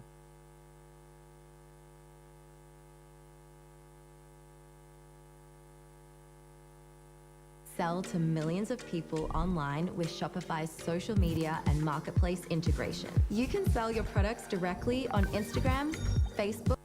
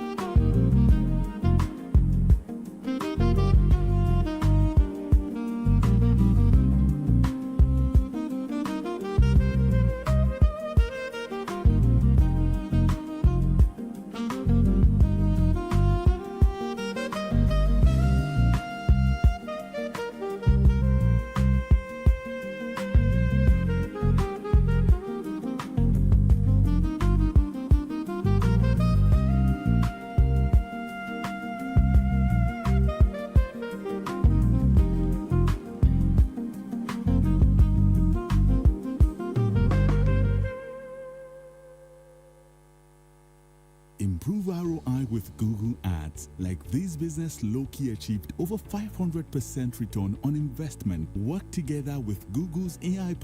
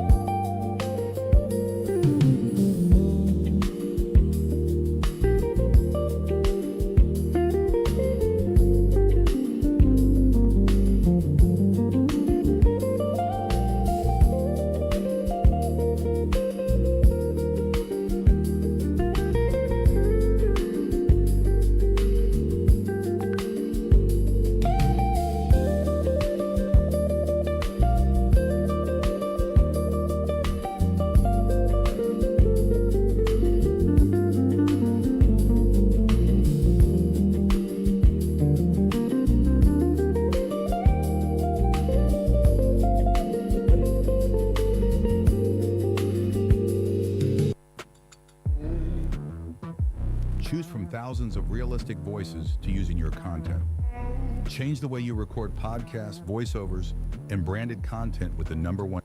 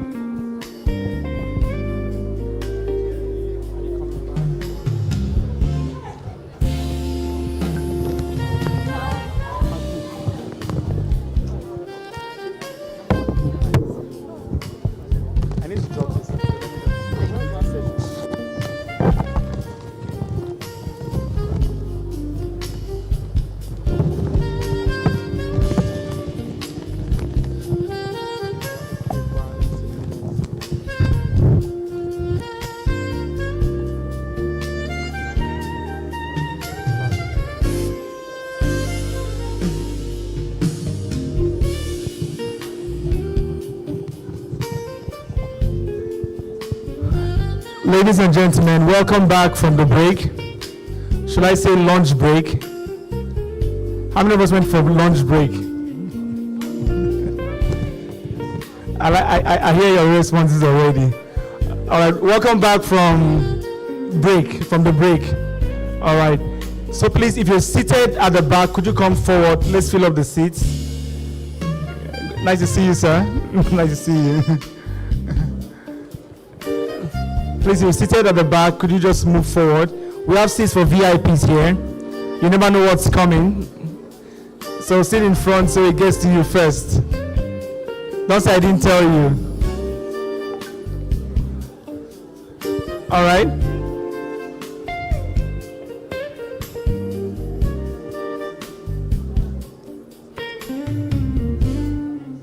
Compassion, can you come and sit here? You don't know what's coming. Trust me, you're a Nigerian baby, so they start sharing money from the front. So sometimes it might be. Please, can we fill up the seats in front? I'm operating in your realm. That's wisdom. To locate him is wisdom, you know. All right, please. Can we move forward? The seats, we have a lot of empty seats. If there's an empty seat in front of you, please move forward. I think we have lost but found here. We found some gold pellets here. I don't know where it fell from. Someone's dress, maybe. If your gold is missing, please check your dresses. This is still looking very scanty. So I wouldn't want to come to the front. So it's been nice seeing you again after so many years. We've missed your contributions this year. We're glad you found time to come. Please, you can come this way, sir.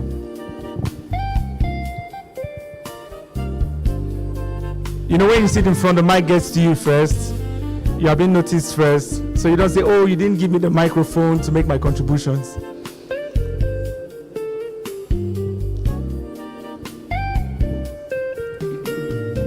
It's still looking scanty, please.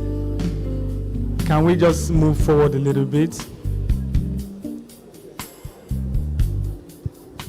Okay, I think some people are angry with me or the organizers, right? Did you find the time to visit the stands? Did you go around? Okay, so you got some free tea or something and snacks and souvenirs. Eh? Okay, I was just checking anyway. So can we move forward, please?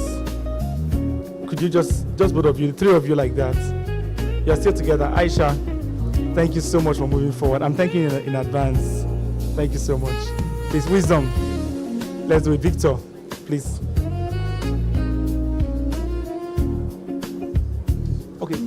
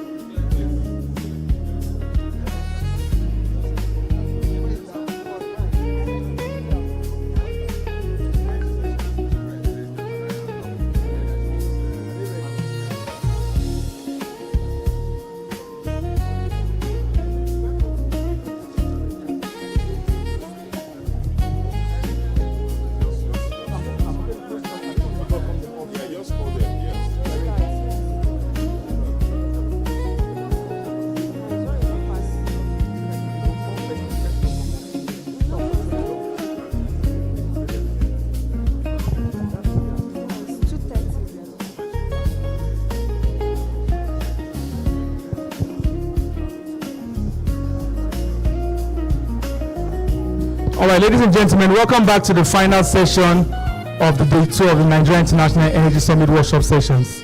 A round of applause for yourselves. Clap for yourself, please. A lot of people came here earlier on, but are not here right now.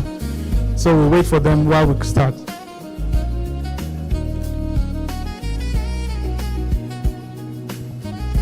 All right. Please, the hall is still looking at, the chairs are looking a bit scanty. Please, Alaji, could you come forward? Just fill up the spaces in front of you. Not very good for the camera. My VIPs on the sides there. Please, could you move forward? I appreciate that. Thank you. The view from here isn't so nice.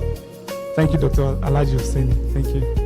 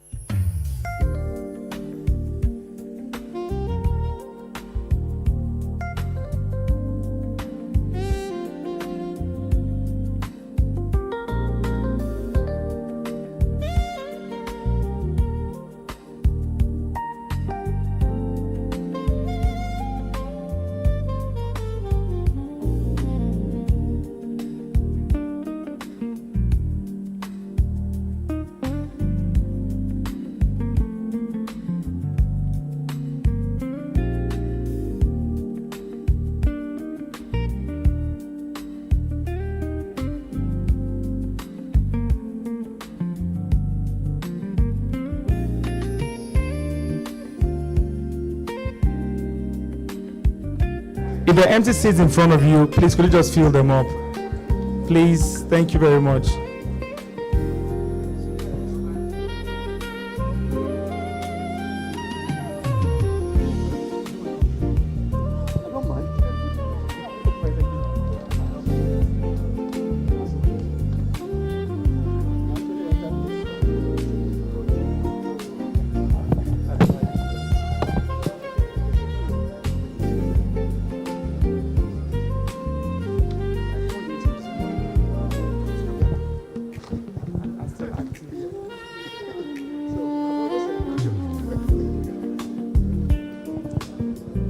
Please ensure that there's no seat in front of you that is empty, please, so we can start.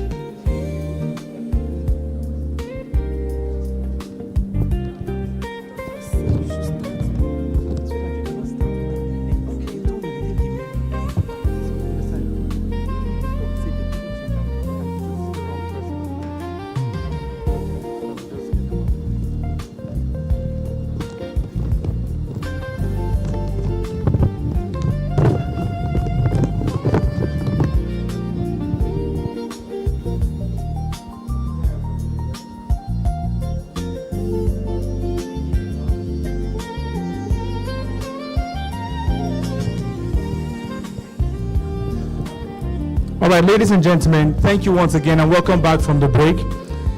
It's our final session today, and this final session addresses a subject that is fast gaining global relevance, and that's the interception of gas, the nuclear energy, and youth capacity development in shaping Africa's 2050 energy workforce. So this session will be delivered by three distinguished voices in the nuclear and energy ecosystem, and I'll introduce them shortly. I want to welcome to the stage the technical advisor to the NACA chairman, Dr. Uche Madu, as he comes to the stage. A round of applause for him. Let's clap until he gets here. Thank you, Dr. Oche, for your patience. Thanks for coming. All right, we also have in our midst today, and I want you to welcome them properly, Lukman Abdul Rauf. He's the Deputy Manager, Nuclear Safety, NNRA. A round of applause for him. You're welcome, sir.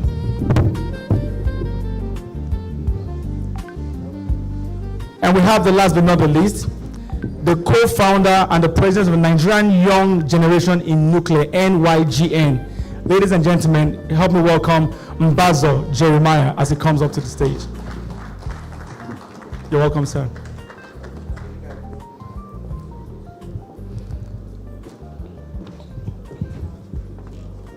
It promises to be a very exciting time. All right, gentlemen, you have the stage.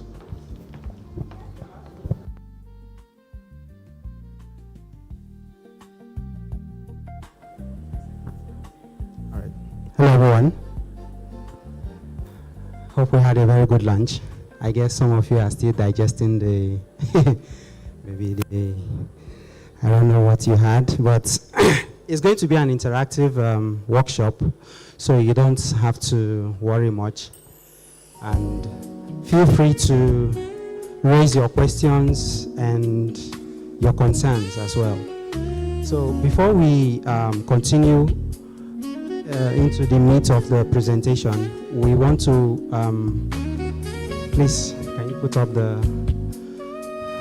presentation that we'll be having, which contains the questions and answers as well.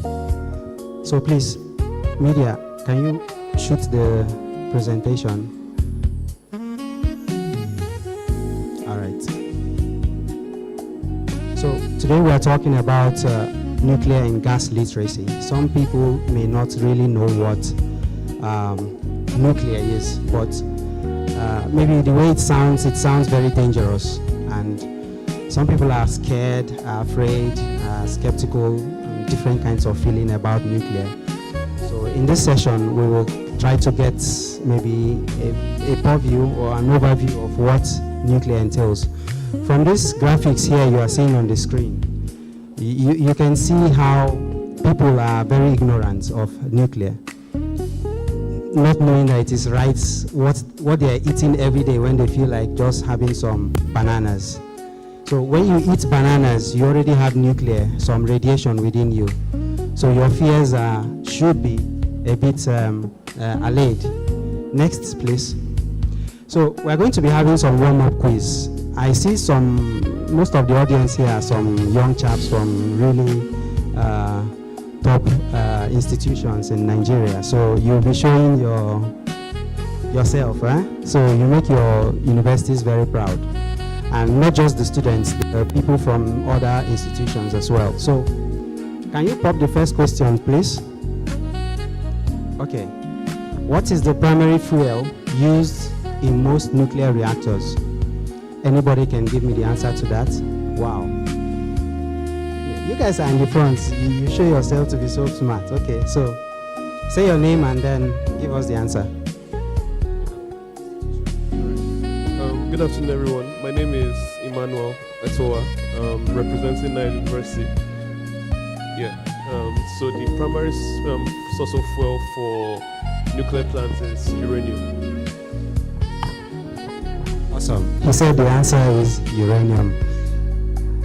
Yeah. Can you pop? And that's correct. Can you say? Media team, please. All right. The next question. Which of these countries currently operates nuclear power plants in Africa? I didn't add that, but anyone can answer that? Which of these countries operate nuclear power plants in Africa? Okay. Is South Africa. Oh. Anybody counters that? Any counter to that answer? All right. Media. Let's see if he's correct. Perfect. South Africa operates a nuclear power plant that's been there since 1970s, and 2 units at Coburg in Cape Town. Next question, please. What is one major advantage of nuclear energy over solar and wind? Anybody? The Nile students seems to be the sharpest ones here. Okay, give it to them, please. Your name and your institution. My name is Okeze Divine. Okay.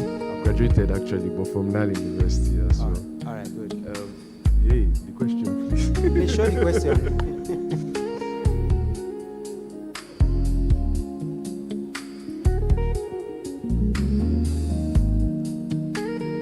Okay, I'm going for cheaper. Okay. Okay. You beg to differ. All right. Give it to him. Let him explain why he differs. Okay. All right, so I'm going with the option that said it powers 24/7. He says he goes for powers 24/7. You too, powers 24/7. Okay. Any other person? Please put up the question again. The major advantage of nuclear energy over solar and wind. Anybody that has an additional contribution to that? Okay, none. All right, pop the answer, let's see. All right. So, you got it. And that doesn't mean other options are not correct, but the one that's kind of differentiates it amongst others in the solar and wind options, that comes out to be the top option. Next question, please. Which gas is not produced by nuclear power plants during operation?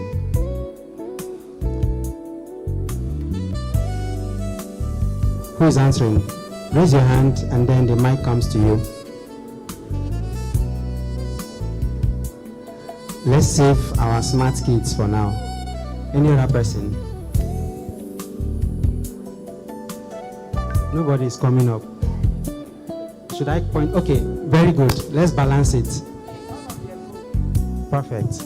All of the above. Can you pop the answer? Correct. So, nuclear power plants does not emit any of those. Next question, please. I hope we are following this presentation and finding it to be interesting. What is the name of radioactive waste after fuel use? After using uranium, you know, we said uranium is the fuel. After using it, what is the waste generated after that? You have these options: nuclear ash, radioactive sludge, spent fuel, fusion residue. I need to highlight that fuel used in nuclear power plants. Anybody? Okay. Spent fuel. Okay. Media, give us the answer. Let's see if she's correct. I think somebody is about to get an award here today. Can we give her a round of applause, please? All right. Very good. Okay, next. So, today we are talking about nuclear and gas literate youth. You may not be a youth here, but you are very much aware that Africa and Nigeria population is most dominated by young people. And it's very important that if we must have a very virile workforce, the youth and the workforce in the oil and gas industry and also the nuclear industry must have basic literacy about the importance of having nuclear and gas. We are all talking about the decade of gas, but you will know that if you don't have something to back up gas, it might not be strong enough. We all know what we're experiencing in energy in Nigeria, the electricity and the deficit we are having. We can tell that we need something more than what we already have, the conventionals. So that's where we are going to be dwelling on today. So it's my privilege to welcome these experts on the stage. Dr. Uche Madu is the technical advisor to the chairman of NIES. Please, can we give him a round of applause again? And Mr. Lukman Abdul Rauf is the deputy manager representing the Director General of Nigerian Nuclear Regulatory Authority. Please, a round of applause for him. And myself, you can just call me Jerry for short. You know the Tom and Jerry cartoon. You might find me to be one of those. So I'm going to be like your servant, putting you through the flow of this workshop. Please, can you go to the next slide? Just in a way to buttress the reason why we are coming here to tell you about nuclear and gas, we have this few outline of the flow of the workshop today. So go to my presentation where I will be talking about next. So the case for nuclear energy in a gas economy. By 2050, we hope that we will be very much independent in Nigeria to generate all we need for energy to power industries and our homes from gas. Over 40%, this story is like every day everybody is talking about it. We have energy deficit, electricity is a problem. Even where I live, my friend just called me today. For the past 3 days, they've not had light. They are trying to resolve some issues with the electricity company. Okay, we have our installed capacity, but operating below that level. Okay, we are still dwindling between 3 to 5 megawatts, which is not really something to write home about. Next, and why nuclear energy? Okay, high energy density. Okay, I have something that usually illustrates the power of a nuclear fuel. It's something you can just have like in a pinch of your finger like this, and it generates equivalent energy to barrels of oil and also coal and other. It has a comparative advantage of higher energy density and low greenhouse emission. Okay, reliable base load power, long-term efficiency. Okay, and some of you may not even know that you use nuclear technology to explore oil and gas. Next slide, please. The energy trend is changing. Some of you that may be actually following what is happening on the global scale right now, the world energy sources, they are actually focusing on going nuclear, especially the US, and China is actually ahead of the US in that push.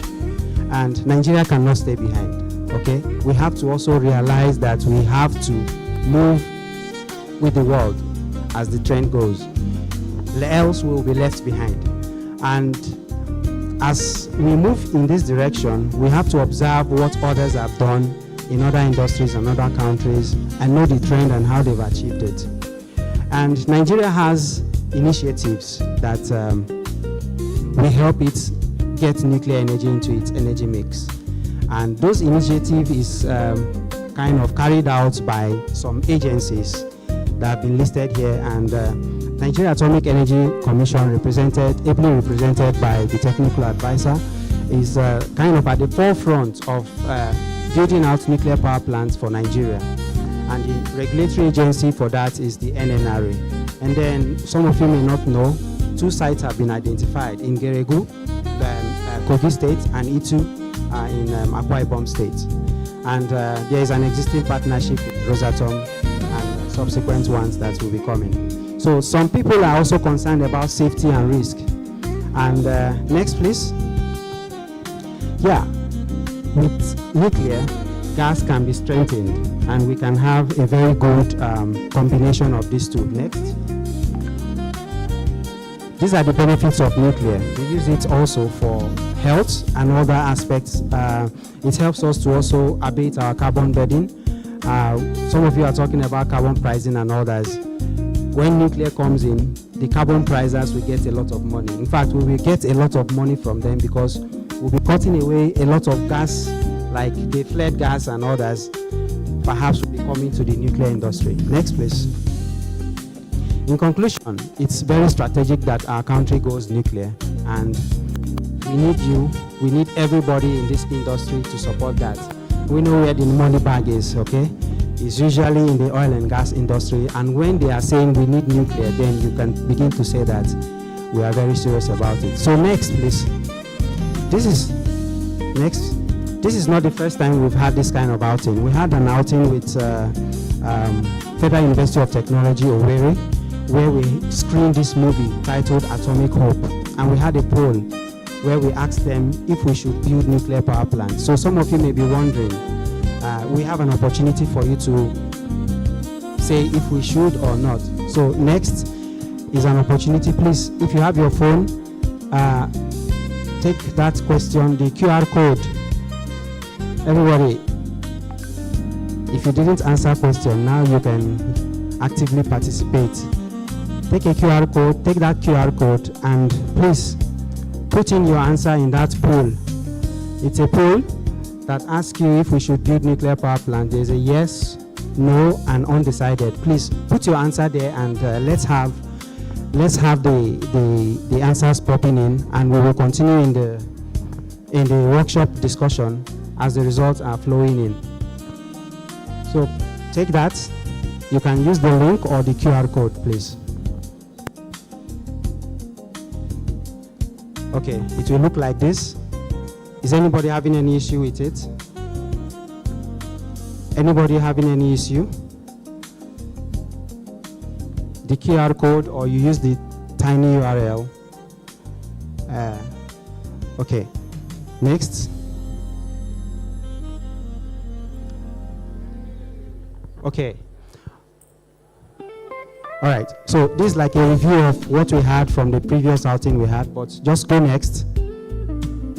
Okay, now we have our experts on the stage, and we will have them discuss about some concerns that have been raised by people that we, like in that movie screening and also in previous outings we've had about nuclear, especially in Nigeria, knowing the kind of ways we do our things. Somebody will say, oh, we've not been able to manage gas explosions. Are you sure we can manage nuclear? So our experts will put us through what we need to know. And one of those key questions that have been asked is the waste problem. Yeah, the brilliant lady over there answered that the waste generated from nuclear fuel is the spent fuel, and that's a waste. So the representative of the Nigerian Nuclear Regulatory Authority will tell us about the waste problem and other issues surrounding that. And then after that, the representative of the Nigeria Atomic Energy Commission CEO will tell us if it is advisable to go nuclear. And then we will also understand the pushback that we get from the fossil industries and how nuclear and gas can actually solve our energy problem. So I give it to Mr. Lukman Rauf to give us kind of what's your thoughts about the waste problem generated from nuclear power plants. And we know that the oil and gas industries have waste, and every other, even the solar industry, they do have, like, your panel at some point will stop working. Am I right? At some point, the lifetime, I think it's 20 years or thereabouts, they are improving on it. At some point, we will get waste. Even every other conventional energy source have some waste. So the nuclear power plants also have waste, and it is considered a problem by some people. And we have our distinguished guests who will be telling us about the waste problem and what Nigeria is doing about it. Thank you, sir. Good afternoon. Once again, my name is Lukman Abdurauf. I work with the Nigeria Nuclear Regulatory Authority. I'm from the Department of Nuclear Safety, Physical Security and Safeguard. I currently head the Nuclear Safety Division. And many of you may not be aware or may not have heard about Nigeria Nuclear Regulatory Authority before. This might be your first time, but actually we've been in existence since 2001, and we've been regulating the sector for long. And I also know that many of you are not aware that we have a reactor already existing in Nigeria. We have a nuclear reactor in existence already in Nigeria, but not for power purpose, for research purpose. And it came into operation in 2003, and it's one of the genesis or that gave birth to Nigeria Nuclear Regulatory Authority. Secondly, also the Nigeria Nuclear Regulatory Authority has also been working on some of the oil exploration companies who use radioactive sources, which are also forms of nuclear technologies. And also the medical area too, we also have some regulatory aspect we do in the area of medical facilities too.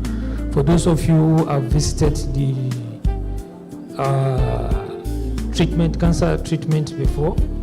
Any of those facilities, they use the nuclear technology in most of those facilities, and we also regulate those areas.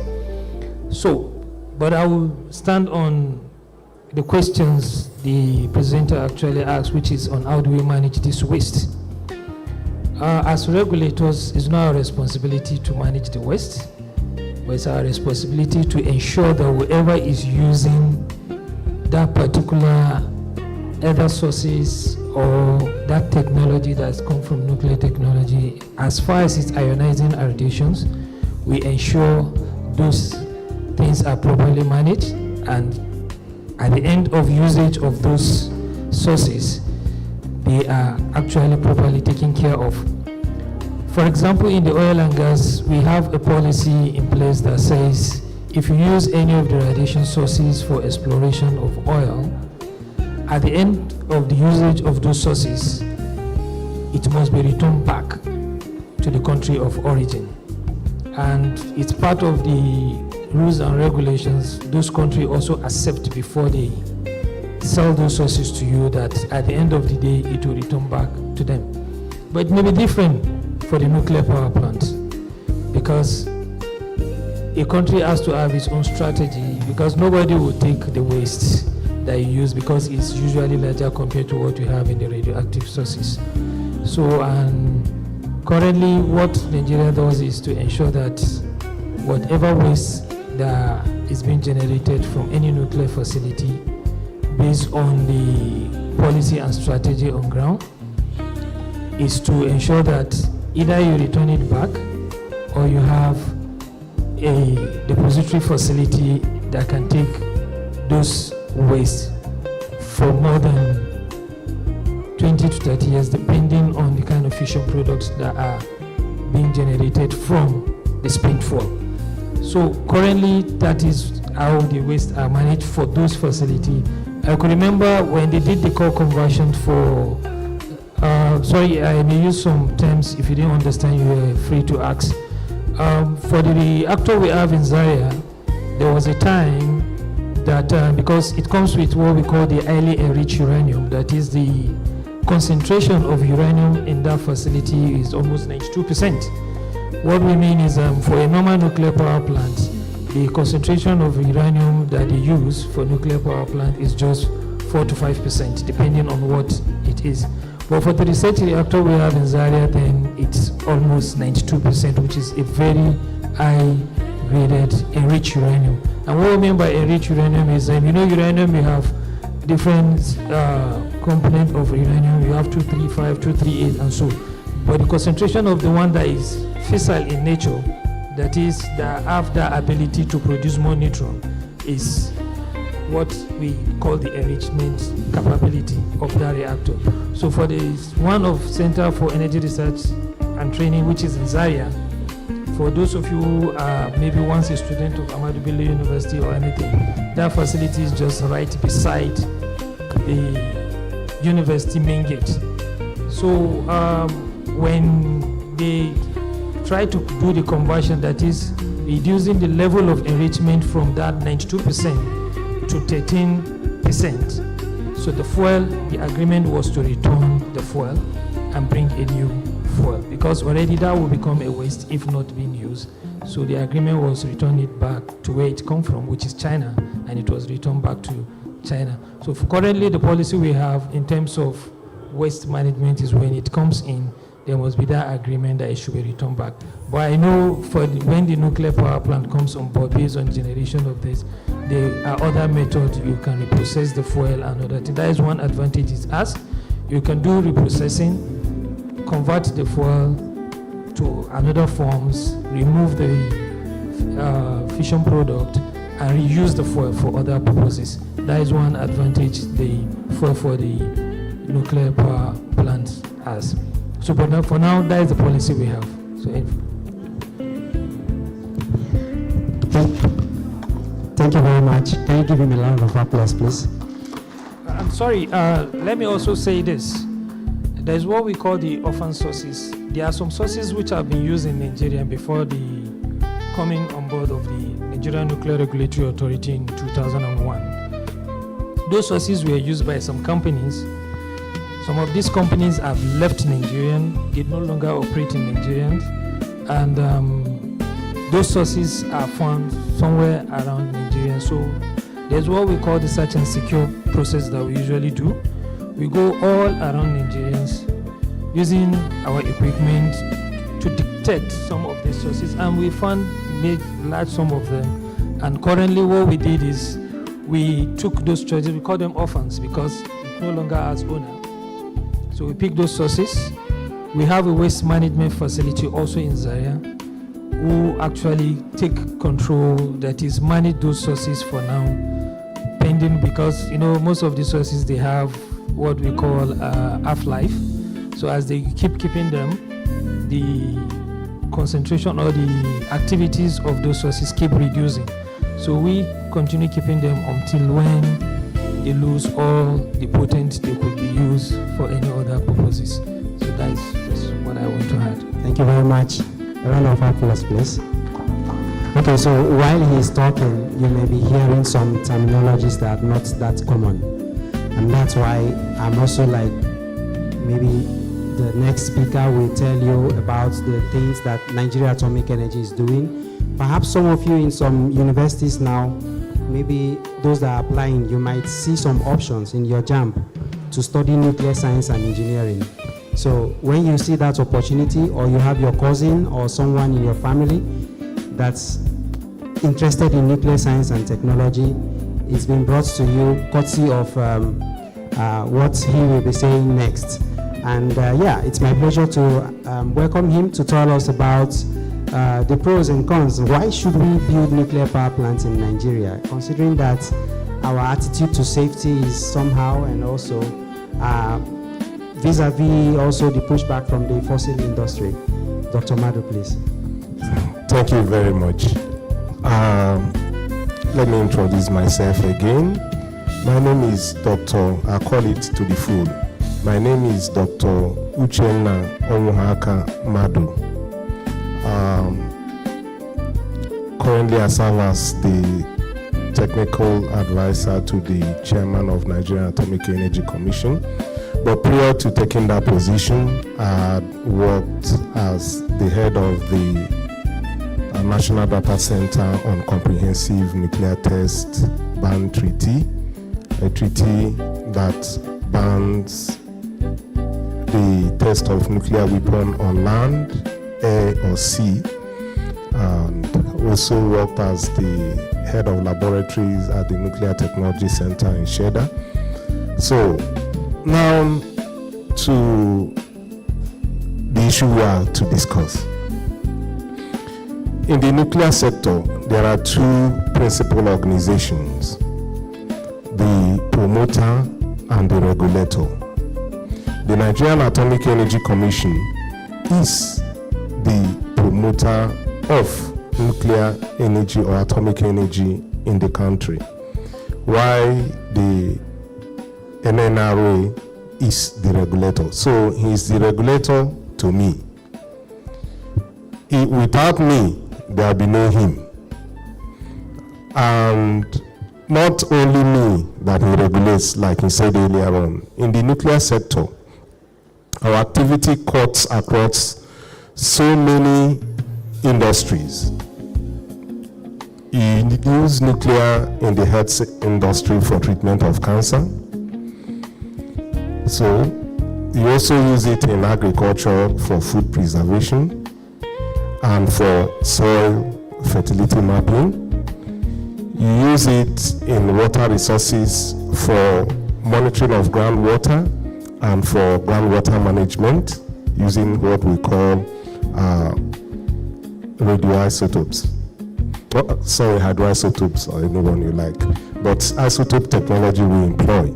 Now, we also are involved in livestock management, where we use nuclear technique to minimize vector transmission in animal, and etc., etc. In the oil and gas, there's no, you know how heavy their pipes are. for you to do non-destructive testing of your pipe to ensure that there is no leak or there is no break, you have to use nuclear technique. So we are involved in so many sectors. I will not talk about aviation because that is another interesting aspect. I'm so sure so many of you have passed through scanners. You might think it's a low level. Yeah, it's very low level. So it depends on where you're coming from. Now, we have gone from the known. Let's go to the unknown. Why do we need nuclear? Can we maintain it? He had already earlier said that in the country we have a research reactor. If you cannot manage a little resources, how can you manage a big one? That reactor has been in existence for the past 20 years. If they don't tell you, you will never know. You pass through ABU and you never know that there is a reactor, a nuclear research reactor that is sitting right beside you. If there's any accident from that research reactor, I'm so sure the ABU community will feel it. There would have been radiation poisoning, even to the workers. So we've effectively and efficiently for 20 years managed that research reactor. And for you to build a research reactor, you must conform with international standard as set by the International Atomic Energy Agency. So for every of our processes, because issues that involve nuclear, whether do it in large scale or in small scale or as a radiological facility, must pass through internationally accepted safety regulations. And it is the International Atomic Energy Agency that ensures that there is uniformity of standard both for the operators and the regulators. And there are 19 infrastructural issues that you must deal with to operate a reactor. Those issues we dealt with before the reactor in Zaria came into being. But I want to tell you something else. We have an interesting story in the Nigerian Atomic Energy Commission. The Act establishing the commission was enacted in 1976, Act number 46 of 1976, or what they call Decree number 46 then. That's the 46th decree enacted in 1976. But the commission did not come into activation until 30 years later, 2006. So the Act was lying there on the shelf. That was among the first set of decrees that Obasanjo enacted. And when he came into power in 2006, the issue of electricity and how we will solve our power challenges came into play. And he remembered nuclear. But I signed a decree in 76. What happened to that commission? That was what led into Nigerian Atomic Energy Commission being activated. And we had that mandate to, in fact, one of the functions or mandates that the decree gave to the Nigerian Atomic Energy Commission is to construct nuclear power plants for electricity generation. And I've given you the background that you cannot commence that particular act except if the International Atomic Energy Agency is sure you meet all safety requirements and standards. Because issues that involve nuclear cuts across boundaries. When the recent incident in Japan happened in Fukushima and Daiichi, remember I told you I headed the National Data Center And in the National Data Center, we were able to pick up the radiation that was being emitted from that particular place. Here in Nigeria, we were seeing what was happening. So it's something that we watch and we do. Like I said again earlier, so far so good with us. We have operated a research reactor for 20 years. We've gained experience from training people on how a reactor can work. And the interesting thing about it is that the building of that reactor, from the stage of the design to the building, Nigerians were involved. But unfortunately, I must tell you, the crop of people who are involved are phasing out. That is why we need to talk to the youth, so that we start taking the issue of nuclear very important. When the Mr. Banner, Jerry, okay, now I'm Tom, he was Jerry, right? Now, yes, he said Tom and Jerry, right? You were Tom then. Now Jerry is saying, you are Jerry, now I'm Tom, right? Now, he mentioned about oil. In 1 kilogram of uranium, you will get 14,000 barrels of oil. 1 kilogram of uranium, you will get an equivalent energy of 14,000 barrels of oil. That is to show you the volume of energy that is in uranium. And that is why you must regulate that sector and ensure that safety and standard is not compromised. Why do we need a nuclear reactor? Yes, the cost of building a nuclear reactor is very, very high. We're talking about the range of 10 billion to 30 billion to build a 1,000 megawatt power plant. But what is the cost of uranium in the market vis-a-vis the cost of 1 barrel of oil? What is the effect in increasing the cost of uranium by 50% vis-a-vis increasing the cost of oil by 50% to the overall operation?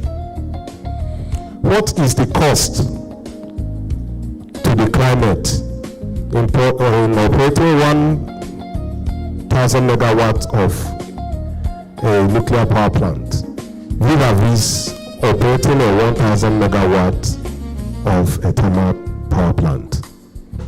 These are considerations that we have to take into account while we are looking at building power plants. And what is the cost of building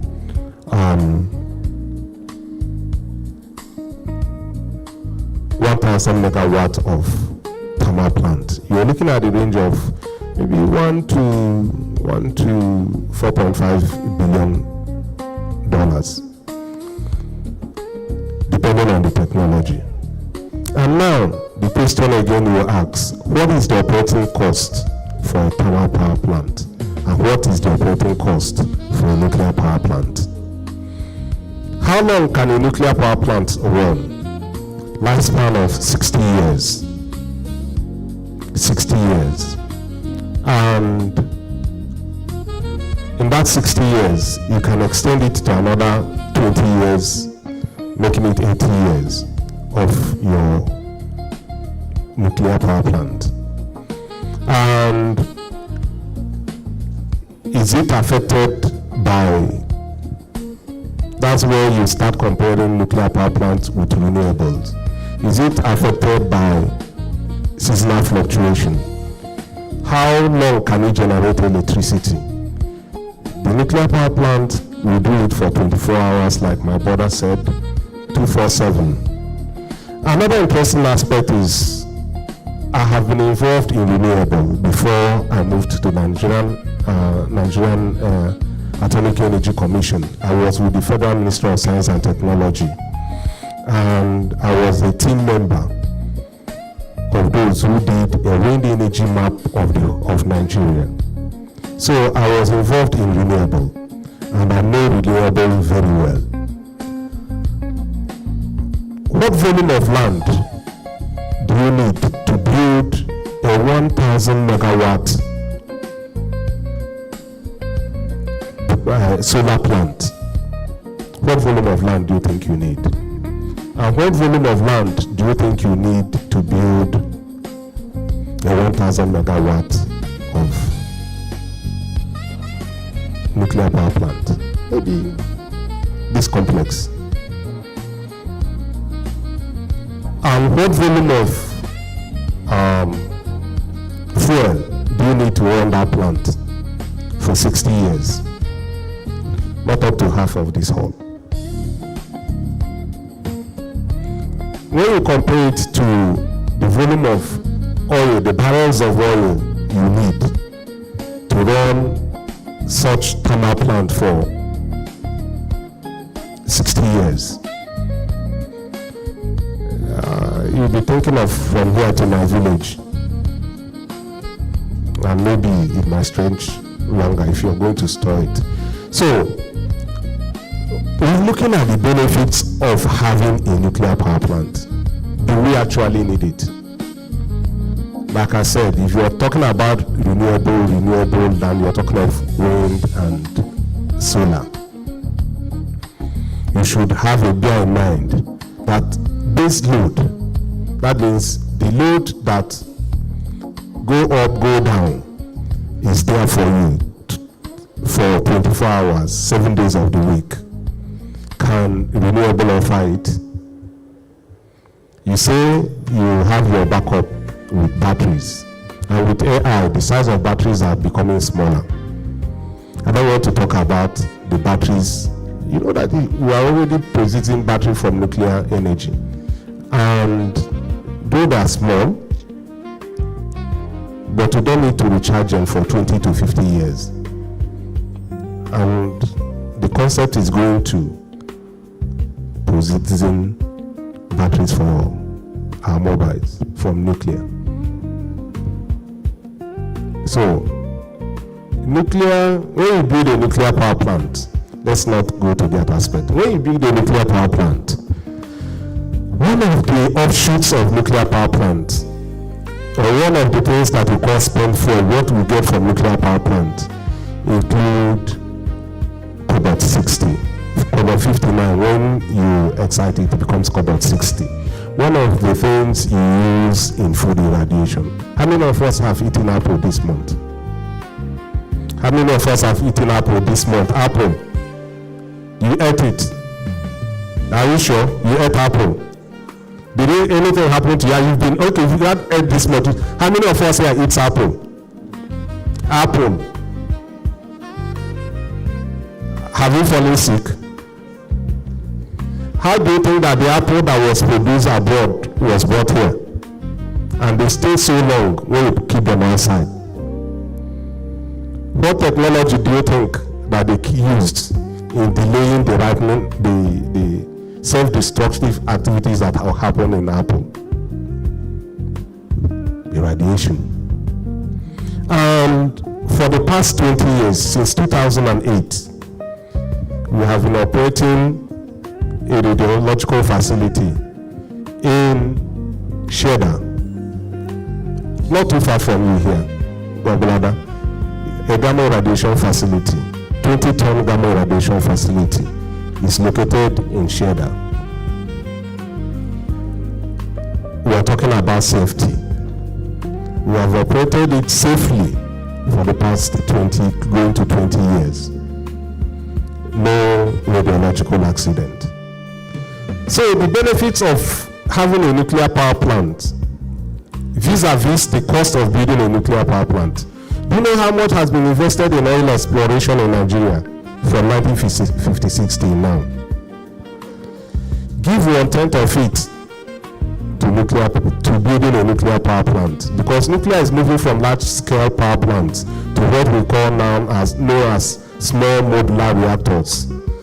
It means a small modular reactor is a reactor that can produce not more than 300 megawatts of electricity.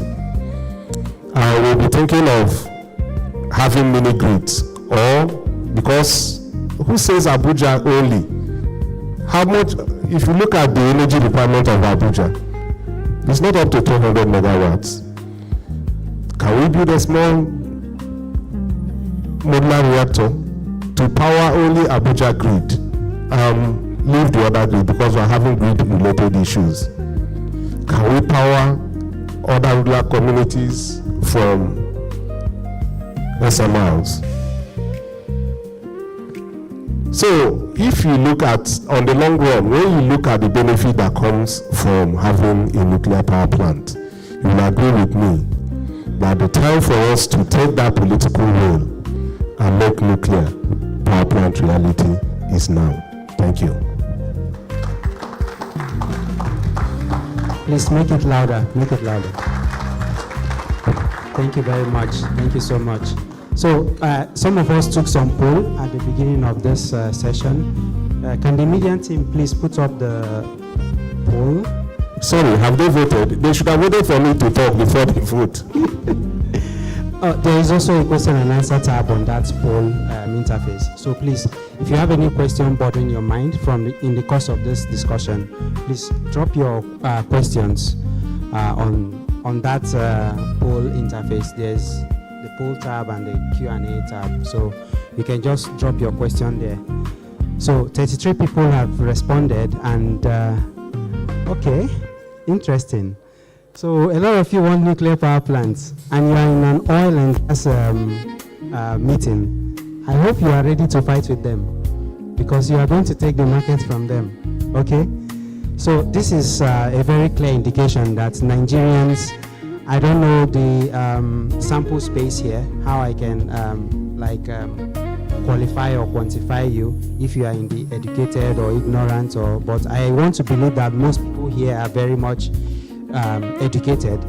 So maybe if we take it to the market women and maybe to our grandmothers and grandfathers in the village and inner cities, it might be different. So, but if I look at the histories of how countries built their nuclear power plants, it's pretty much from this kind of knowledge standpoint of ignorance. And then later, as they began to get the benefits, they began, oh, it's generating waste, and that's why we have our experts here. So we can just summarily say that there's nothing stopping us. So please take the message to your legislators, take the message to whoever is in the helm of affairs of deciding, making decision for nuclear to be built in Nigeria, that we need nuclear in Nigeria. Like the problem we are facing, I came from China like 2 weeks ago, okay? So China is having like abundant energy. The coastal region, all the coastal region of China is filled with nuclear power plants. Not just for the energy, it's also a very good security measure. Anywhere you have a nuclear power plant, nobody messes with you. So if you want us to be not just energy secure, but our own inland and waterways secure, please let's make a push for nuclear. Do we have any question, media? Can you go through the media tab, the poll, to see if there is any question there? Or from the audience, if you can put your question up, just, okay, it's like someone has a question there. All right, anonymous. Hope nuclear wouldn't displace people like exploration of oil has been doing in the Niger Delta. Okay, good question. Yes, Dr. Mado, really interesting. It will not. The answer is no, it will not. How? We're not saying Nigeria should drop oil and gas. We are saying that our energy mix should be diversified to include nuclear. Now, like I said, if you want to build a nuclear power plant, you don't need space more than this conference center. And you don't also need a too large space to store your nuclear fuels. And it does not stop people, like Jerry showed you earlier on. People eat banana, and I'm so sure you consume banana a lot. The potassium that is in banana that is radioactive is more than what you can get from living close to a nuclear power plant. Then we eat it, but our body has a system of ensuring that it goes out. That's why we keep consuming banana and we don't store it in our system. So the same way, because like I told you, I said earlier on, if the standards are not internationally monitored, then nuclear power plants challenges will be an issue. France generates 70% of its energy from nuclear power plants. 70%. And so most of us want to go and see Paris. And the power plants are not built in isolated places. They are built close to where people live. So it's not going to displace anybody, because you're not going to be, there's not going to be pollution to the air. There's not going to be pollution to the water. The only thing you may be afraid of is radiation emission. But like I said, 70%, I've given you one country, 70% of their electricity generation is from nuclear, which is France. And we classify France as one of the first world countries. Nuclear will never displace you. Thank you. Yeah, please add to it. Okay, I think a lot of people are always scared of this language, not in my backyard. I, as a regulator, is to assure you that the safety of operating any nuclear facility in Nigeria is nothing for you to doubt of. Because we've licensed a lot of nuclear activities in Nigeria, and we ensure they operate safely. And also want to inform you that there's nobody that will come and say they will just want to come and install nuclear facility in your backyard, and you would not. We as a regulator will ensure that at least it's something the people want, and also what will be the benefit. It won't be like the oil exploration that people do not have the opportunity to decide what will be their own benefit from what we are installing at their backyard. It's part of our own activities to ensure that when you are bringing in these nuclear activities, also identify what will be the benefit to the society that you are putting in that facility. Because if the people say they don't want it, we as a regulator will also license it. But at least when you tell the people the incentive they will also get from what you are bringing to their backyard, they will always want to accept that based on that incentive. And I think one of the most regulated industry in the world, apart from aviation, is the nuclear industry. Because just like the way he said, from bringing to fuel, I can tell you we became operational in 2001. The plan for the research reactor in Zaria was different, which I wouldn't want to go into. But in 2001, they wanted to import the fuel from China to Nigeria. And it was stopped by the IAEA that you can't bring in a nuclear fuel into any country without the establishment of a regulatory body. And that was why, because he said they start operation in 2007, and many of you will be wondering, why will we start operation in 2001? It was based on that fact that when they wanted to bring in the fuel for the research reactor, and the international community says no, until there must be an established, functional regulatory body. And the Nigerian Nuclear Regulatory Body was established or started operation in 2001. We were established by an act in 1995, but we started operation in 2001 as a result of that nuclear fuel that they need to bring to that facility. And since then, the fuel did not come in until they ensure we have the competence and the capability to regulate the use of that fuel. And that is why the reactor did not start operation until 2004 in March. Because after they were satisfied that those we have on ground can license that facility, in 2003, they brought in the fuel, they do the normal commissioning and every other thing. The commissioning in this case is not just to come and cut normal tape like that. There are a series of tests that need to be carried out to prove that this facility can function as being designed. So, and it took almost a year to do that before a license was issued.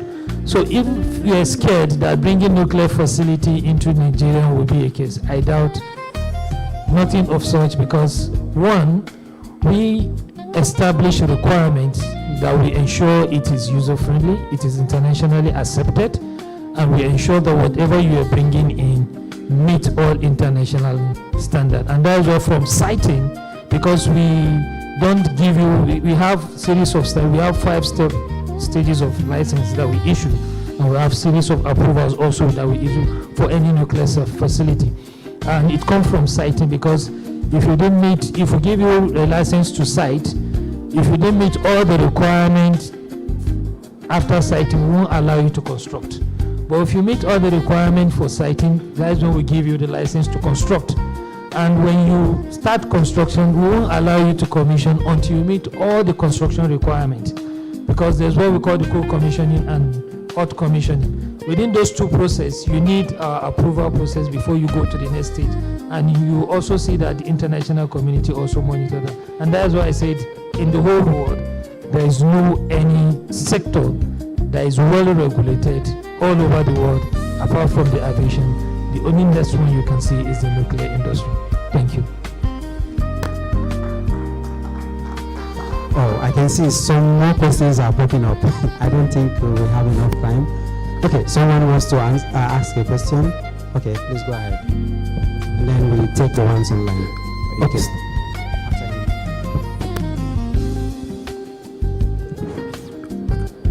Hello, good afternoon. My name is Abdul. Wonderful presentation and very convincing. One would want the government to build a nuclear facility after hearing you speak. But my question is on this, right? The raw material availability. The raw material availability. So from my humble knowledge of the energy, you want to build whatever energy sector you have based on your comparative advantage. So we do have oil and quite a lot of gas, right? So why should we even diversify into nuclear energy while we don't really control much of the raw material, right? And I know you might say the raw material needed is very small or not really significant, but as we can see happening, if it's not within your borders, it's a risk. In fact, even if it's within your borders, we can see Venezuela now, another country going in because of the oil they have, right? So if we invest for 60 years, as you said, but we don't control the raw materials, there's a huge risk there as a country to even diversify in that direction, especially in light that we do have a lot of gas. That is one. And the second one, I will just latch on the statement he made. There is actually a reason why it's the second most regulated industry, right? Shows you the level and magnitude of the risk. I believe these stuffs are for much more developed environments where they have more advanced technologies to do these regulations and more careful monitoring of all the activities. Even so, some of the European countries are running away from it. So a fantastic presentation, but these are my thoughts around it. Thank you very much. Thank you very much. Availability of raw material. Where you can listen to playlists based on Yes. whatever mood. Get YouTube Music Premium. There are two raw materials that we need in a nuclear power plant. The first one is uranium, and we have seen nuclear power plants now running on thorium. And And if you look at the map of the solid minerals in Nigeria, you will find that there are places that have both uranium and thorium. And like I said, if you commission a nuclear power plant, you can run it for 60 years. If you have the resources to buy your fuel you need for that 60 years, you can buy it and store if you have the resources. But like I said again, Ministry of Solid Minerals have shown us that there are places you can have uranium and thorium. But mining them, processing it into the grade you need for running a nuclear power plant is another thing altogether. And it is also highly regulated. So issue of availability of raw material shouldn't be an issue as long as Nigeria is concerned. Now the issue of European countries running away, you're thinking about Germany. But I want to tell you today that Germany that closed, before they closed, was the first generation reactors that they had. The first generation, fourth generation of reactors. The first generation that has lasted more than 60 years. Extended lifespan of 80 years has gone. You can no longer operate such reactors. That was what they closed. And today, they are thinking of building another nuclear power plant. They are returning to what, because of the issue of the gas, energy-related issue that has to do with gas, cutting off of gas. They are back to the drawing board and location of where they put their nuclear power plant. Japan had an incident, Fukushima and Daiichi. That is the latest, the last incident of nuclear accident. Japan today is constructing 3 more nuclear power plants with higher capacities than what was destroyed in Fukushima and Daiichi. So, yes, we have abundant gas. Yes, we have oil. But our energy mix needs to be such that it will be robust. While we are thinking about continuous use of oil and gas, we should also think of renewable and nuclear in our national energy mix, so that we have a base load. We are increasing, our population is increasing. It's been predicted that by 2030, which is around the corner, our population will hit 370 million. Where is the energy that we need to drive this population?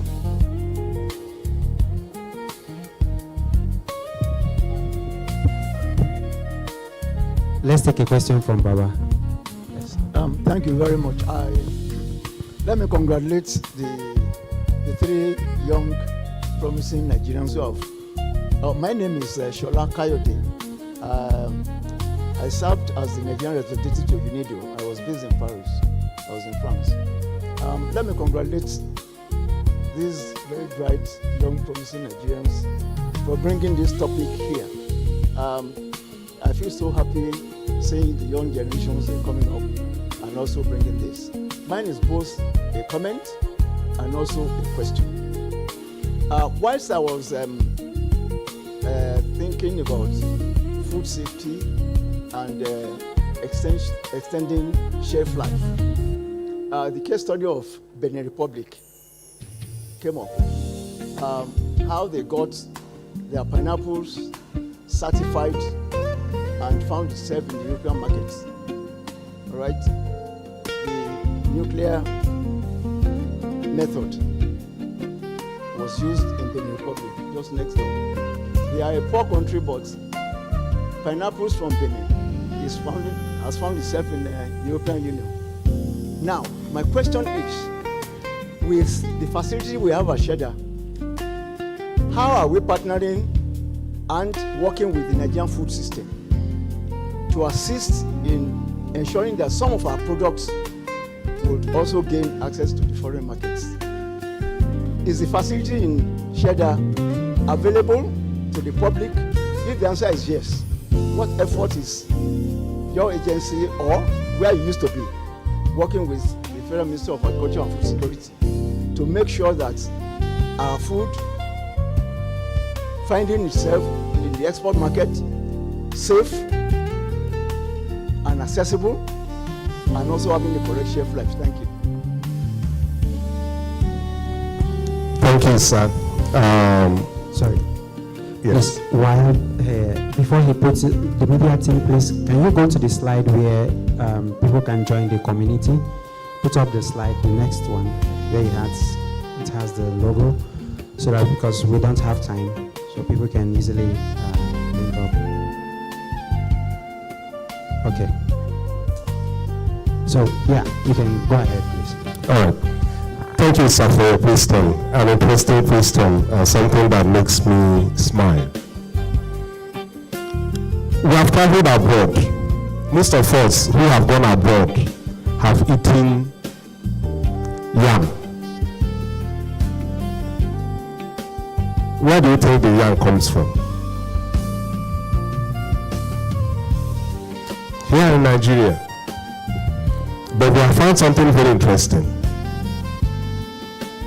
Nigeria produces 80% of yam that is in Africa. But when you go to abroad, you see they tell you Ghana yam. What did Ghana do? They use their gamma irradiation facility. It's a 5-ton facility. Nigeria facility is 4 times that of Ghana. They use it to irradiate products. And I tell you, interesting, very funny. Our exporters take yam from Nigeria to Ghana to irradiate and then export it. But when that facility was built in Sheda, it was built as a pilot plant to conduct studies and for other people, other persons, other states to come and take a look at it and see how they can replicate it, and then for training purposes. That was the main purpose of that facility here in Sheda. And over the years, the facility has done a lot of research, and they are done with what at that research and pilot plant stage. The facility is at the point now that it's open for members of public to use. That is where the next phase we are in. We have seen what Ghana can do, and we have seen what our exporters are doing, and we have seen how Nigerian products are being labeled and given other names. The study you talked about at Benedict, they did it using the Ghana facility because Benin does not have an irradiation facility. So what they did was to take their pineapples to Ghana, irradiate and export, and then label it. They bring it back and move it from Benin. But like I said, do we have sometimes the political will? The facility we have in Sheda, yes, due to age, some of the components must have aged.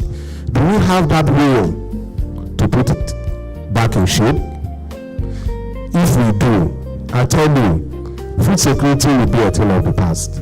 And the interesting thing about gamma irradiation facilities is it's evolving as well. It's going into modular as well. And the commission has the intention and has it in the plan to build modular reactors or to buy modular reactors that we can take to farmers from one point to the other to irradiate their products.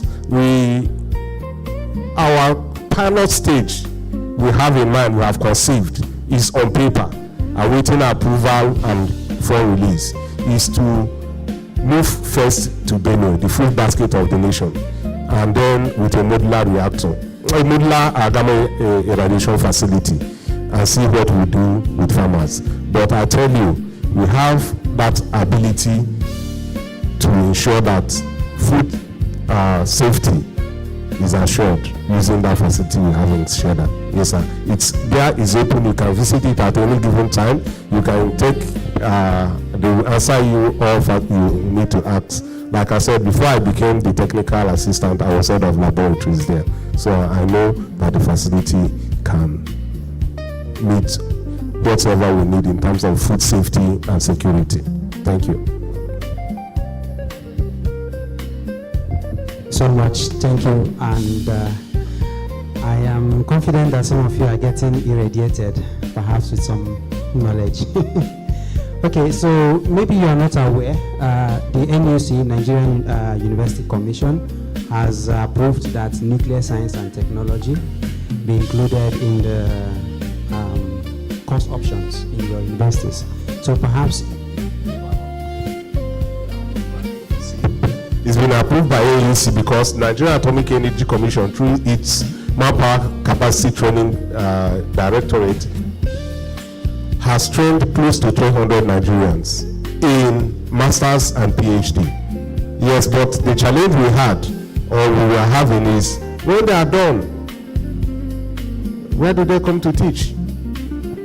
And we have that challenge that we have had some persons, immediately you finish their training, the employers who are employing them are paying you what you spent in training them.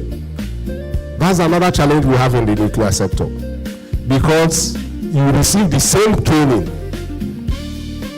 and you are to work in a sector. Once you're done, those who know your value, they pay us back because we bond you before you go. They pay us what we have bonded them, and they take them and they go, and they pay them salaries that are very. Don't ask those of us who are here why we are here. It's only patriotism, I must tell you. And then it's a challenge. But Nigeria Atomic Energy Commission has been able to train that level of persons, and we feel it is time it's included in the curriculum. So it's fine universities now. The first university to start this year is University of Abuja. They have nuclear engineering. And Nsoka is also rolling off for next academic year. They're also starting with nuclear science and engineering. So others are coming in place. Nigeria Atomic Energy Commission has 6 university-based centers. And most of them will have been offering nuclear under physics department. They've been offering nuclear physics. But now we want to move it further, because even the oil and gas need these nuclear trained people. We use nuclear technique in oil and gas for exploration. We need those who could also do a calibration of their instruments, not only from an electrical perspective, but from the nuclear perspective. Thank you. Thank you so much. And in case, thank you. Please, a round of applause, please. Thank you. All right. And as a way of rounding up, if you're interested in joining the Nigerian young generation in nuclear, you want to know more about nuclear technology in Nigeria, Africa, and beyond, please join this community. I think there is the slide before this one gives you the link to the WhatsApp group. You can easily join the WhatsApp group. And that's the WhatsApp group you can join. And there is AfriNuke podcast. If you want to know about nuclear technology in Africa, this podcast gives you like the premium information about nuclear technology in Africa. And you're also welcome to getting some information and asking some questions and making your contributions as you deem fit. Please, another round of applause for our distinguished experts. It's not loud, please make it more lively. Yeah, thank you very much. Okay, so with this, we come to the end of this session, and we hope to see you some other time. Thank you. A round of applause for Dr. Uche Madu. A round of applause, please. Thank you. Lukman Abdurrauf, let's give him a round of applause. And Mbazu Jeremiah. Please, a round of applause for all of them.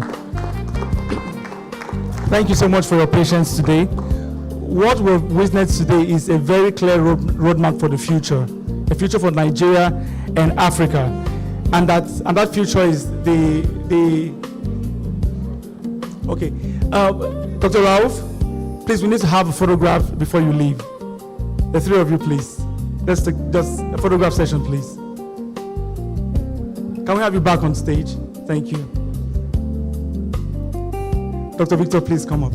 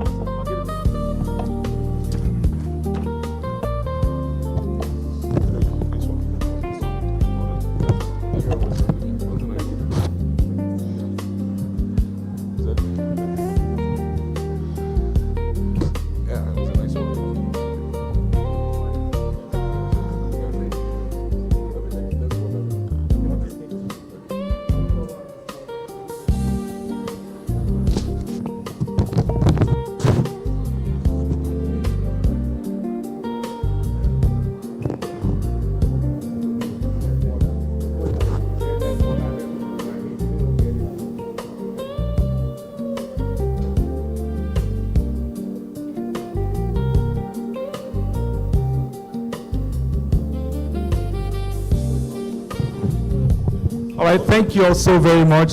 Thank you all so very much. All right, we've come to the end of today's sessions. We have the barcode on the wall, on the screen. Please, IT, could you put that on the screen? Please bring out your phones. We need your feedbacks. We need your responses. If you may, just scan and let's have your feedbacks. This will help us to do better tomorrow. All right, please just bring out your phone. If you haven't done that, that's very important. It's very important we get your feedbacks.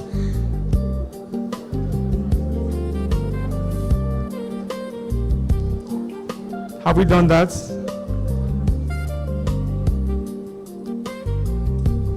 All right, I see a lot of us doing that now.